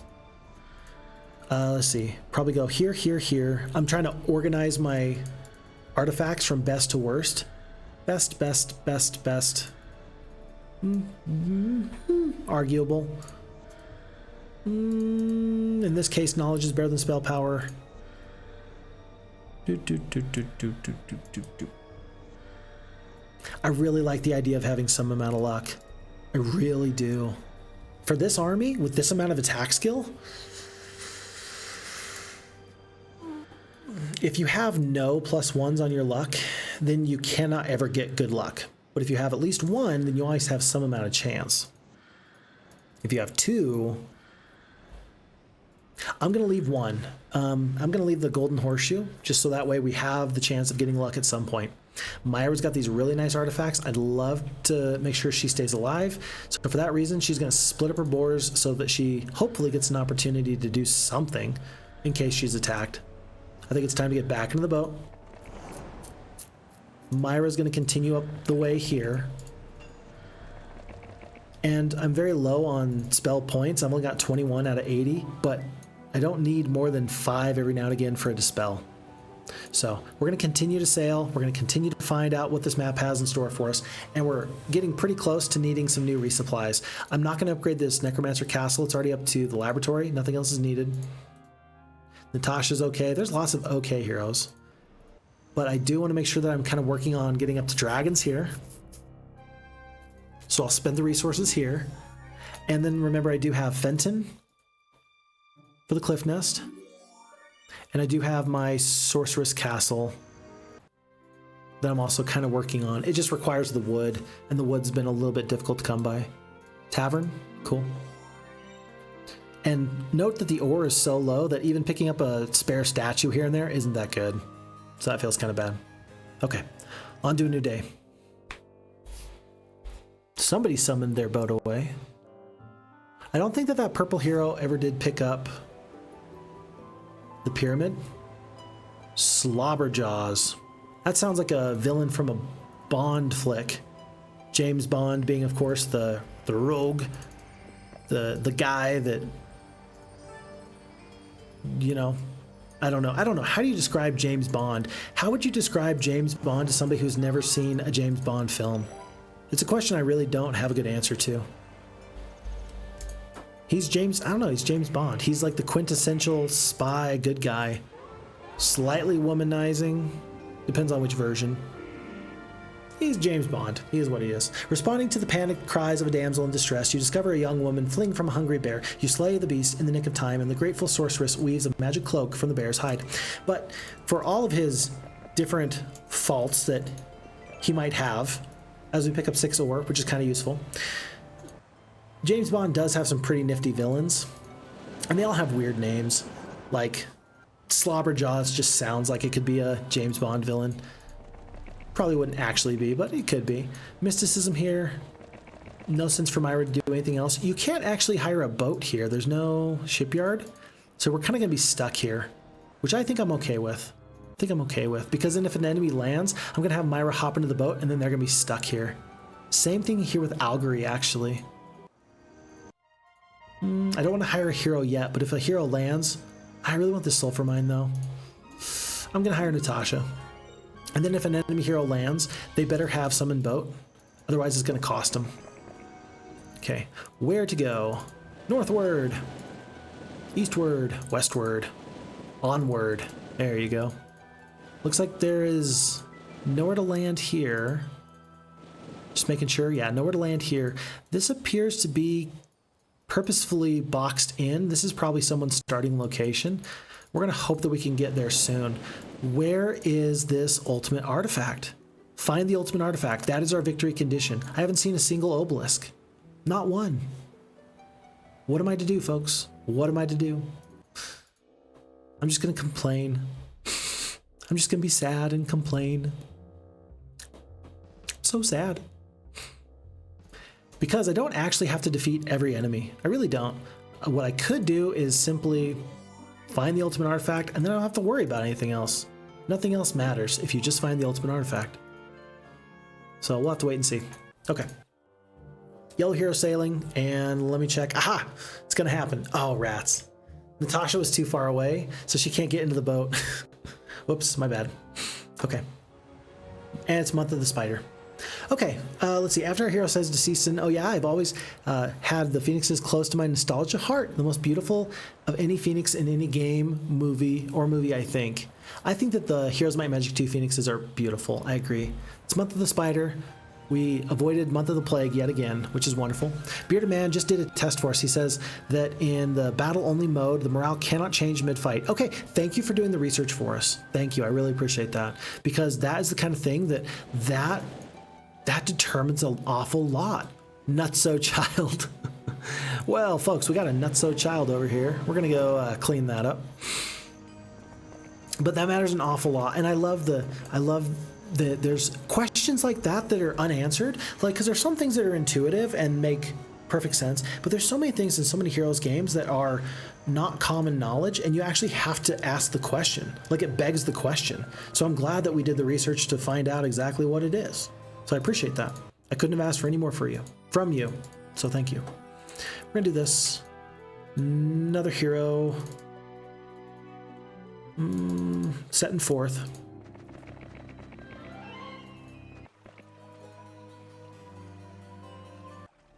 And in just a moment, it's going to be Ector trying to go save this Blackridge Castle. We don't have like I think we actually do have a town portal. Do we have town portal? We got town gate, but it's far too far away, obviously. Blackridge is about to go down because of Slobberjaws. I can't stop it. I will hire these troops just because I don't want him to have them. Maybe he's going to actually take the time to upgrade this castle in a way that I couldn't. Maybe it's like a sort of like loving sort of, well, if I can't give it a good home, maybe you can help the puppy feel loved. Maybe this is the beginning of a feel-good story where this castle finally gets the love and attention it deserves. Maybe. We're getting 4 woods, 7 ore a day. I'm gonna spend the time. I need the Mage Guild here anyway. I need the Mage Guild here too. There's just not enough resources to go around. I know it's day 1. I'll pick up the Crystal Garden all the same. And let's see what Nutso Child does. Let me purchase all these forces. Cool.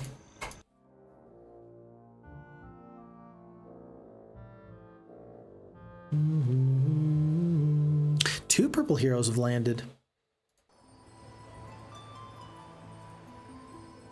And I think I easily defeat them both. So I'm going to land over here. It's going to take me 1 more day to land, but then the enemies are not going to be able to, like, run away from me. If I landed over here, they might be able to get to here before I could. I don't think that would happen because of the True Compass of Mobility, but this just prevents them from getting any funny ideas. This enemy has gotten some very funny ideas because he is a Nutso Child, which is not a kind thing to call people. I'm working on not calling people stupid in my household, so that way my young son doesn't pick it up. And it's one of my more proud moments when my 4-year-old tells me, "Dad, we don't say that." I'm like, "You are totally right. Good job." It might be a small thing, but it's the best thing. I'm grateful for it. Okay, so Algary's in a good spot. I think I just leave now and go back away. It looks like there's a lot of action over here. Let's actually kind of set sail in this direction. I don't know if there's ever going to be a spot to land up there. I hope hope that there's not like a barrow mound right there and I'm this close to getting ghosts and I'm just going to miss it because I didn't go far enough. I hope that that's not going to happen, but it could. It really could. All right, we're going to move these forces in. Does this hero actually have? No, I still need the spells up here. I gotta go back to Mythandir myself. So I'll go up there in just a second or two.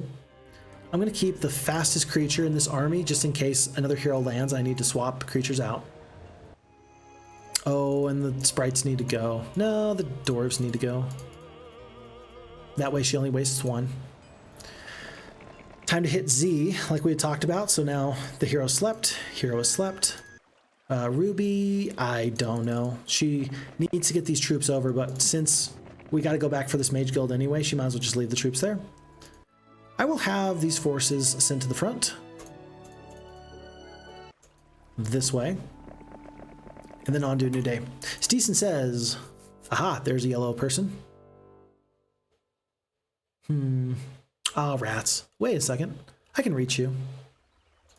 Steeson says that the Titans in Heroes 5 were super badass looking. He looks like Kirk Douglas from back when he played Spartacus in the 60s movie. I know exactly what movie you're talking about. And as a Titan, Kirk shoots electricity from his fingertips, plus kicks enemies down when they get too close. Once again, he says, I'm going to accept this. I'm going to accept that. That doesn't feel that big of a deal to me. And I think that Atlas is actually not going to take Blackridge. I'm going to let him go. No, I can't in good faith let him go. We're going to land. He's going to steal my boat, and then I'm going to go steal his. Either way, it's going to be fine. Carlawn really wants Algary. I feel obligated to defeat her. I will land. If she tries to run away, we will catch her. I guess we're going to do this. And then we stayed the whole day here just to pick up phoenixes. Good, good. Back up north. Carry on, my wayward son. If it hadn't been for Cotton Eye Joe, I would have been married a long time ago. See, at this point, I'm just starting to say things, which isn't isn't the best. So tell you what, folks, what I'm gonna do. Oh, I forgot I could do that. I'm gonna take like a 2-minute break, 2-3-minute break, because I've been playing for like nearly 4 hours. That's gonna give me time to take a walk, you know, touch grass, breathe some fresh air, and do some other things. And I'm just gonna run ads for like a minute, and then I'm also gonna have like the thing up so that way we can come back. That'll give me a break. That'll give you time to catch your breath. I'm gonna get caught up on chat first, but then we're gonna take a quick break here.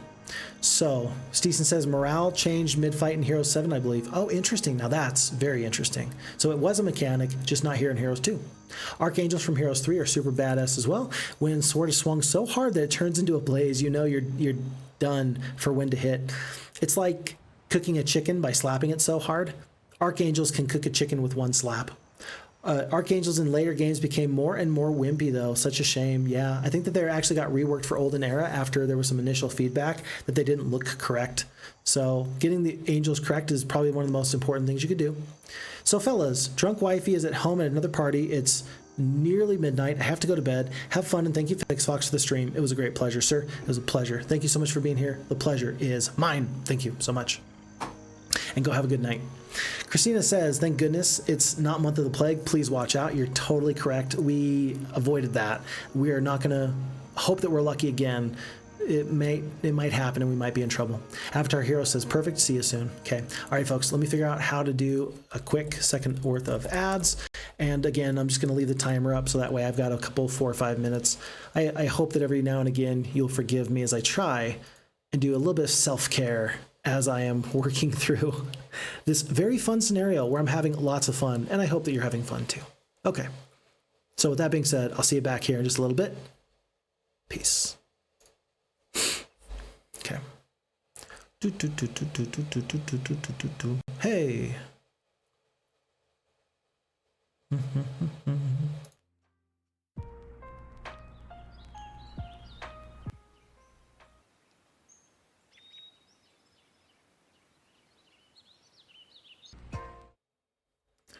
Alrighty, we are back. Thank you, everybody. Appreciate your patience. So, looks like we're in a good spot. We just need to hold on to this section that we have here. Now is a really good time for a quick recap. We are playing Nay-Vee, normal difficulty map, and we have this on impossible difficulty. It's an XL map, a world of mostly water and vast resources where the ultimate artifact will bring victory. We have already dispatched of our blue wizard friends, our green Sorcy-Gals, and the thunk folks from the barbarians. The orange player there defeated is currently us, the scary dragon people, and the purple enigmas. Our victory condition, remember, is to simply find the ultimate artifact. And so for somebody who hasn't found a single obelisk, you can tell that this is kind of a little bit of a scary proposition for me because I need that ultimate artifact. I don't know, is it possible to have an ultimate artifact above ground? I don't know, but if it's possible, then that might be something to look out for. In the meantime, there's still much of this map to be explored. Don't ask me how we sailed all the way over here, but we found some nice stuff. We sailed up this little coast and to here, where we've secured 2 nice castles. That gives us plenty of castles to choose from. It looks like there's 1, 2, 3, 4, 5, 6, 7, 8, 9, 10, 11. We got a couple of castles. We're getting about 1,500, or rather 15,000 gold per day. And there's plenty of good stuff to be had. Let's hit intern and see what Carlawn the Sorceress wants to do. That dirty dog. Oh, Dimension Door's on the table, folks. Tell you what, my rule is this, is that I don't use Dimension Door or Town Portal unless the enemy uses it first. It's on the table. Carlawn, you don't know what sort of hell you have unleashed upon your fellows. Remember, we actually do need to fight this fight because there's some nice artifacts here for this hero. I don't want to just hand them over. Looks like the boards are going to get a chance to go in just a minute. And yeah, Myra's got pretty nice artifacts. So she's going to cast a cheeky 150 point damage lightning bolt. She's going to kill 4 of these power liches, 3, and she's going to surrender. Yeah, we got to surrender. You can't just leave. We're going to depart in shame. Oh, but this yellow hero, they don't even know what's just happened. Oh, they don't even know how bad that just made their life for them. Another mysterious visitor has left us more odd resources. Remember, this same little text box has already happened once, but 5 of the mercury, 5 sulfur, and 5 of the gems is currently with us. Oh, what's that? Oh, what's that? Dimension door, summon Earth Elemental for Spy D the Warlock? Why? Don't mind me. I'm just going to take all your stuff and continue on. We're going to figure out what the best army is here. I think it's going to look something closer to this. I'll take the rocks for now, but I think that on the way out, we might end up giving them over for somebody else. How many halflings do we have? We got nearly 300 halflings. I think the halflings are actually better than the archmages. Yeah, those are better than the archmages. So tell you what, with our new fancy spells and with 8 spell power, 7 knowledge, let's just start going. There's a little magic well right here. I'll pick that up in just a second.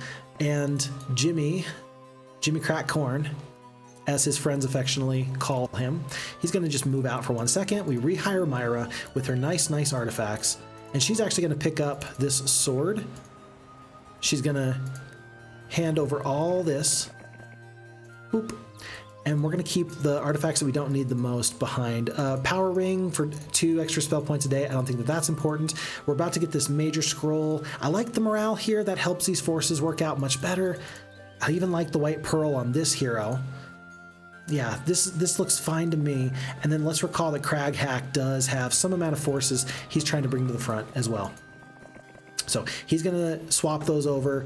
We are going to be very sad as we try and chase Carlawn over Alternation. If she can just Dimension Door and Island Hop, we are never going to catch her. And so I kind of don't even want to try at this point. But soon, very soon, somebody else is going to be able to catch up to her. It's going to be a real good time. Vexen says, I really love the look of the wizard town. It's so comfy. It really is. Something about the library and the way that the Mage Guild sits and okay, something as simple as your Thieves Guild being back here makes it feel nice. Everything is something. Everything is something. And I think that because the camera is a little bit further away, these buildings still look life-sized, real-sized, but also they are distinguishable from each other. It's not like the library is touching the tower here and the Mage Guild is touching the this. Like, there's room to go into, and I think that that's really nice. I really do believe that that's nice. In fact, if anything, it's kind of difficult to read the Cloud Castle. I've always thought that the Cloud Castle is in kind of the weirdest position out of any of these buildings here. It feels the most out of place because it doesn't feel like it's a part of, like it feels like it's not its own thing, which is kind of strange. Bearded Man says, especially the blue roof tiles. Rare choice in real life, but it's awesome. Blue is beautiful. Okay. Where did that rascal go? Atlas is a rascal, but he's going to die pretty quickly. We're going to take the scouting. There's still much to be scouted here. And, oh, I didn't pick up the crystal mine. It's worth it to me. Let's see. I've got too many heroes at the moment. Does Myra need to be around? Yeah, she kind of does. I don't think Jimmy's ever going to be a somebody for me. I really don't. But I'm going to take these forces, take these artifacts. I'm going to get rid of Myra. And even if it's just to hire a hero, just to pick up this 1 bit of crystal, if you do it now, if you spend the time, then you're going to feel okay about your choices because it's going to accrue over time. And that's just fine for me. The first hero that I need to dismiss is going to be Vitania, though. Just let's keep that in mind. Here and Ruby. Ruby's actually probably good to be dismissed too, isn't she? Nope, never mind. Keep Ruby. I go back and she's just got all these resource generating artifacts. Whoops, my bad. Oh, have you seen the AI live generation videos for Heroes of Might and Magic 3 Towns? It looks so beautiful. I have. I've seen some really bad AI and I've seen some really good AI. I really do enjoy the AI that's been done with Heroes 3 types of projects. I don't always think that AI turns out really good when it comes down to making sweet, good, awesome looking, meaningful art. But the ones I've seen so far have been really, really nice. And I really like the take that it has on certain heroes. Occasionally, the AI, as it's generating those bits of data, it takes some liberties, which is okay, fine. And other times, it just looks flawless. And regardless of how you feel about AI and whether or not using AI to generate art is meaningful or not, I think it's really cool. And I think that well done AI art is similar to the way that you might view special effects done in movies. It's only a problem if you notice that it's special effects. Movies use special effects all the time, but again, it's only a problem if you notice that it's special effects. Carlawn is bound to just disappear, right? Maybe not. I'm going to try one more time. If she pulls the string and makes the dollar bill fly away from me one more time, or glues the penny to the ground one more time, I will never chase her again. But for now, we're going to try one more time to catch up to her and hope for the best. Crag Hack, I do want you to go back. Be ready to go. Stay. Stay.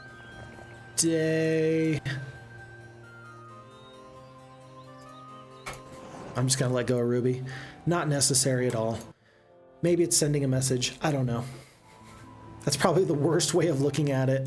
It's like, what did you do? They were a good troop. Yeah, but I was disappointed in them. We do have this castle over here, by the way. This is important because there are dragons that are in this tower. I really want to hold on to this. If Carlawn hops across the way, I'll be very disappointed. But again, actually, hold on. No, I think that she opted not to now that I think about it. Yeah, I think that she had the chance and she didn't because it's a new day. Ha!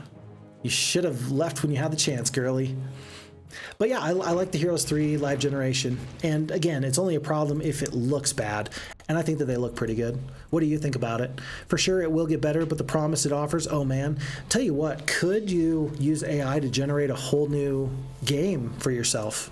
Like, could your average Joe kind of a person just make a game? Questions that need answers. I don't know what the best thing is here. 6 spell power, 7 knowledge, poor morale, normal luck. Carlawn the Sorceress. I don't know if the first spell is actually very useful. I think I'm just going to skip twice. Skip and skip. Paralyze goes down there. Titans are so big and beefy, they don't even care. They don't care about anything. 18 bone dragons. Tell you what, that's what I want to do. I'm going to slow the bone dragons. I'm going to take the damage from the black dragons when they come my way. I'm going to decimate their power lich stack, and now I decimate their 3 black dragons. Good, good, very good. The range damage is nearly gone, and I'm guessing that the bone dragons are about to get anti-magicked very quickly. If I had to guess, I would say that that's true. Power liches, I think I actually want to just delete these power liches, because then all my troops get to go before their troops. I don't think I can win the scenario. I don't think I can completely obliterate them, but I think that this gives me the best chance at making sure things go well. 18 bone dragons down to 11, down to 8. Paralyze on the phoenixes, curse onto the champions. So you didn't actually free your bone dragons, huh? Very interesting. I tell you what, I'm gonna blind the ogre lords at this point because I might be able to deal with. Well, will I be able to deal with all the rest of these troops? Eh, probably not. Kill a bunch of these guys. Here's hoping I don't accidentally dispel the bone dragons. That's not how it works, by the way. What I just kind of mentioned, I was like, oh, let's hope that we don't dispel the bone dragons. The archmages have a 20% chance to dispel beneficial spells. It doesn't dispel all spells, so you can't accidentally hurt yourself like that. But that was just kind of what I was trying to get out there. I've got enough troops that are struggling here. I'm just gonna get the phoenixes ready to go. Gonna back off. Kill. And kill. And kill. And I'm expecting the enemy to run now. 1 Titan, 16 champions, 1 of the Crusaders. Not too bad. It cost you 8,000 gold. I wanted to take care of that hero forever. I didn't get the opportunity. I hope that in the future I will not make that mistake again. Back into the water we go. Crag Hack is setting off there. And it looks like it's time to start doing some damage, boys. Time to take a chunk out of the enemy. Remember, Spidey is my new favorite hero, and we've learned... with 110 spell points, we've learned that we can actually Dimension Door while in a boat.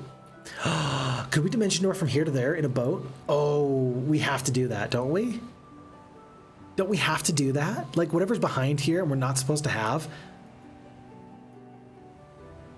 I mean, there's other stuff we can do.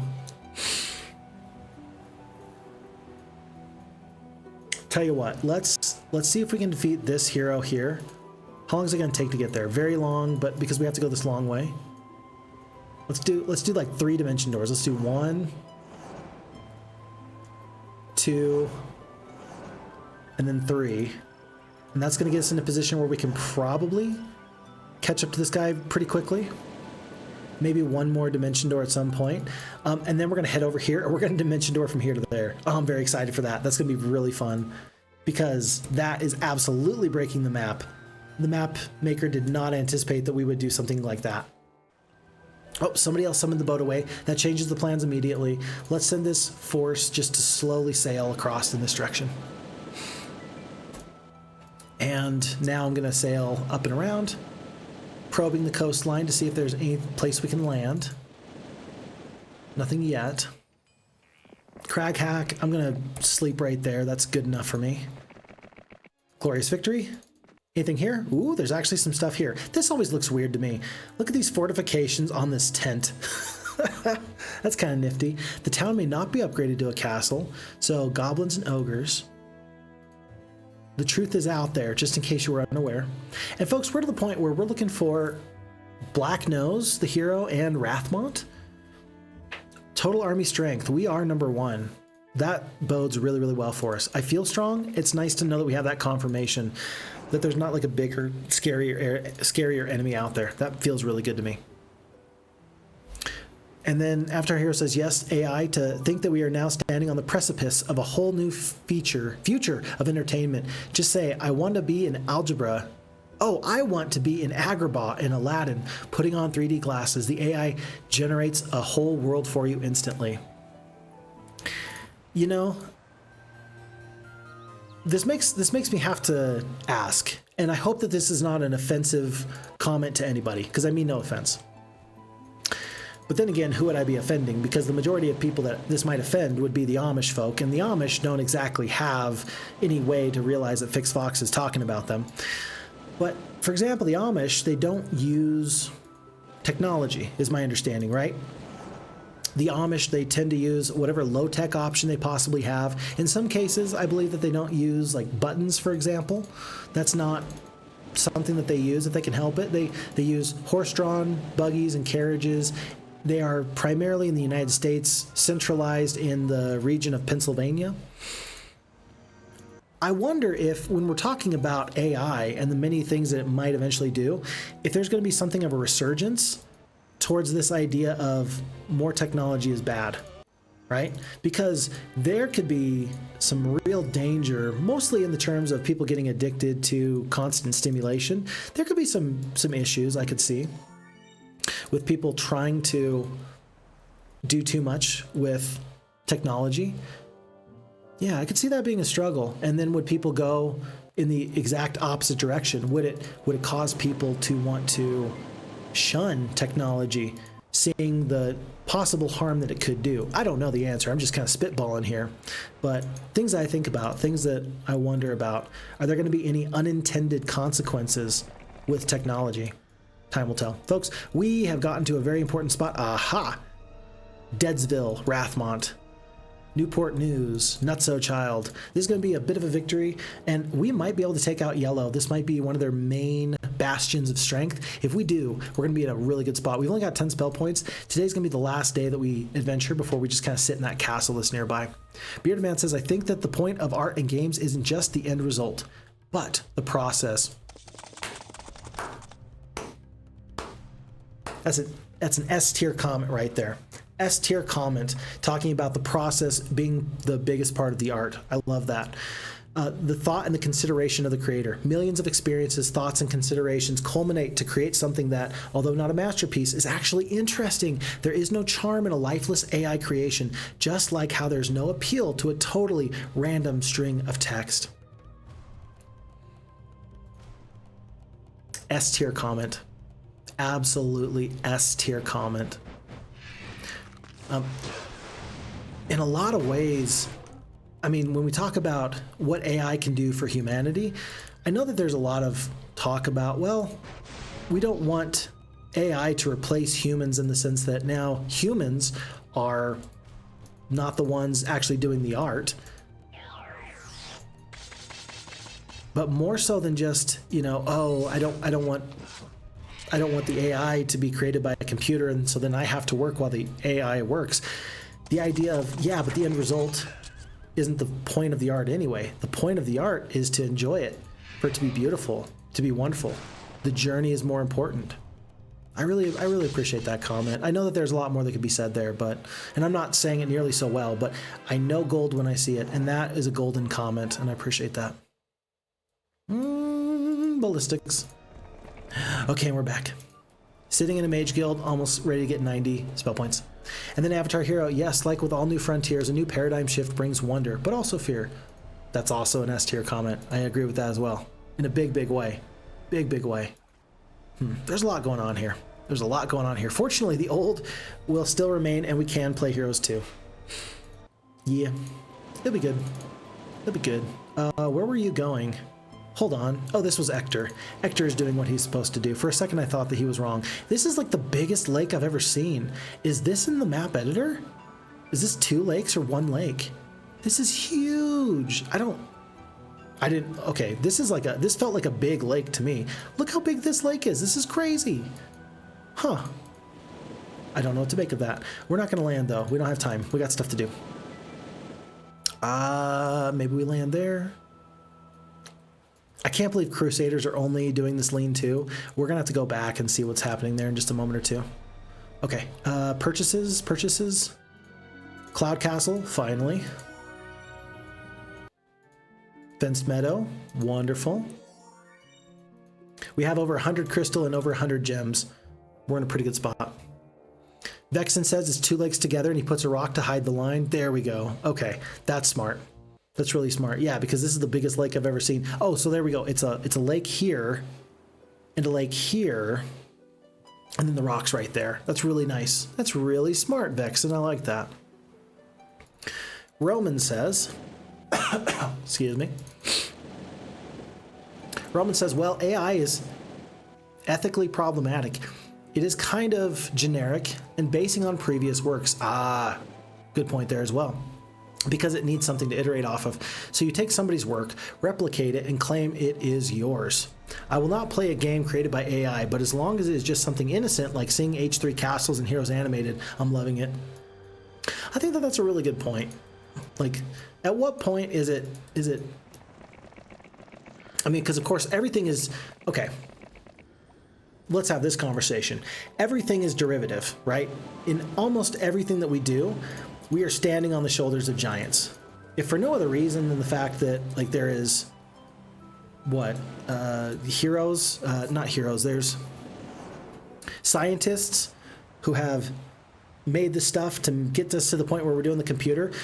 And then would we have thought about what we thought about if we didn't have that basis of understanding and knowledge from all the smart people that have come before us and given the tools to make this new art and cool things happen? Like, in a large way, everything is derivative on something. But also, when it comes to art, I mean, art is one of those things that it doesn't necessarily, you don't necessarily need an intense technical knowledge of everything in order to make it wonderful. Then again, I mean, there's like painting techniques that can only be achieved if you do certain things. Like that's something. I don't know. There's just a conversation to be had there as well, I think, about everything is based off of something in some way, shape, or form. Everything kind of revolves around everything. It's all intertwined. But then this takes it a step further in a way that should we be careful about ethically? It's a good question. It's a good conversation line.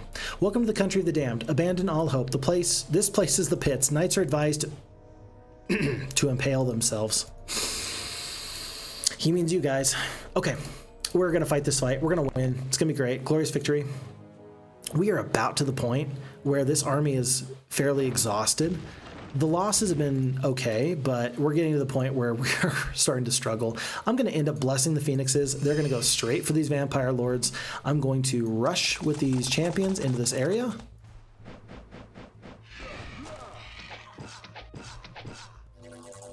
And after the paralyze, what happens? We just lose troops. I feel sad. I'm sad. Still 2 vampires, don't care. Bone dragons, they're dead. And maybe, I don't know, maybe I shouldn't have done that. Maybe I put way too much pressure on these phoenixes to perform. Yeah, losing this many phoenixes is not my favorite thing to do. 28, let's start killing some of these wolves. Let's make sure that we don't flame breath ourselves with the phoenixes. We can do this. Double hex attack. There's another paralyze. Gargoyles are going down. In general, though, tell you what, I really appreciate being able to learn from smarter people than myself, and I appreciate that there's many wonderful people. Tell you what, Heroes of Might and Magic 2 brings a different crowd than Fortnite. I'm just saying. So I love the opportunity to kind of get to learn from all of you and to get your opinions on certain things. I think that I'm not doing this conversation justice in the way that I would really like to, because it's, number one, there's a lot of moving parts, and I'm certainly not very expert in a lot of the things necessary to discuss where AI currently stands and where it could go and maybe where we should draw the line, sort of a deal. But I appreciate a good conversation when I hear one, and I feel like this is a good conversation. I wish I was better prepared. Maybe we need to have like a Friday forum where Phixfox, you guys tell me what I need to learn about, and I take the time to try and become as expert on a subject as possible, so that way I can facilitate a nice conversation between you smart people. That'd be kind of nifty. Then again, that would just probably be another example of Phixfox spreading himself a little too thin. I barely have time to do what I'm trying to do now. Anyway, this is Carlawn. Remember, she does have Dimension Door. Remember, we do not want her to keep Dimension Door. I want to make sure that she does not get the chance to run. I don't know how lucky I'm going to be in preventing that from happening. Oof. To the champions, to the Crusaders. She's escaped yet again. We're going to hop on in here. Yet again, these fortifications in this little tent seem a little bit strange. Ah, that's kind of nice, though, the summoned boat. Finally, we have a summoned boat. I am going to send myself... Is there somebody right there? Crowdo? We need to defeat Crowdo. Glorious victory. We outright beat him. Good, good. I'll take the pathfinding here.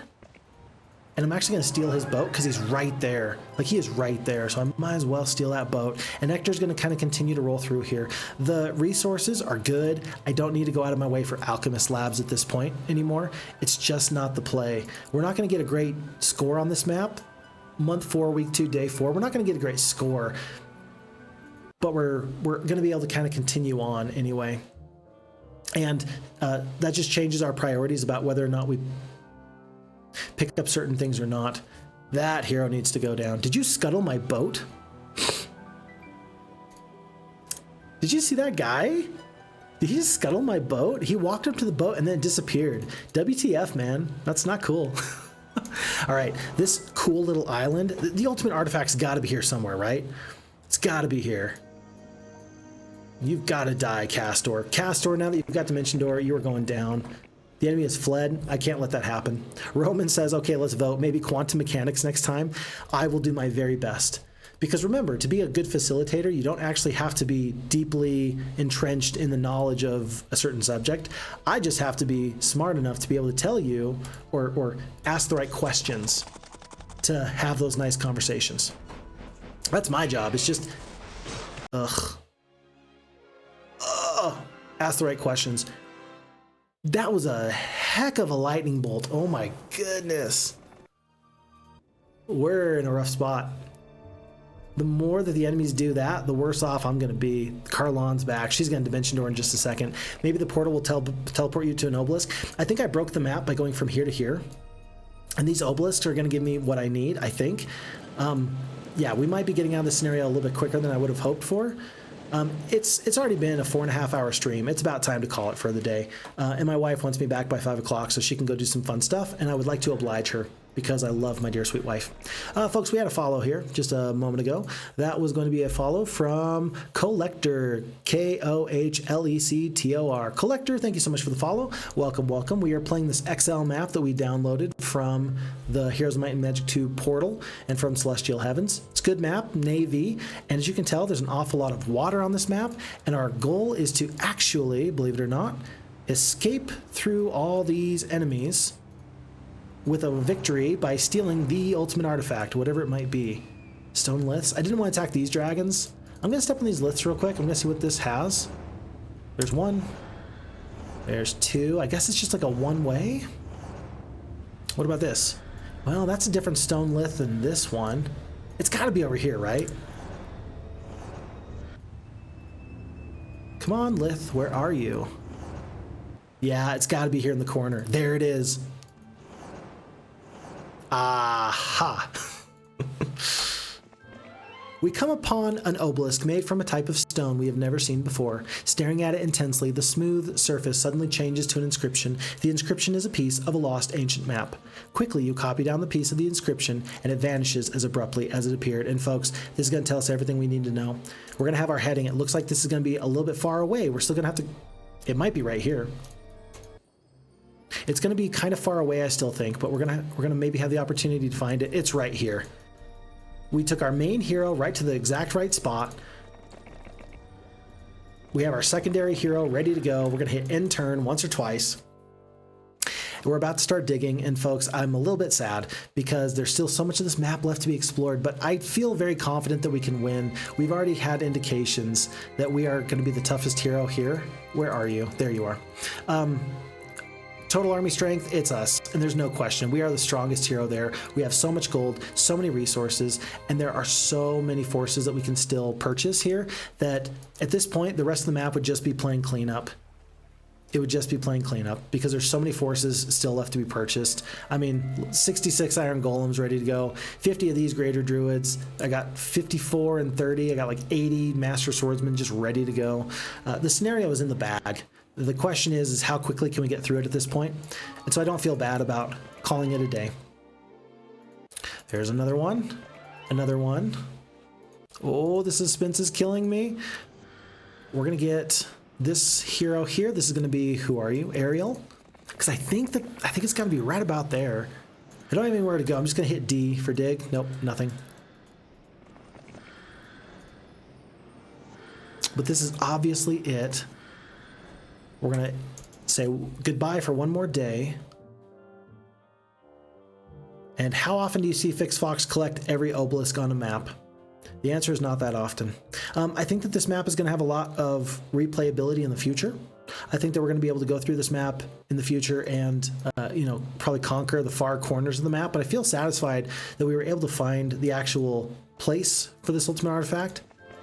And it's not my fault that the AI didn't stop me in my endeavors here. Looks like it's going to be right next to this mountain range, right above the... Here, oh my gosh, is Jezebel sitting right on top of it? Like, does she know? Does she know? Is this her last gasp attempt at stopping me from claiming what's rightfully mine? Enemies defeated. Yeah, it should be right about there. So very funny the way that worked. I misread the tea leaves. I thought that the artifact was going to be somewhere else. It's going to take me 2 more days. 1 day to maneuver right onto the artifact, and then another day, whoa, to actually dig. But as you can tell, there's been many a time where Phixfox has not tried to get the highest score possible simply because there's no real point to it in my mind. We are here for the adventure, we are here for the fun, and we're here to enjoy Heroes Might and Magic 2. And I still found this to be a very, very fun and adventurous sort of day all the same. Unless the enemy can defeat me right now, and I mean right now.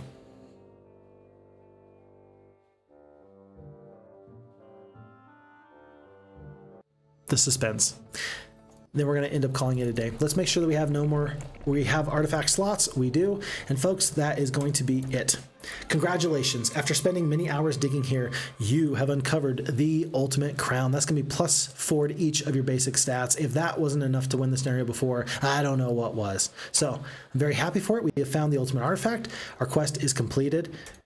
High score. I do not think that this will be one, but it was still very fun all the same. 101 days with the base score of 140, difficulty of 160. That's going to be a score of 224. I think that we need to get into the 350 range in order to be in my top scores. We're going to check that out real quick. Yeah, we still need to looks like we got to beat 266. So we weren't as far off as I thought, actually. But folks, I'm grateful for the time. I'm grateful for the energy. I had a ton of fun here. This was a wonderful time, great scenario. You can... Hopefully, I'm going to remember to make sure I download this to the Phixfox Discord. If you want to play any of these maps that I found online or was recommended from online, you can go to the Phixfox Discord and you can find those maps there. You can download them yourselves from online resources, or you can find it at the Phixfox Discord. Feel free to like and subscribe on YouTube, Twitch, all those fun things. I have a lot of fun doing this, and I don't plan on stopping anytime soon. So if you want to be notified, just make that happen. Roman says, GG. Avatar Hero says, GG. Bearded Man with a good game. Awesome stream. Have a great day, everyone. I appreciate everybody here. Thanks for the chat. Thanks for the company. Real good game. Had a blast today. Christina was here the entire time. Christina, thank you for the great stream. Christina, it's bedtime. Go to sleep. Where you're at, it is the middle of the night. Everybody, if you got stuff to do in the morning, please take very good care of you. That is one of the most important things I can ask of anyone, because that's the number one thing I need to ask of myself. And so I will say what we say all the time, and that is this. Folks, look after you, look after your friends, look after your family, take very good care of yourself, because if you don't, who will? My name is Phixfox. This was a blast. I'll catch you all on the next one. Take very good care. Bye-bye.